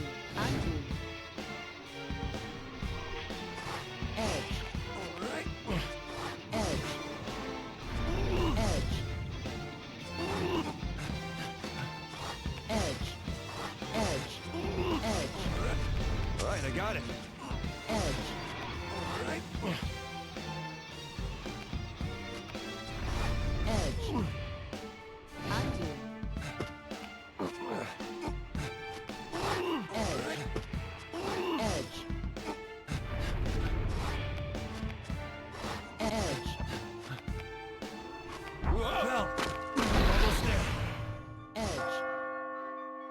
Wait, when did I lose my block?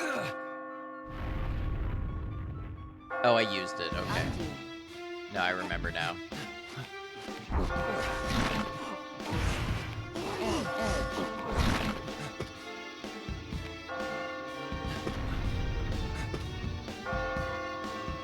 Uh-oh. Alright, that works.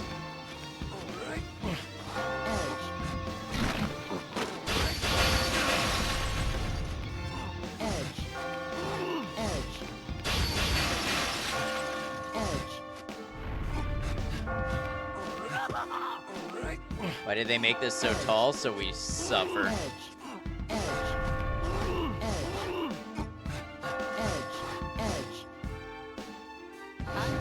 No, I can't be. Oh wait, here we go. I made it!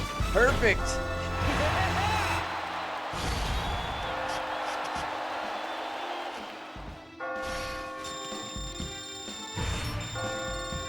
Would it have 2 exits? I guess because you could make the geometry unusable to get to one or the other.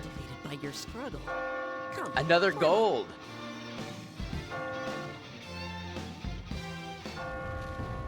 You know what it is? I expanded my brain by reading earlier, and that's why I'm doing better. You really have quite the luck.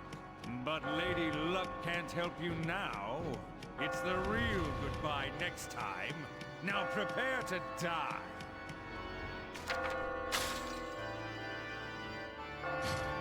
Pen truly is mightier than the pillow.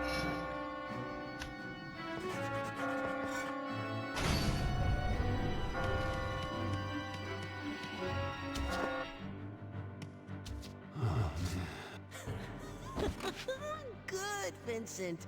The way you climb is a work of art. Can't let anything slow me down. I've come this far. There is no... Mumble, thank you for the follow. Welcome to the channel. So I'm going to ask a question of you, who has made it this far. I'm going to ask you one more time. This is the third. You doing a renegade playthrough? I mean, we could always do that. We could always come back to this. For the excitement of chaos. I do not wish for the excitement of chaos. Which one? Oh, I see. There's actually 8 endings to this game, I think. I'll take you to the next trial. I'll be praying for a good performance. And for your success. There's nothing to do but climb. I'm getting out of here.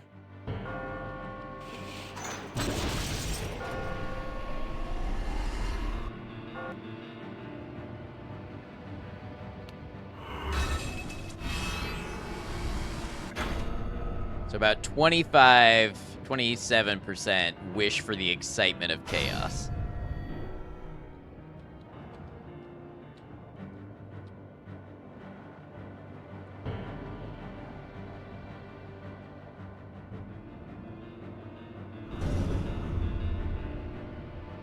The fourth great trial is a narrow path to the final Narrow battle. path to the final battle. The floors will crumble quickly. Use all your cunning to sprint your way to the top. Fine. We'll just keep climbing then. Wait for me, Catherine. Commencing Area 4. Are you ready? All right. Edge.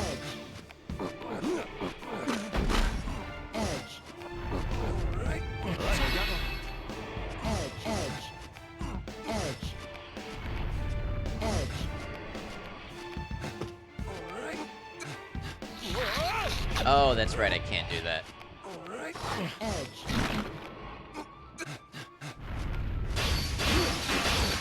I'll take this.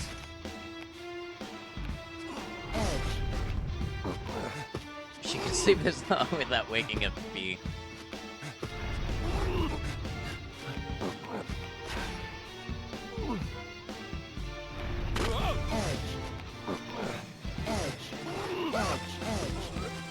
Alright, I got it.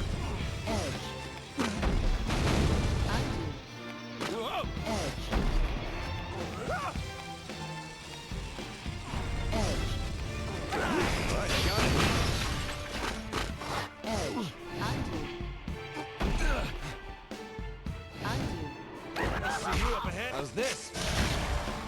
Oh, come on. He activated the block for me. That's no fair. Edge. Undo. Edge. Alright, I got it. Edge. Edge. Edge. Edge. Edge. Undo. Edge. Undo. Edge. Edge. Edge. Alright, I got it. Edge. Edge. Edge. Edge. Edge. Edge. Alright. Edge. Undo. Undo. Edge. Alright, I got it. Alright, I got it. Edge. I pressed the wrong input. This music unlocked parental PTSD in you. Thanks, little Einstein. It also thanks you kids for this.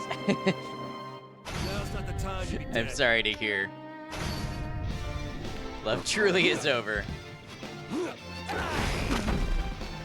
Edge. Oh, come on. Edge. Edge. Undo. Edge.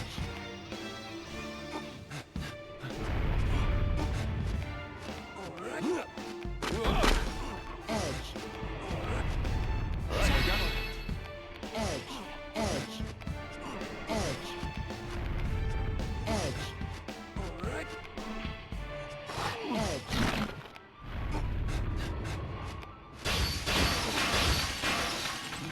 I'll take this. Edge. Alright. Undo. Edge.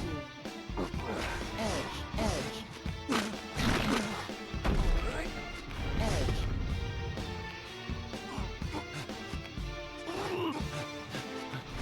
Edge. Alright, I got it. Edge. Edge.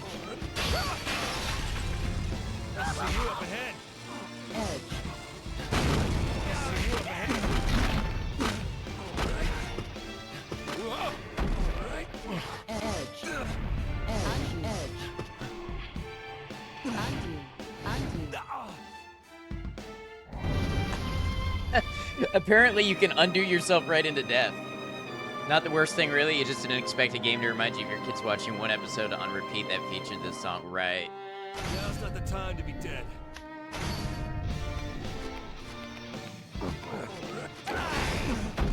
Edge. Edge. Edge. Alright, I got it. Edge. Edge. Edge. Edge.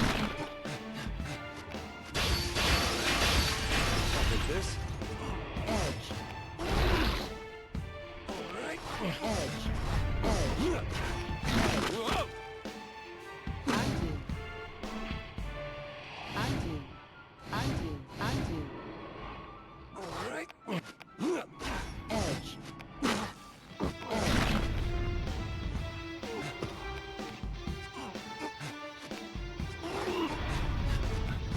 Edge.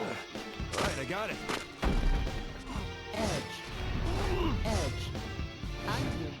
Undo. Edge. Edge. Edge.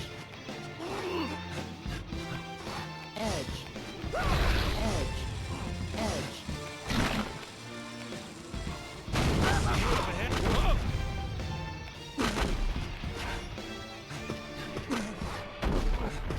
Edge. Nope, that's not gonna work. I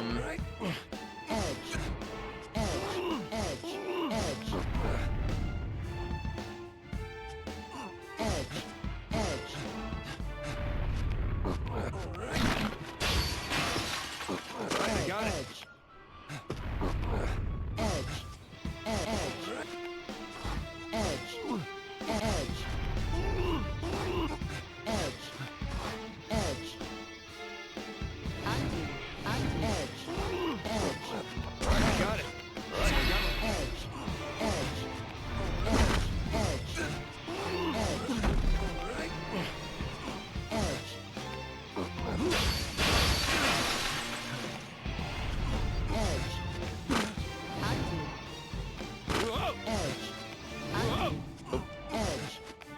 Time to use this.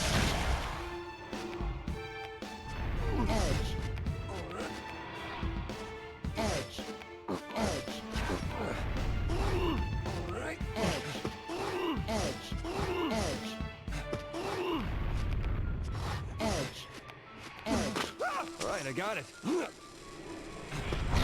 take this. All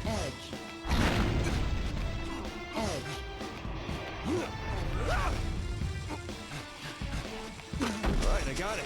All right, I got it. I've realized I chat a lot less during these levels. It's just all of my focus being used up.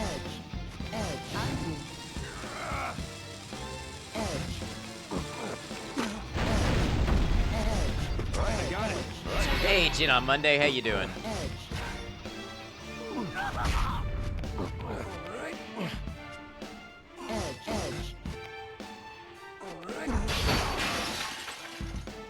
It turned into a trap block at the last moment. I was doing so well. Yeah, doing well, thank you. I'm having a good time hanging out.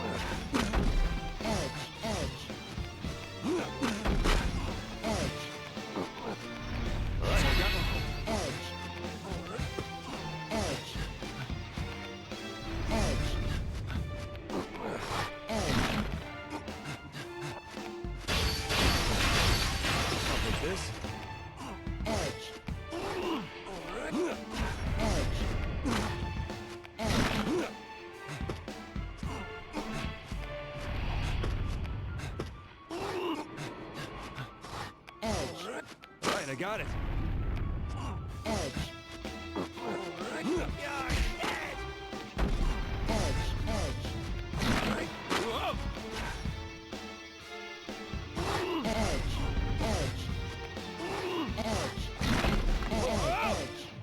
That's not good.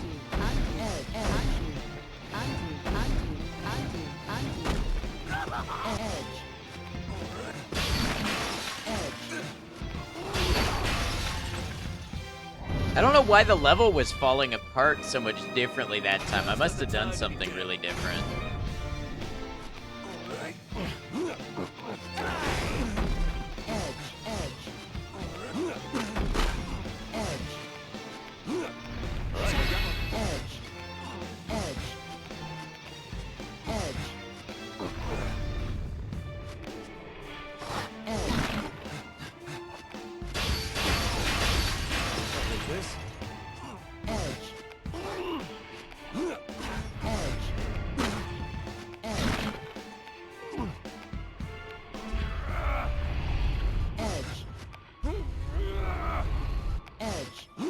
I got it.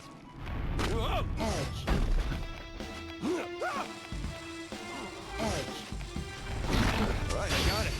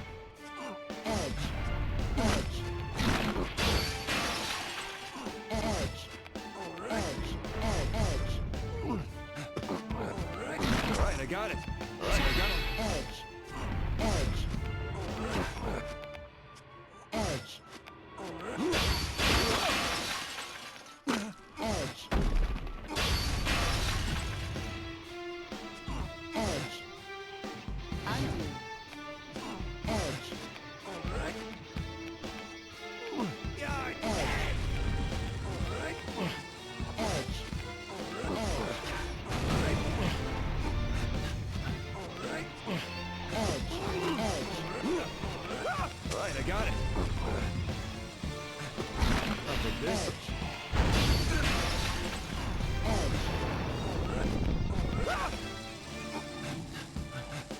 Alright, I got it. Alright, I got it. Edge.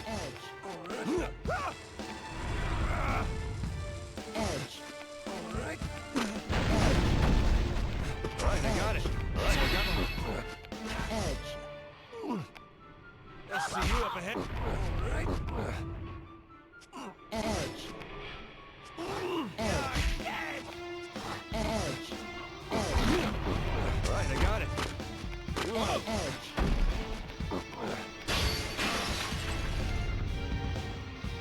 Okay. Start pulling out from the middle, I guess.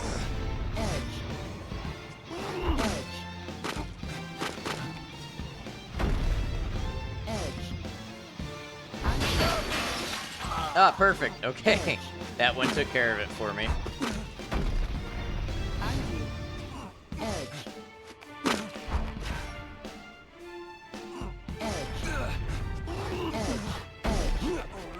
Alright, I got it. Alright, I got it. Alright, I got it. Alright, I got it. Alright, I got it. Alright, I got it. Alright, I got it. Alright, I got it. Alright, I got it. You think he's got it? Well, alright, I got it. Almost there. Alright, I got it. Alright, I got it. Alright, I got it. Alright, I got it. Yes, there we go.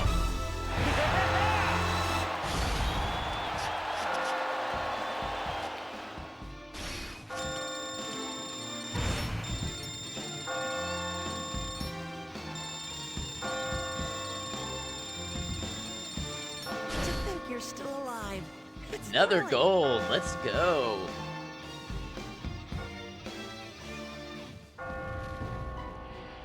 Wow. To think you have this much will to survive. Very well. Just as I said, I, Thomas Mutton, shall be your opponent. Next time we meet, your life will be over in no time. Thank you for the GG and the lizards. You all know how to celebrate. GG's and lizards all around.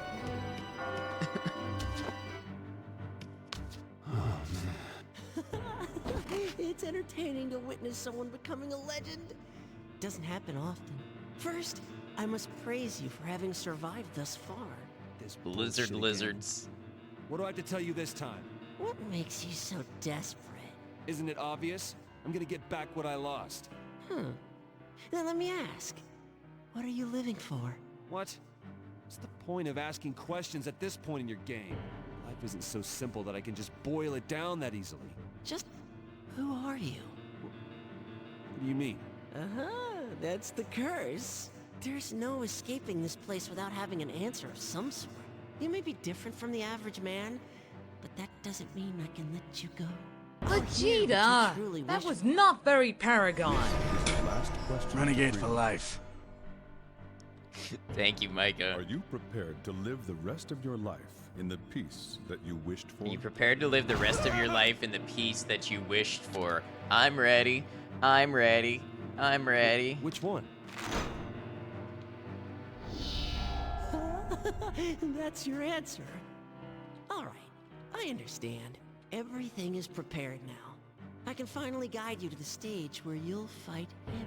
There was once a man who took up this challenge, just like you.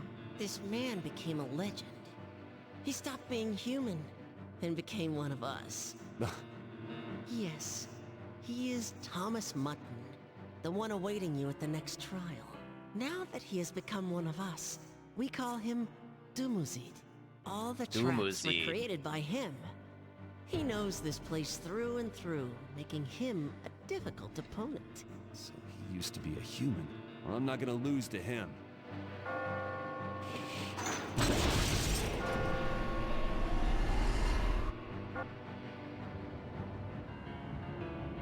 Their players answered. Like 95% said, yeah, I'm prepared to live in peace.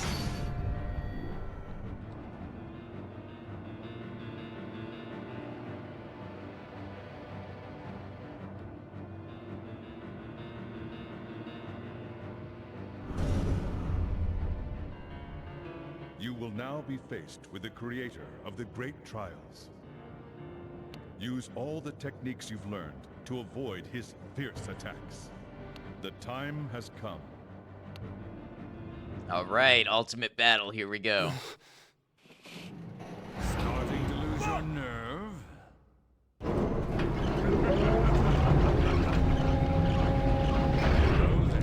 He's got a gun. I didn't think you'd actually make it here. That was a marvel to watch. Well, it seems the others were altogether too easy on you. So for tonight's extravaganza, I shall deal with you personally. And you remember our deal, right? As I said, you have nothing to do. After all, tonight you'll be dining on my mutton special. It's a pity. But try not to get too worked up over it. Shut up! Let's get this over with already. I'll outrun you, too. Catherine, wait for me. Thomas Mutton has appeared. It's the killer. Do not die.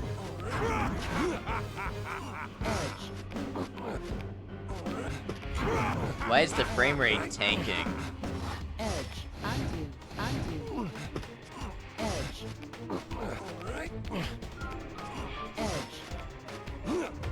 Alright, I got it. Alright, I got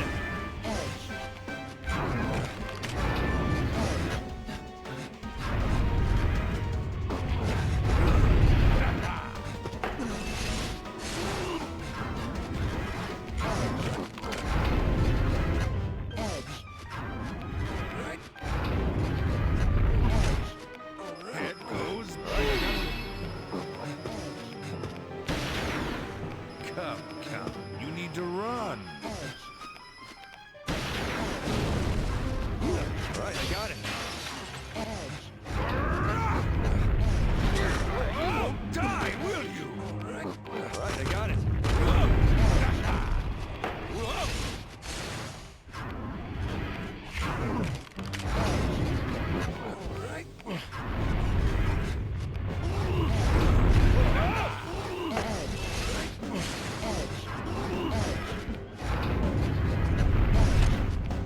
The way they tilt the stage, too, this one is really hard to see. Head goes boom. Head goes boom.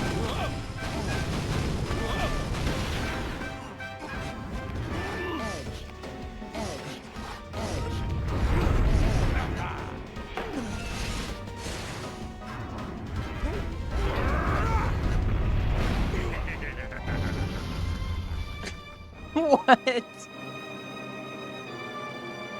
What? He can just do that?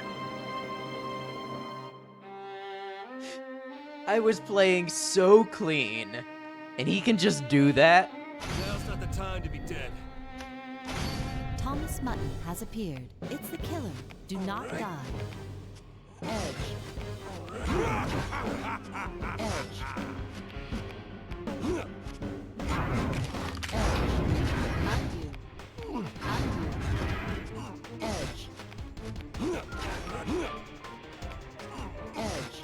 Looked away for a second and missed it. He just loaded up and kicked me to death. Just ended me.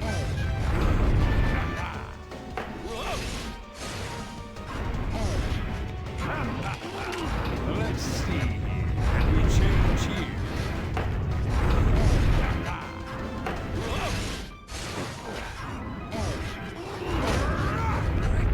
You won't die, will you? Since our last undo edge, it may be. Now's the time to drop him in chat. Right, I got it. Come, you need to run.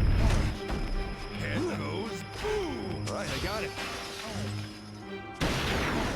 Boy, stop moving. Right, I got it. Boy, stop moving. Uh-oh.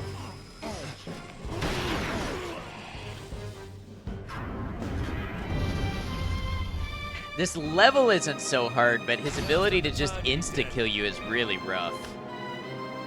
I'm going to absolutely spam it just this once? Okay. Do not die. Edge.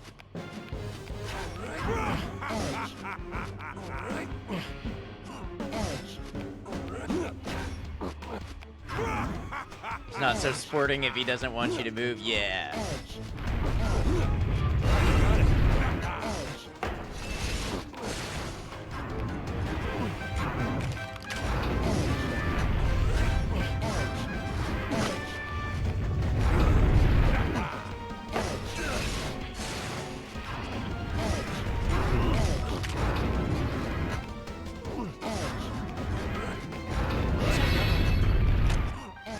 You don't have any time.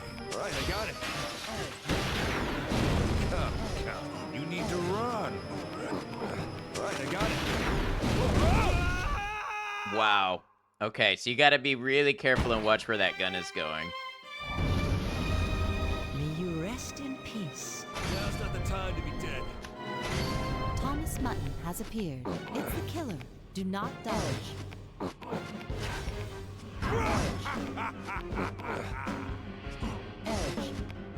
Thank you, Maiko. Right, I got it. Right, I got it. Let's see. Can we change here?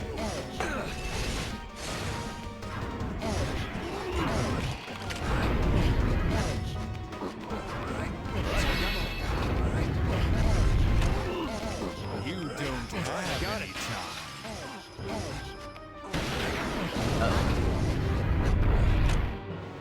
Come, right, I got it. You need to run.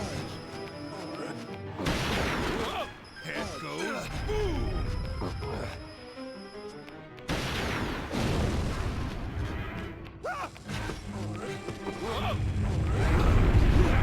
Right, I got it.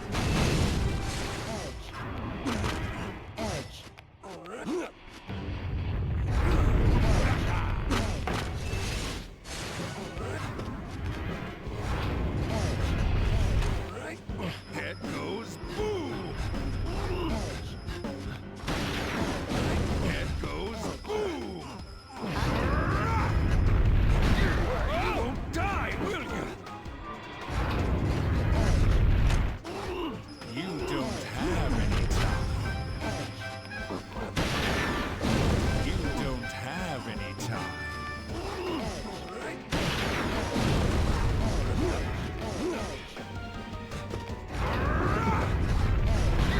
You won't die, will you? Right, I got it. Head goes boom. What do I do? What do I do? What do I do? Head goes boom. Die, you! You won't die, will you? Come. You need to run. Oh, don't. You don't have any time. You won't die, will you? It's a good thing I can use the undo even in the boss fight. You don't have any time. You don't have any time. Come. You need to run.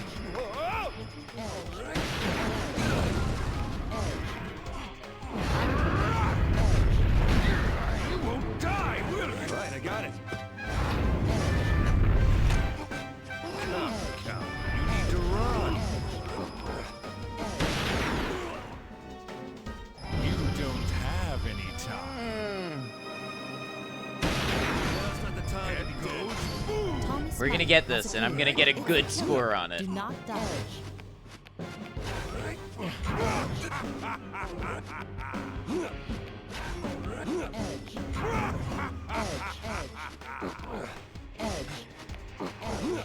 I got it.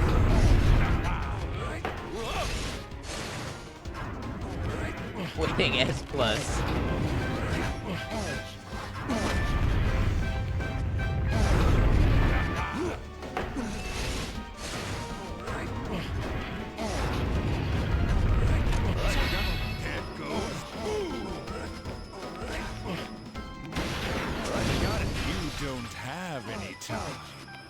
Right, I got it. Boy, stop moving! Right, I got it.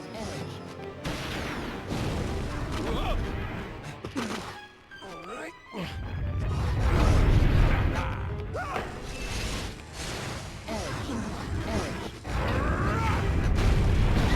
You won't die, will you?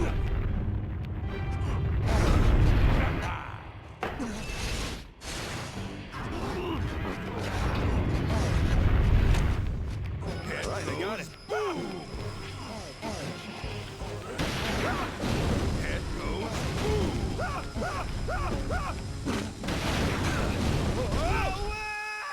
He just dropped the entire level on me.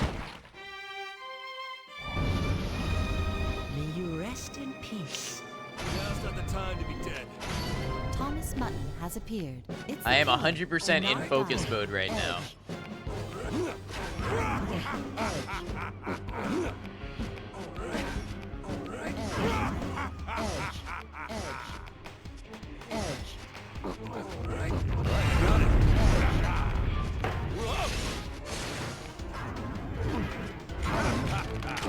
Let's see. And we change here.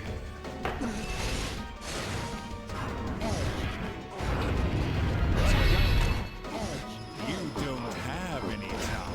Right, I got it. Come. You need to run. Right, I got it. Come. Oh man, I couldn't see that. There were too many things going on screen. Now's not the time to be dead. Thomas Mutton has appeared. It's the killer. Do not dodge.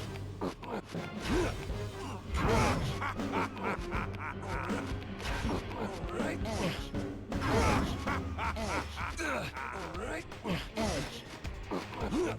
Right, I got it. Right. Whoa.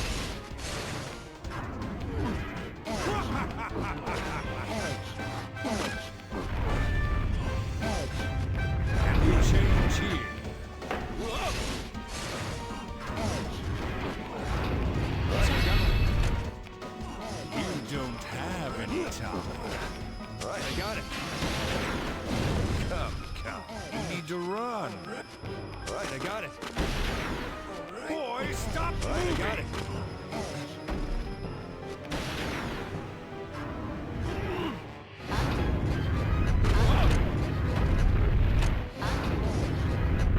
Where am I? Here I am. Head goes boom. Right, I got it. You don't have any time. Whoa.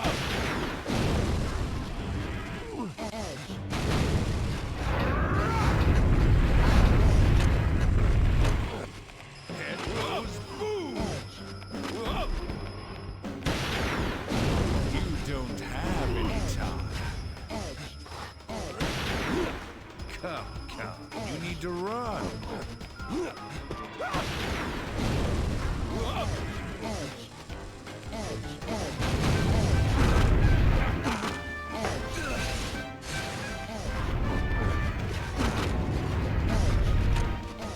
Head goes boom. You don't have any time.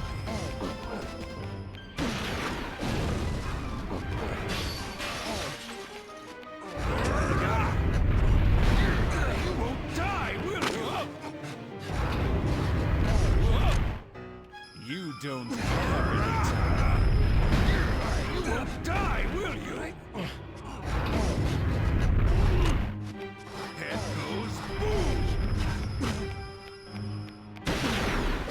Head goes boom. Stop targeting me. It's not cool. I just pulled that one out.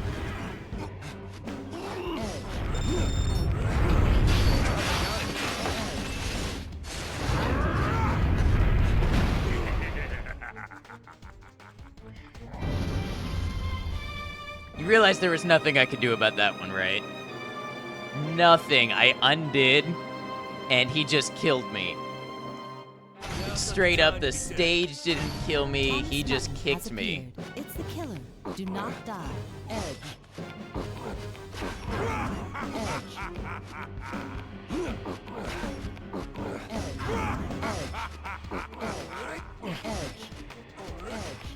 I got it.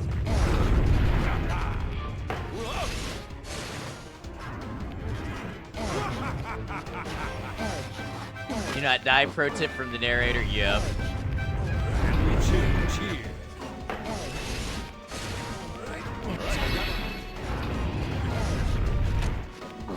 You don't have. I got it, Tom. Head goes boom. Right, I got it. Head goes boom. I don't want to do that. Boy, stop moving. Whoa. You don't have any time. Come on, grab it. No. Oh. Oh. Hold on. Head goes boom. Boy, stop moving. Come, you need to run.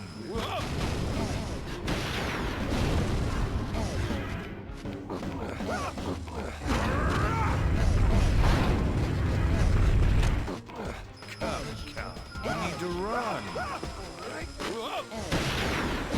Head goes boom.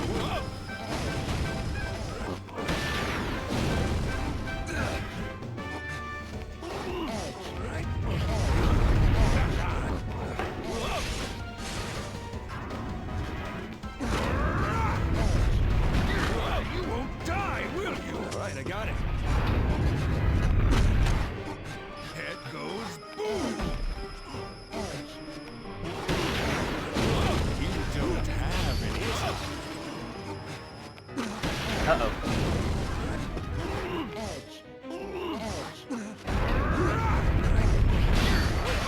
Die! I got it.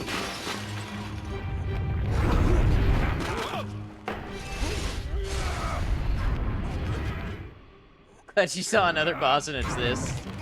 Sick move, thank you.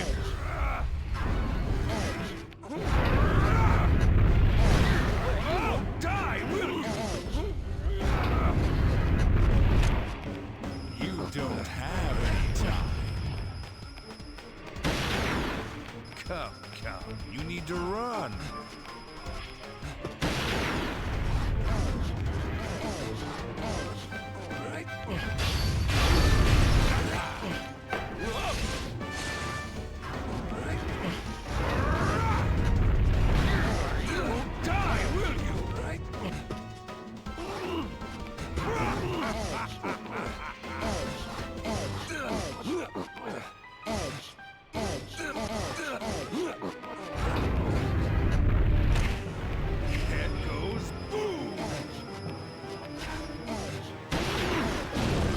Don't have any time. Right, I got it.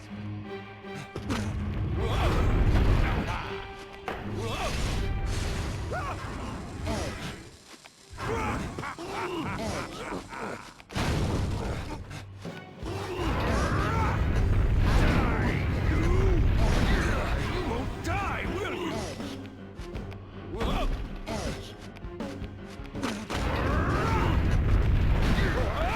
Die, will you? Right, I got it. A little more. Right, I got it. Well, that's not gonna do it.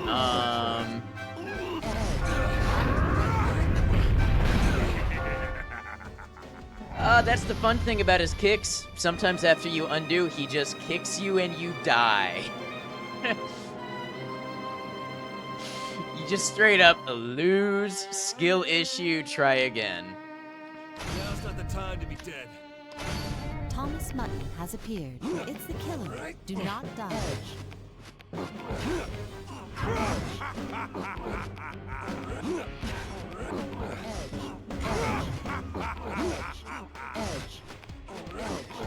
I got it.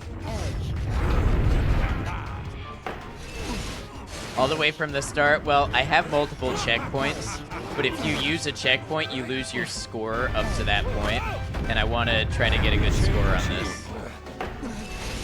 If I get tired of doing this enough times, I'll start over from the checkpoint, I'm sure. Come. You need to run. Right, I got it.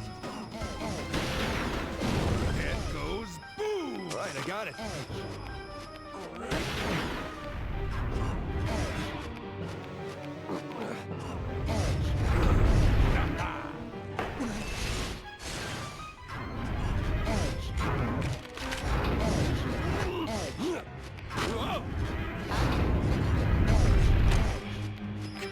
Come. You need to run.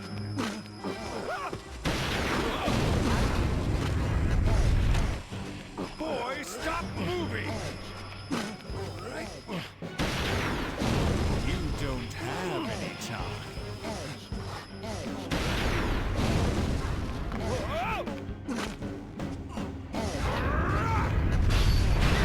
Oh, die, will you?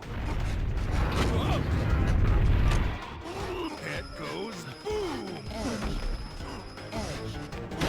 Oh. You don't have any time. You don't have any time. Right, I got it.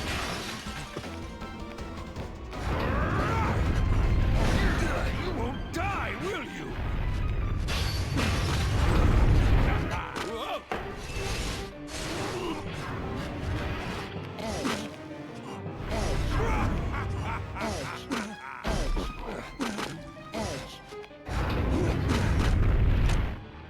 Head goes boom. You don't have any time. Come. You need to run.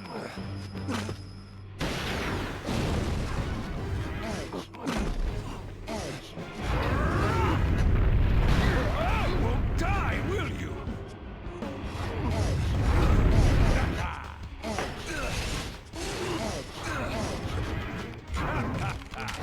That's not gonna do me. You won't die, will you? Head goes boom.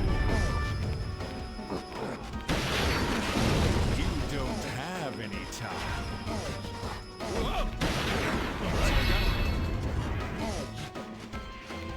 Right, I got it.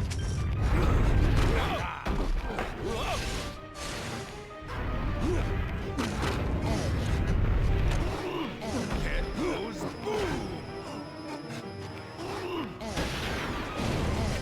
Come. You need to run. Right, I got it.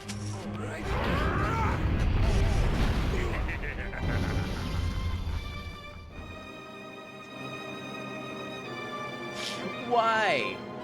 Why does sometimes it just kill you? Now's not the time to be dead. Thomas Mutton has appeared. It's the killer. Do not die.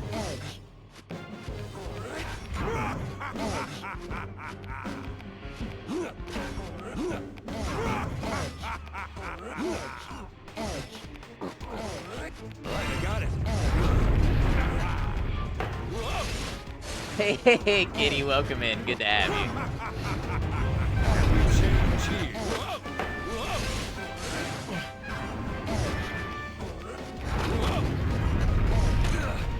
Head goes boom. Come. You need to run. Right, I got it.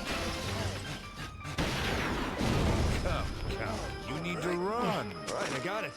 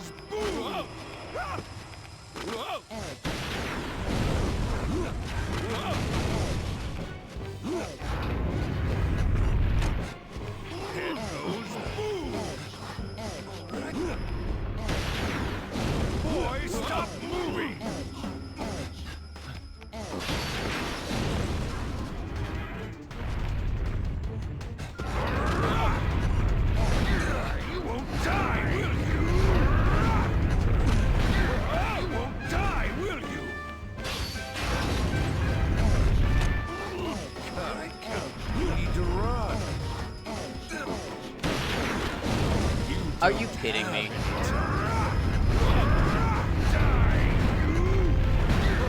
won't die, will you? You don't have any time. You don't have any time.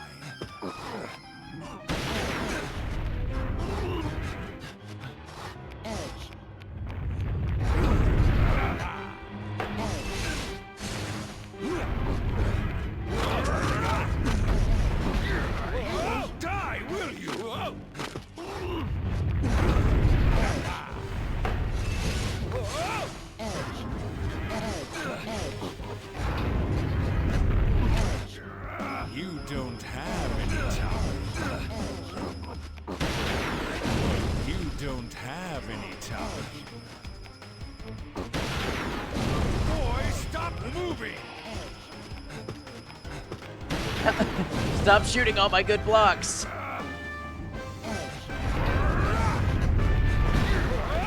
Die, will you? Right, I got it.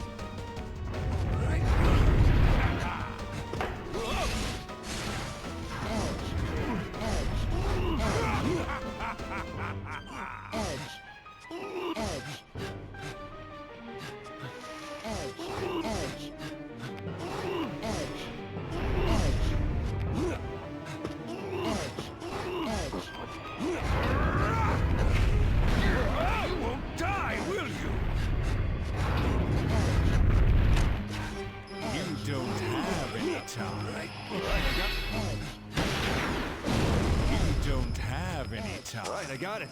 Right, I got it. He really just do that? You don't have any time. Right, I got it.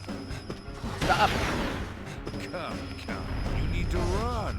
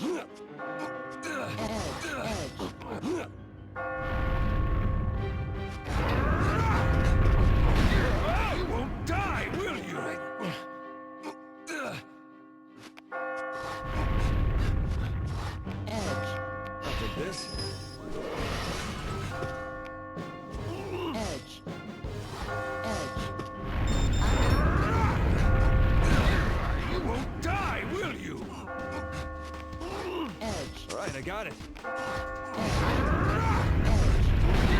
You won't die, will you? I made it!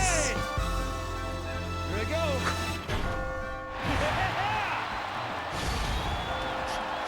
Almost got me with that last kick, I know.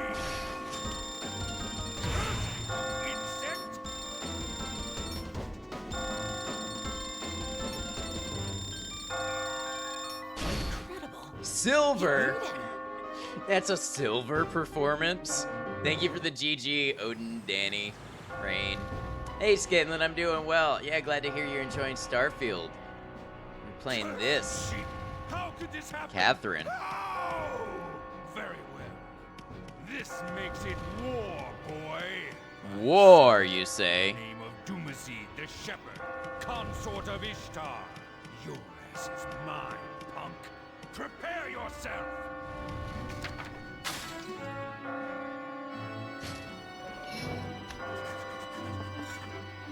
Everyone's having a good one so far? Yeah, same to you.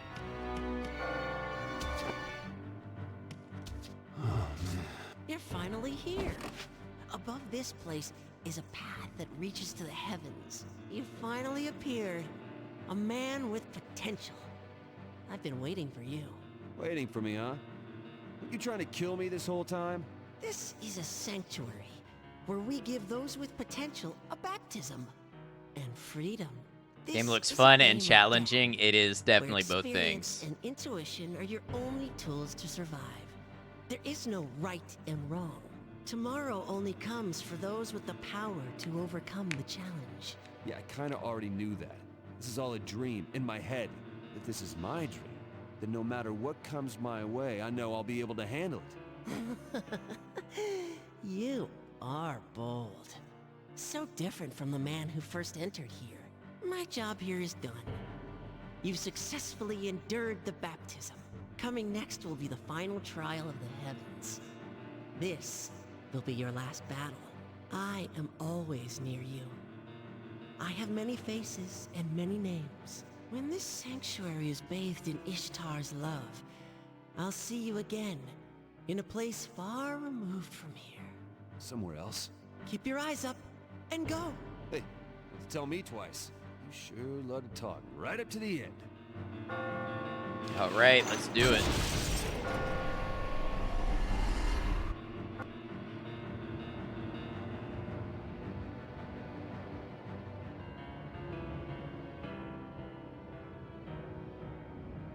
Hype, let's go.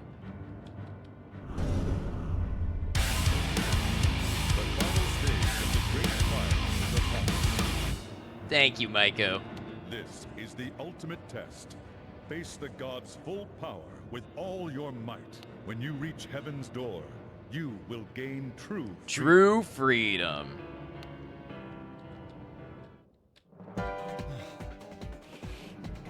How long is this gonna go on? You got this. I see what you did there. This is tougher than I thought. This filthy cheater is faster than I expected. Screw you! I'm not playing games here. I'm almost there. Who's gonna win tonight, bitch? What are you talking about? I was just messing around. Just making you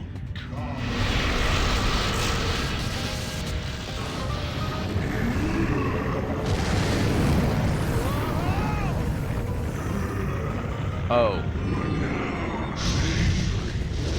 prepare yourself. Take it easy there, Bright Eyes.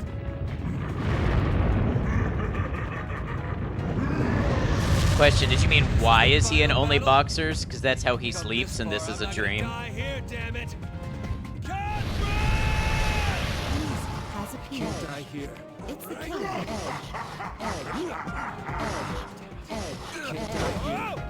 Oh.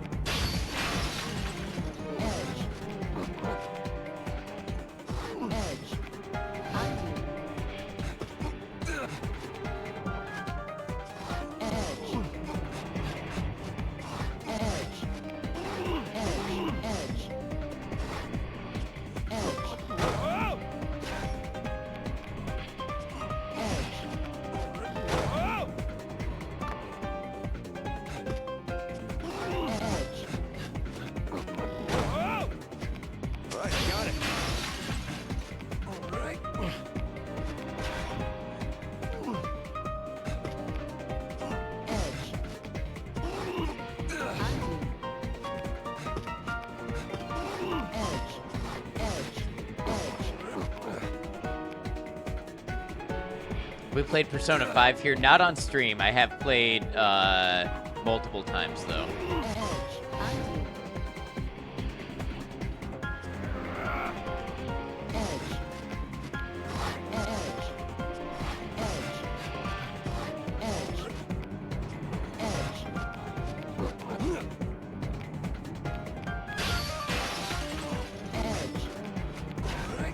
Right, I got it.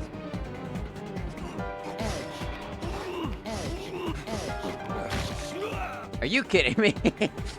Why did I do that? Now's not the time. Doomsday has appeared. It's the killer. Do not die.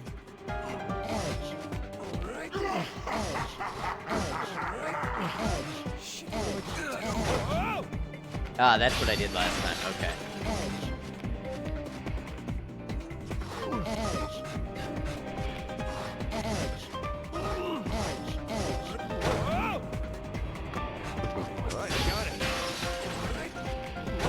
Oh, come on.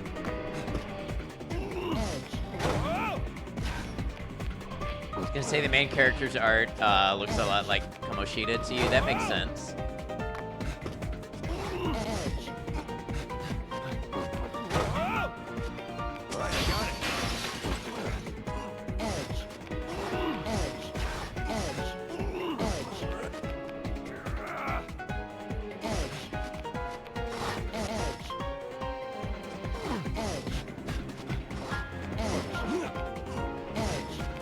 This game is made by Atlas, who makes the Persona games.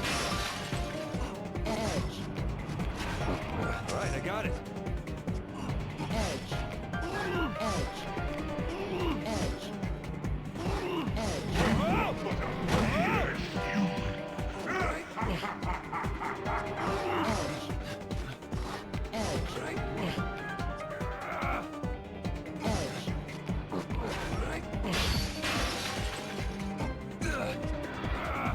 Makes even more sense if this is an Atlas game as well. Yeah, absolutely. Same composer too, which is why the music is so good.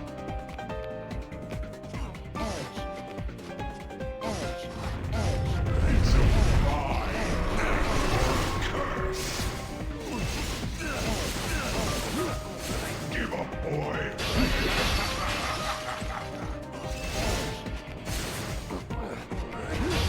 I am the morning star.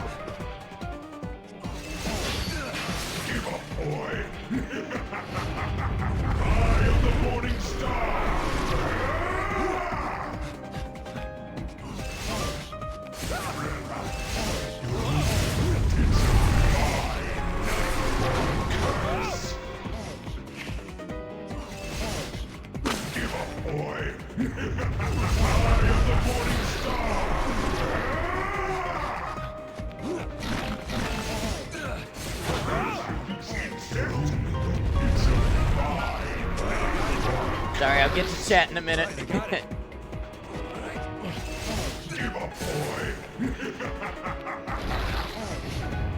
I am the morning star. It's a fine night. Curse.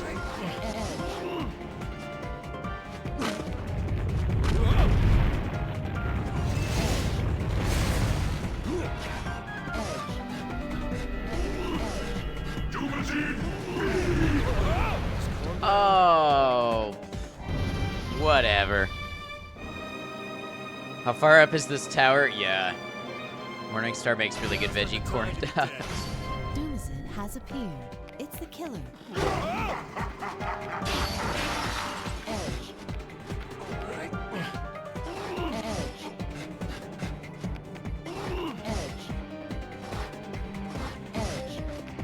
Alright, I got it.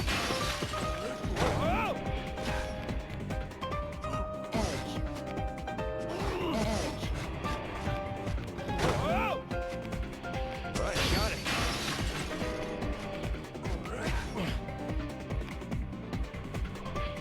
I don't remember what I usually do here.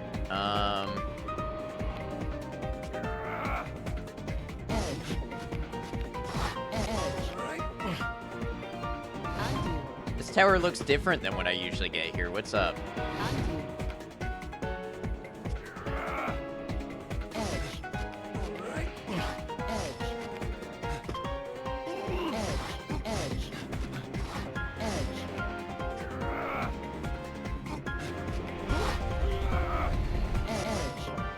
Heading to bed. Have a good one, cemetery chick. Seriously, what's different here?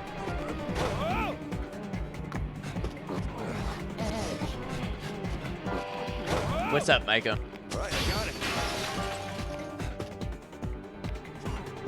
Oh, is it the way I approached it, maybe?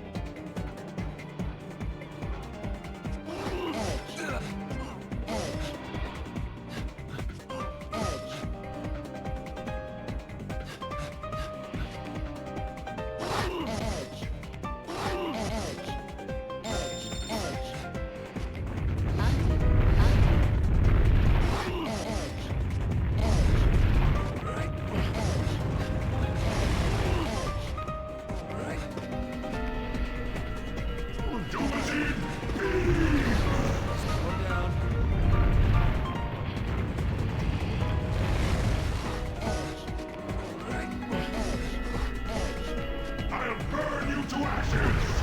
Can't die here.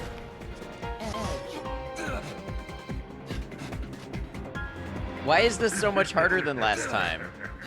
I'll put you out of... What's going on? It's April 1st on my time zone now. May you rest in peace. Now's not the time to be dead. Doomazin has appeared. It's the killer.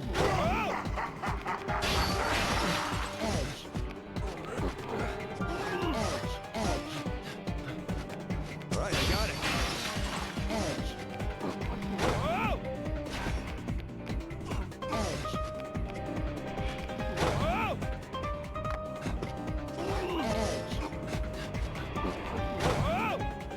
Right, I got it.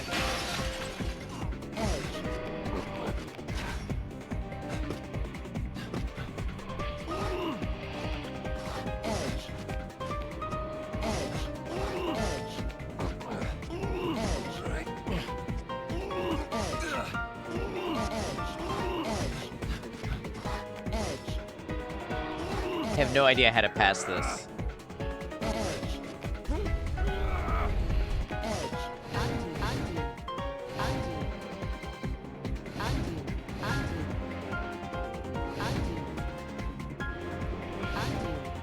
Something is different and my brain can't figure out what.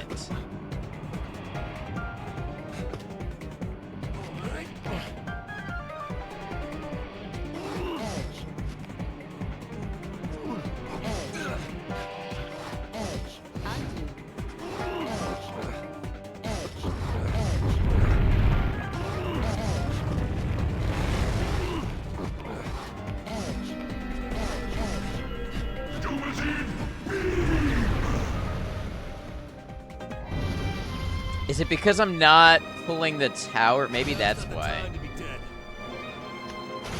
Doomazin has appeared. Calm down. It's the killer. Do not die. I don't know if this is a vital part of it. Like it changes the way things fall, maybe.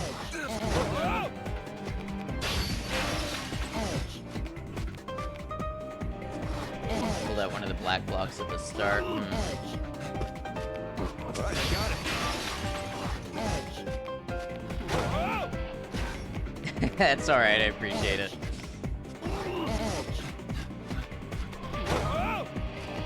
Right, I got it.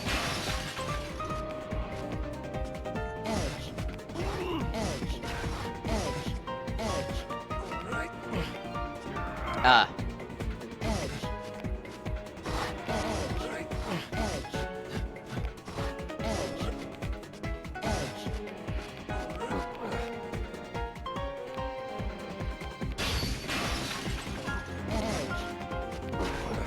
Right, I got it.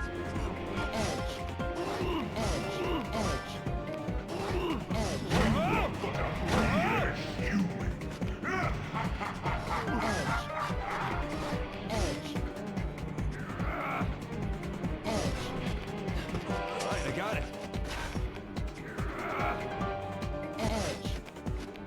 Just give up!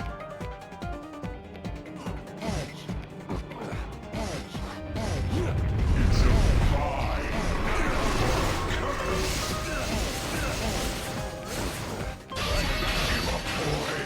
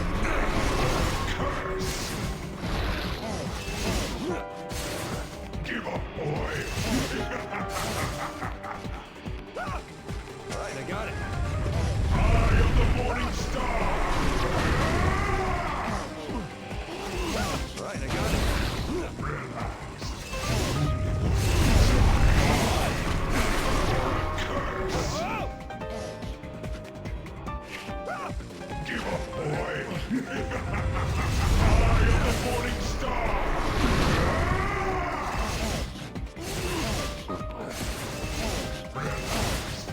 You're going to die. Insect! Right, I got it. It's a Right, I got it. curse. Give up, boy.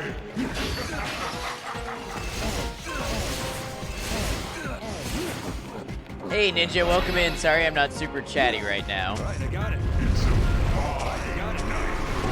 curse. Right, I got it. Right, I got it.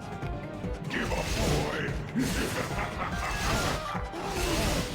Is this the same guy with the gun? It is. I am the Morning Star.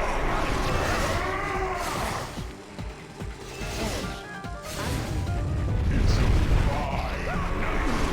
curse. Give up, boy. Pause. Ninja, thank you for the Prime sub. I appreciate Chatty. you. Smile. Chatty, I appreciate that. Thank you for being here. Thanks for all your support and everything. Stream literally wouldn't come up for you, but it said I was in Discord. Weird. Hope it's going well. It is. We're on the final boss. You dare resist a god?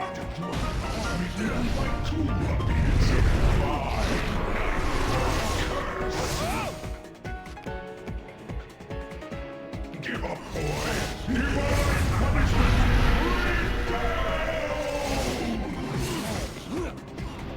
You dare resist a god?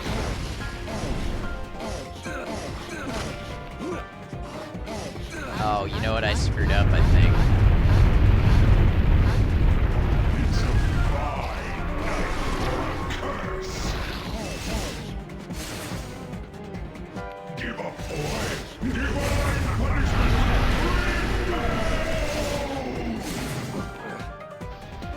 You dare resist a god?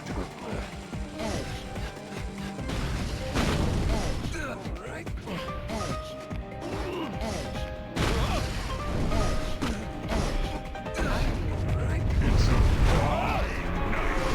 a curse. Give up, boy. Divine punishment.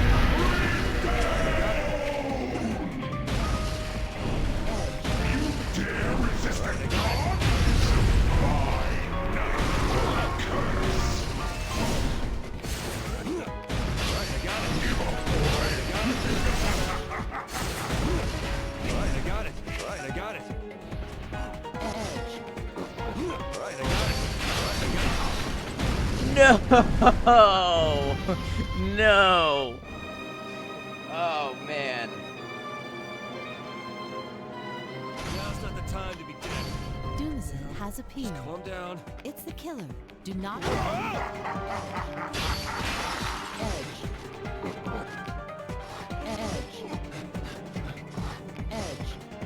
Right, I got it. Whoa! I'm moving with a purpose, too. Whoa! Right, I got it.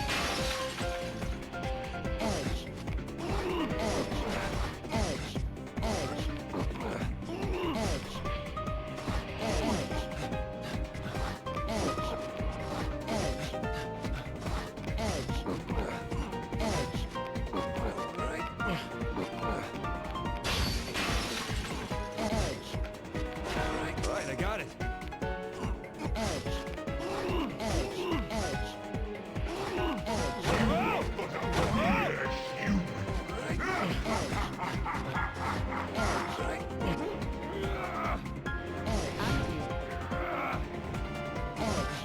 Thank you for all the Right, I support. got it. Just give up.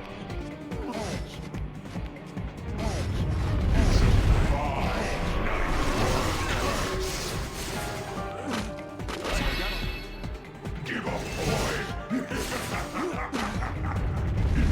fine Wow, I hated that.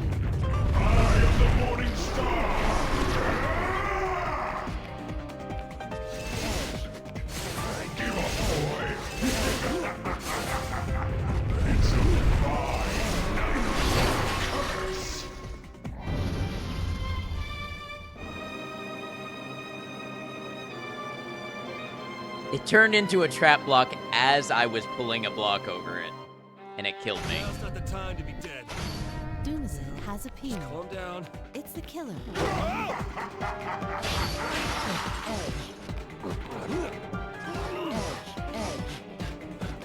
Alright, I got it.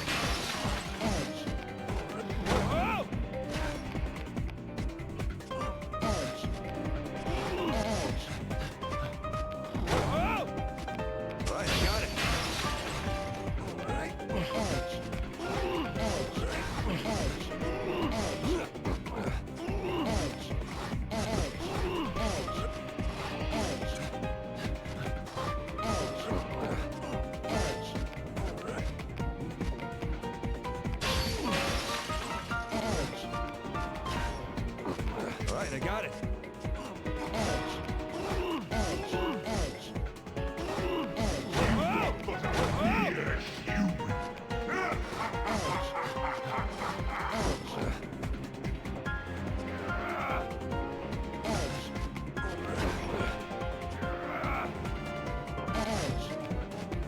Just give up.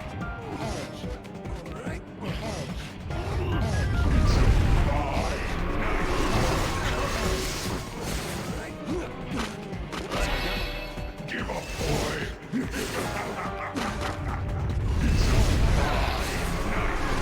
Curse. It's a fine night for a curse. Give up, boy. What do you mean?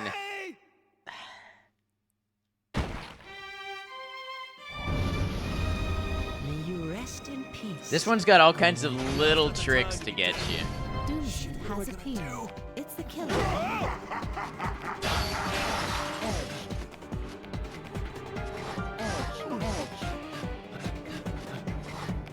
Alright, I got it.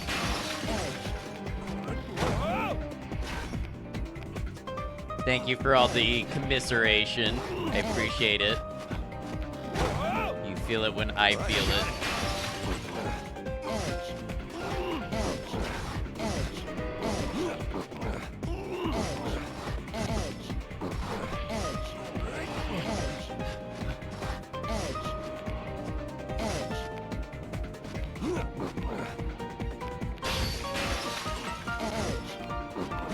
Alright, I got it.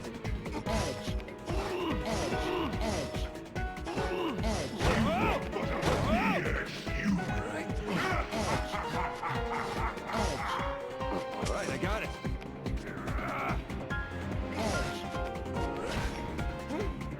Nope, that was the wrong way.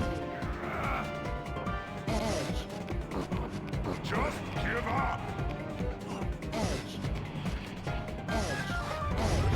It's a fine curse. Give up, boy. I am the morning star. It's a fine curse. Give up, boy. Got it.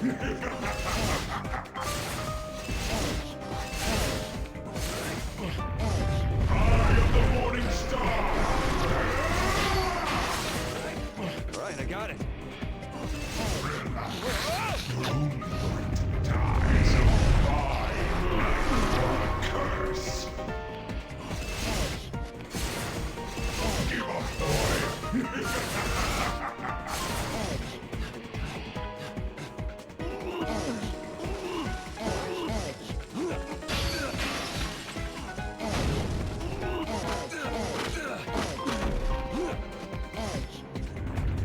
I am the morning star.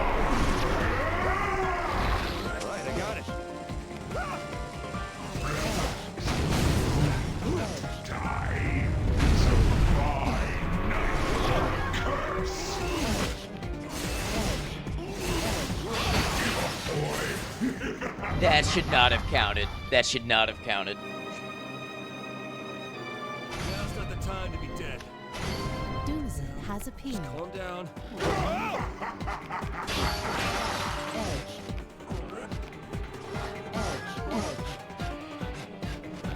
Alright, I got it. The guess, yeah, it was.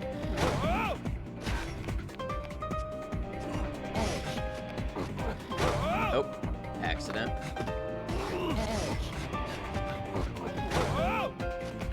Right, I got it.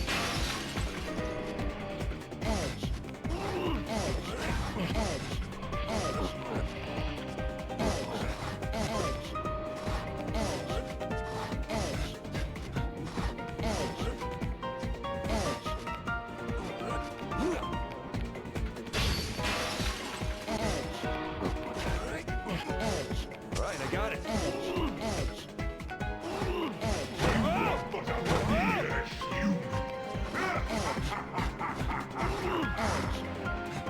Right, I got it.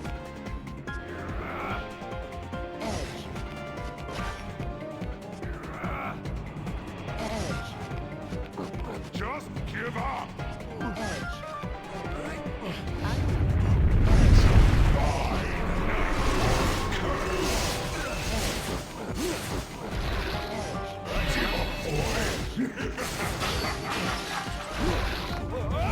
It's a fine curse. Relax. Right, I got it. I am the morning star.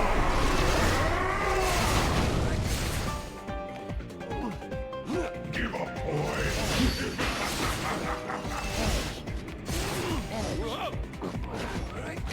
Right, I got it. It's a fine curse. Relax. You're only I am the morning star. Right, I got it. Give up, boy. Right, I got it. It's a fine curse. Relax. You're only going to die.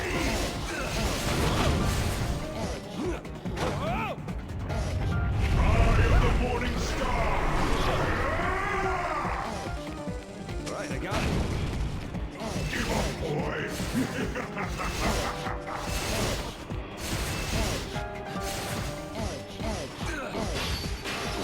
Curse you, insect. Right, I got it. It's a fine curse. Give up, boy. I am the morning star.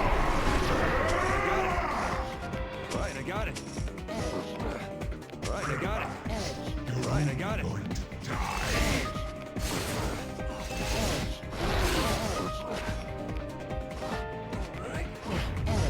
It's a fine curse. Right, I got it. Give up, boy. Divine punishment. Bring down. You dare resist a god? It's a fine curse. It's a fine I am the morning star. I am the morning star.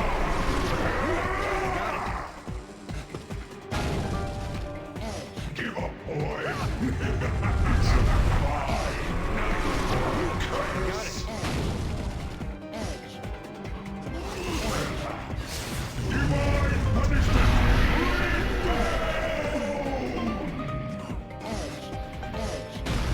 No, that's not gonna work. It's a fine curse. Give up, boy. Divine punishment. Not to make me lose my cool. You dare resist a god? It's a fine curse. Give up, boy. It's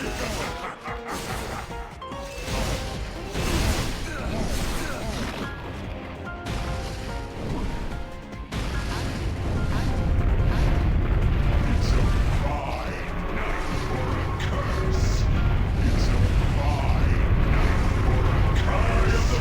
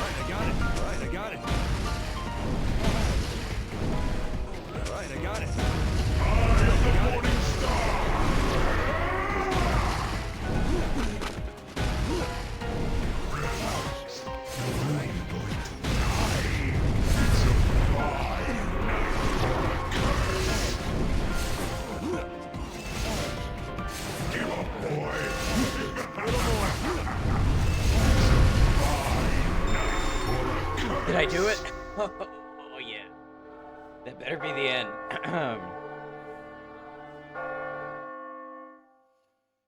Oh, and I did it perfect, 2 perfect combo, unbroken.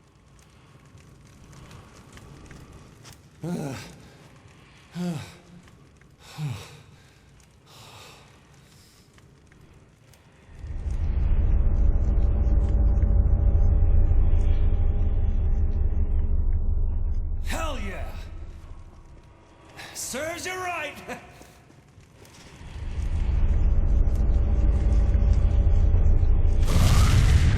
I can't believe it. Ah, sucks, don't it? I win, Mutton. I can't lose. No, you'll never win, you bastard. What are you, stupid? I already did beat you. Shut up! You're an even bigger fool than I thought, you little wretch. You're not going to prevent me from saving your race by being stubborn. Hell yeah, time for more Is that cheating. still what you think? Look, men and women, they're more complicated than you think. You're just being selfish. All right, Mutton. What I want doesn't really matter. I mean, people's lives aren't planned out for them. There's no roadmap. Despite what you may think, we don't need any hurting. I mean, I can't claim to be the greatest guy in the world or anything, but I am human, and I'm free to choose how I live. You insolent little man. Well, thank you, but I still won. You made me go through these stupid dreams night after night. From now on, my life is my own. Stop it!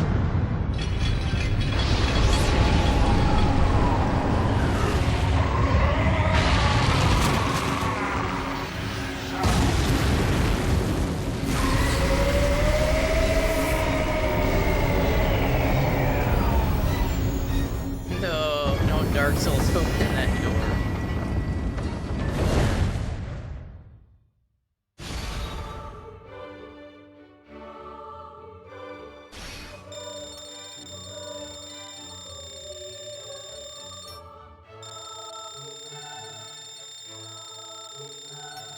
Congratulations on a marvelous feat. A silver I never thought you would prize. Scale the Imperial.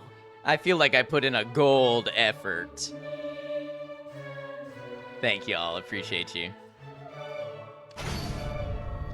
Ready to get our reward?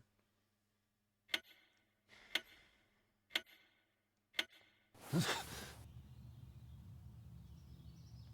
gold tier for sure.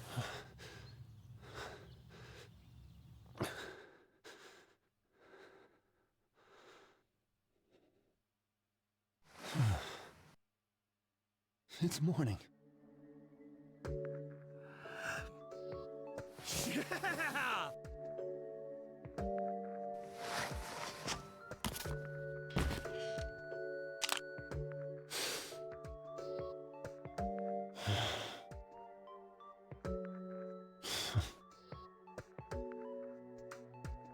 All right.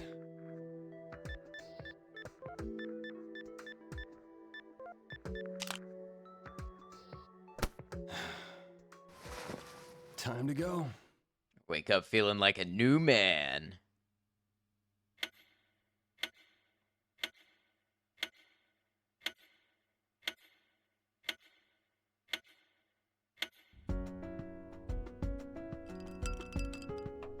Hey, what's going on? Orlando sent me this text saying that we should all get together since it's been a while. And the bartender came and picked me up himself. What gives? Yeah, I'll explain that in a second. But first, thanks for coming. So where is everyone? Why is it just us here? I had Orlando text you. I wanted to talk with you myself, but you wouldn't answer any of my calls.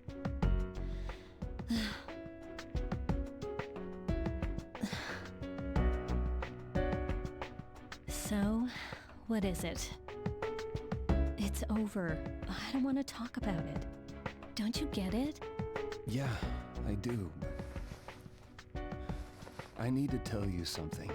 Why am I putting up with this? Vincent.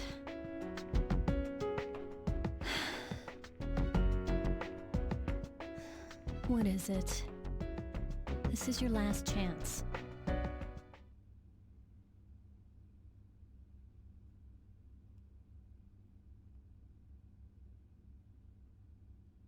It was all an illusion. Huh? What was? My cheating. Huh? There never was another woman. Are you kidding? I'm not gonna believe that. Oh I god, know the it's worst hard thing to believe, possible. But I'm telling you the truth. I never cheated on you. Don't be stupid. I'm serious here. I was losing it, and I thought I was cheating. I know, it all sounds like bullshit. I was driving myself crazy too. I mean You that's a sweet problem idiot, in you and of learned itself, nothing. but Hey, are you serious? it's all true. My friends and the boss here showed me that it was all in my head. You don't expect me to believe this. No. I just didn't want it to end with a misunderstanding. That's why I had you come here. No, that can't be true. Then that means because of that, You're lying. It's not a lie. Johnny, Orlando. Long time no see, Kay. Sorry. Don't sweat it. It'd be hard for anyone to believe a story like that at first. Yeah. We didn't believe it either, until we heard from Erica. Besides, if this fool really did cheat on you, well, we wouldn't help him out like this. About the illusion. Allow me to explain. You? What the heck? What's going... You see...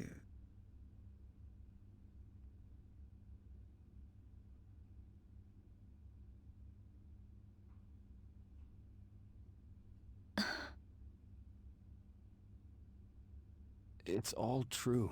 Please, believe me.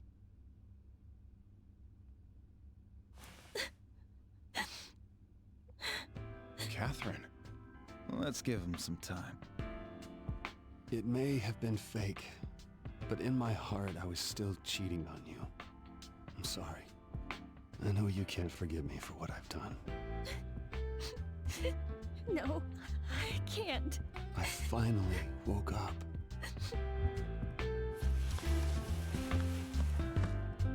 I was worried about how my life was going. I thought everything was being decided for me. I was being tossed about by the world. I had so much stress. But after you dumped me, I figured it out. My life has no meaning without you. Why are you telling me this now? You're emotionally invested. So I'll never regret You know the not game. telling you. I will hold you dear for the rest of our lives. Will you marry me? Catherine, I love you. This is so sudden. I don't mean now. Someday. That's not what I meant.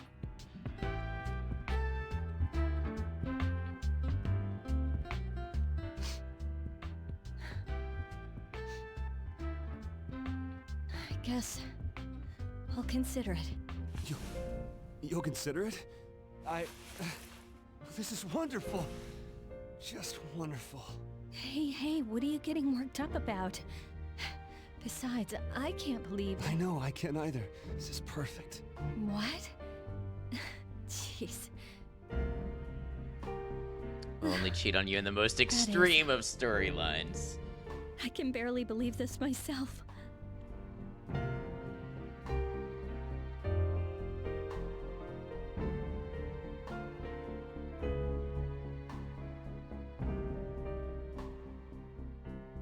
Hello, everyone. It's nice to be able to see you again. How'd you enjoy the show? A perfect escape from the terrifying nightmare. You led Vincent out with your exceptional skills. Even Right, Big Hair. Astaroth, the mastermind behind the nightmares, was amazed. Did you happen to notice the central conflict that this game's masterful creators placed at its core? Do you want to live a comfortable and steady life? Or do you secretly long for a free life, full of excitement? In the nightmare, Astaroth said that there is no right way to climb the tower.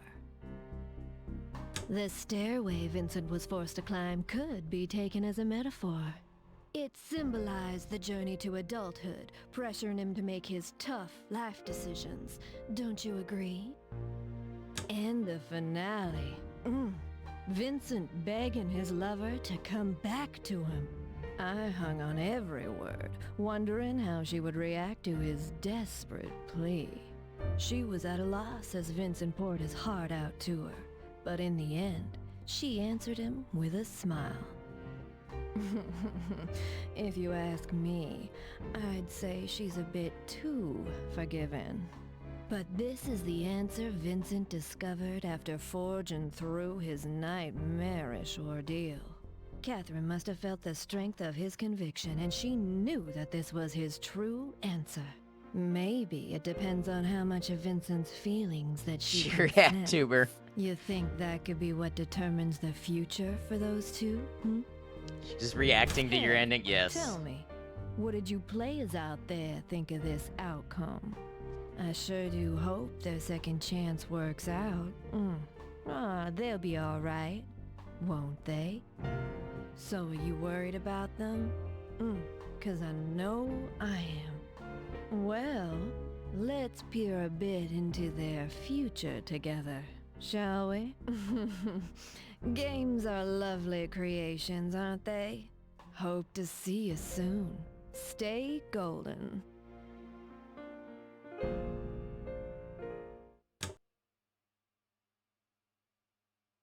Here it is. A few months later. Testing 1, 2, 3.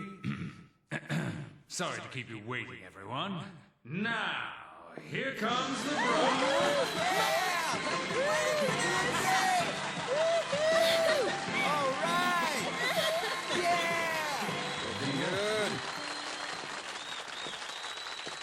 To the couple's eternal happiness, folks. A toast.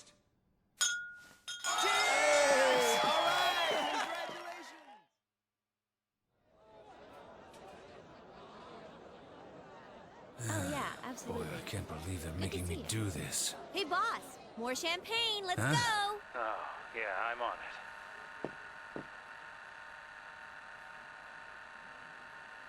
You know, I've been thinking, maybe I should start looking for my own soulmate. Toby, you idiot! Don't record me without telling me! Come on, what's the big deal?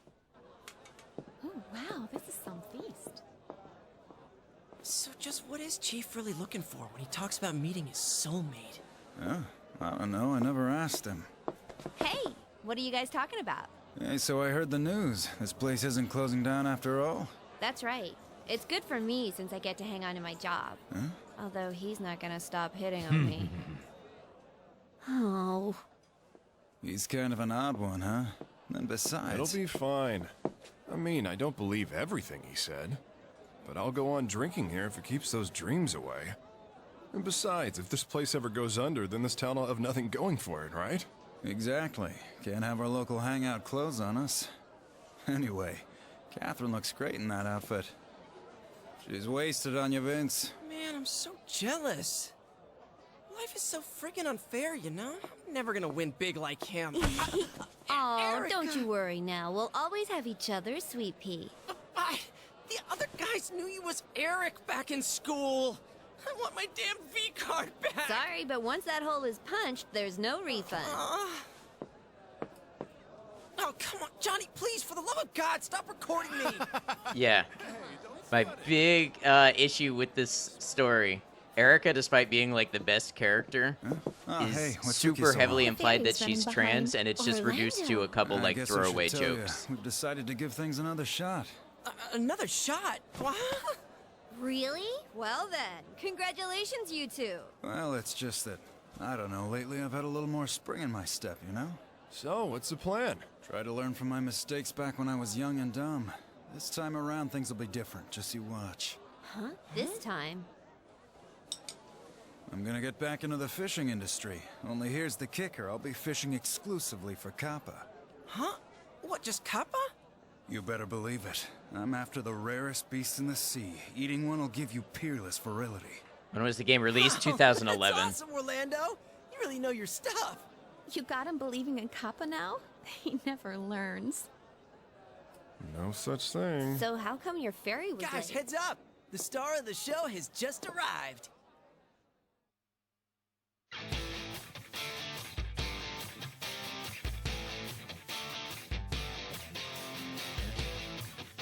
Yeah, no, I don't know that it's ever explicitly stated, but Erica was known as Eric back in school. When she talks about joining wrestling, Vincent talks about how it would be impossible, she wouldn't be allowed. When she and Toby gets together, he mentions that it was different than he expected, and the other guys are about to say something and they get cut off. There's a bunch of remarks like, you know, oh, not like you, you know, that sort of thing. Erica has the nightmares, which, you know, is possibly implied that there's something going on there since only men get the nightmares. Like, no, it's very heavily implied that she is trans. And I think she's one of the best characters, but they don't treat it well. This is a very common anime trope to treat trans people as gross, and it's so sad. It's not something I've seen a lot of, but... You know, it's super common, times do be changing, but it's gonna take forever, right? Also, with some of the names being very literal, you could say that Anderson is also a hint, because Anderson being the son of somebody. Like, Catherine, Catherine's last name is McBride.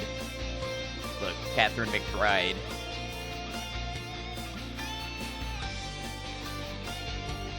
Oh, Yuri Lowenthal did several voices. Interesting. I know Laura Bailey was in this.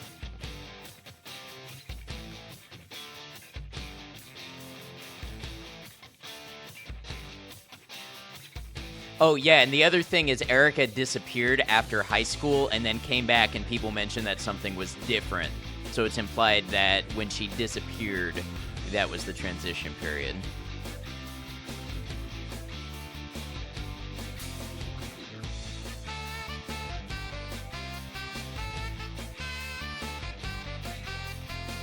Well, what did we think of Catherine?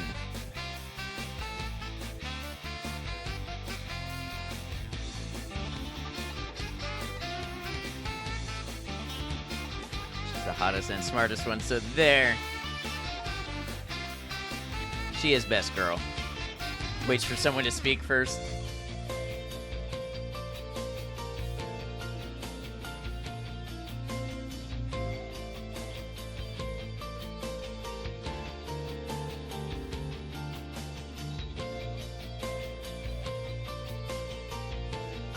Certainly one of the games of all time. I really enjoy it. For all its warts and flaws, I really enjoy Catherine. You glad that it, like, wasn't particularly mean about it, at least? Yeah, it's usually way worse. I mean, they do accept her and respect her and things like that. I just, I think it could have just not been reduced to a couple, like, uncomfortable throwaway jokes. And apart from that, wow, what a game, Edge, Edge, Undo. It's a game that's going to stick with us forever now that we have those emotes.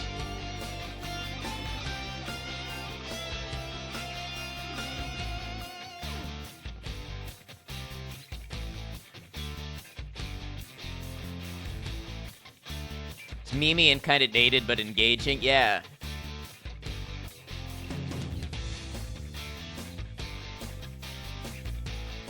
This is probably my least favorite song in the whole game, though. Most of the music is really solid. I don't vibe with this one as much.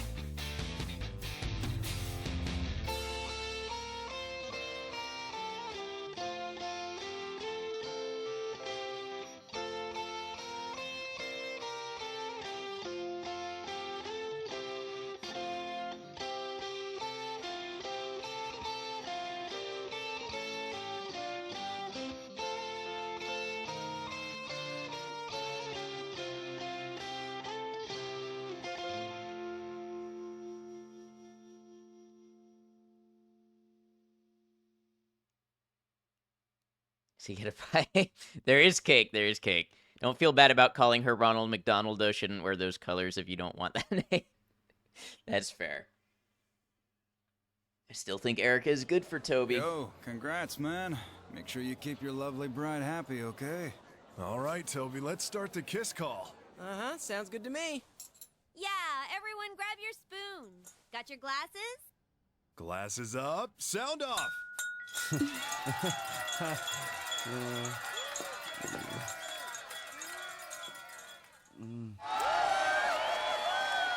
That was barely anything. I love you so much, Vincent. Hate this at weddings. I've only been to like one wedding, I think, in my life. You, Catherine. Start a new life. View the true lover ending. I know about Catherine. Yeah, the kiss, it was kind of weird and awkward. That's alright, who am I to judge? Alright, I unlocked Coliseum mode. Well, that was Catherine. Thank you all for being here and being a part of it. I know I really enjoyed the playthrough. I enjoyed the time with you all. Good job, thank you. I think it was fun seeing you all react to the story and the theories start to come up and everything. Full Paragon, basically. So, as you can imagine, there's like a total polar opposite ending you can go for. And then there's some really wild ones in the middle that, like, I don't want to give them away. Especially if anybody thinks they might be interested in seeing them. But the endings get really wild. That's like the most basic, like, resolved ending. Interesting, might buy it. If you have a Switch or a PS4 or something, there's a new version called Catherine Full Body. It adds a third Catherine. That's not a joke. It adds a third Catherine and a bunch of other stuff to it. That's just not available on Steam. For some reason, Atlas is terrible about PC ports. It was amazing, wish you caught more, but loved every minute you did. Glad to have you. Kidding? Women's wrestling? Snap out of it! You've been spacing out left and right. I had fun tonight. All right, I think we can go ahead and close this out for the night. Thank you very much.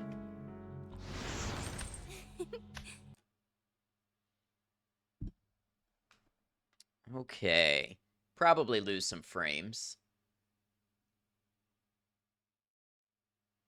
Stories read. Catherine K-Atherine, not C-Atherine, K-Atherine married. Stream successful. Thanks for being here. Thanks for being a part of it. Thanks for hanging out while I read stories for 2 hours. I never would have thought that I could do a 2-hour story reading segment on stream and you all would be here for it, so really appreciate that. Thanks for all the contributions towards the TwitchCon fundraising. That's why we did the story reading, and it was a great time. It's looking like I might be back on like tomorrow and Tuesday. I'm not quite sure. I'll try to get a schedule out in the Discord. If anybody would like to join the Discord, that's where I post my schedules first. We talk about the upcoming games we're going to play, hang out with the community, share memes, all of that sort of stuff. We'll let you know what I'm thinking on there. Tomorrow, if we stream tomorrow, most likely will be Silent Hill Homecoming. That's the other game we've been playing. And I'm not sure what I'm going to do next. We've got Metal Gear Solid and Rising. We've got Devil May Cry. I kind of want to do another playthrough of Frost before it goes offline because the mod pack is losing support. So I don't know. There's a variety of things that we might look at doing in the coming times. But until then, it is the end for today. Let's see who's online, who we're going to give a raid to.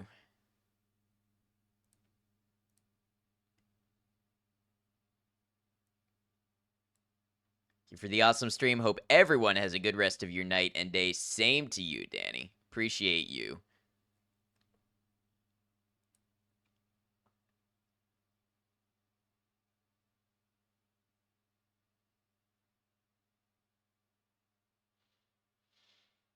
All right. I appreciate you all hanging out while I take a look at who is online, as well as my recommended. I do like to try to meet new people with raids occasionally, so I do like to check out who's in recommendations and who my viewers watch and that sort of thing. So thanks for hanging out while I have the time to do that.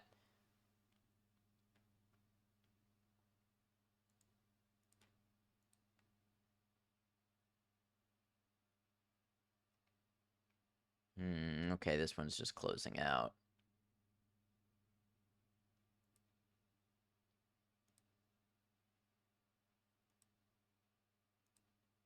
Also, if anybody has a recommendation for someone new for me to meet, definitely feel free to drop that in a whisper. Doesn't mean necessarily that we will raid them, but I will check them out. Does anyone else accidentally nod and realize he can't see it? They do that. You can now rest easy knowing that chips keep you safe. Slugman screams forever. Cyberpunk Dolphin has weekly fresh saltwater, and love always wins.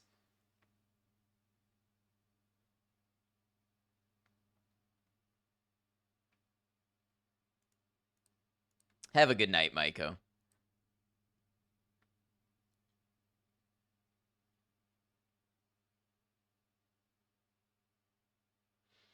Catherine is a weird category because I feel like not a lot of people have heard of it, and there's like nobody playing it. There's nobody else in English playing it right now. So it's like, okay, what do you rate into from Catherine?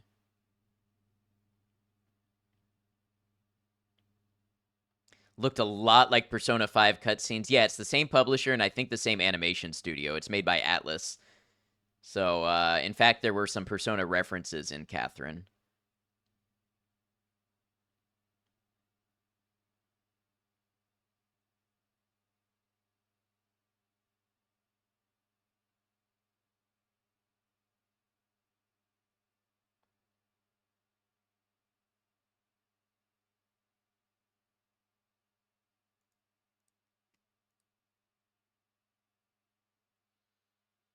Other Atlas games, of course, sure, they're all similar to Catherine. Not in gameplay, but in, like, aesthetic and stuff and animation, yeah.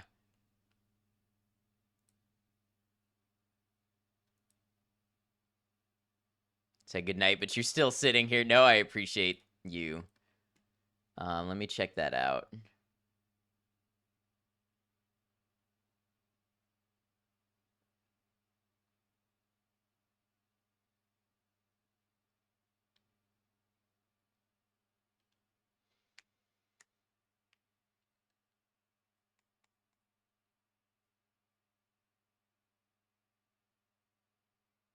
No, we haven't, Maiko. We can do that. That sounds good.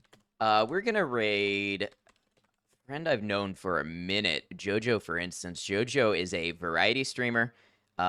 She plays a variety of games, a lot of RPGs and things like that. Jojo was an Xbox streamer for a long time and just recently got a gaming PC and is now playing Skyrim with mods, PC mods, for the first time. So we'll go over and we will see Jojo. Raid message, we're just going to say, Ad Noctum 1 love. Does that work?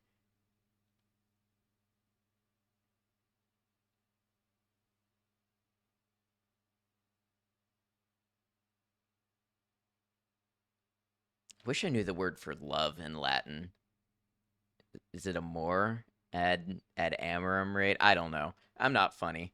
As in one love or one love? Yeah, one love. As in to win. Yeah, we'll just do an ad noctum raid.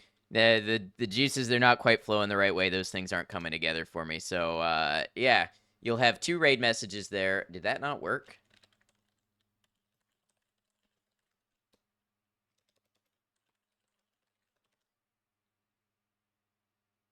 Whoa, there we go. Our juices are flowing. We're not going in with that.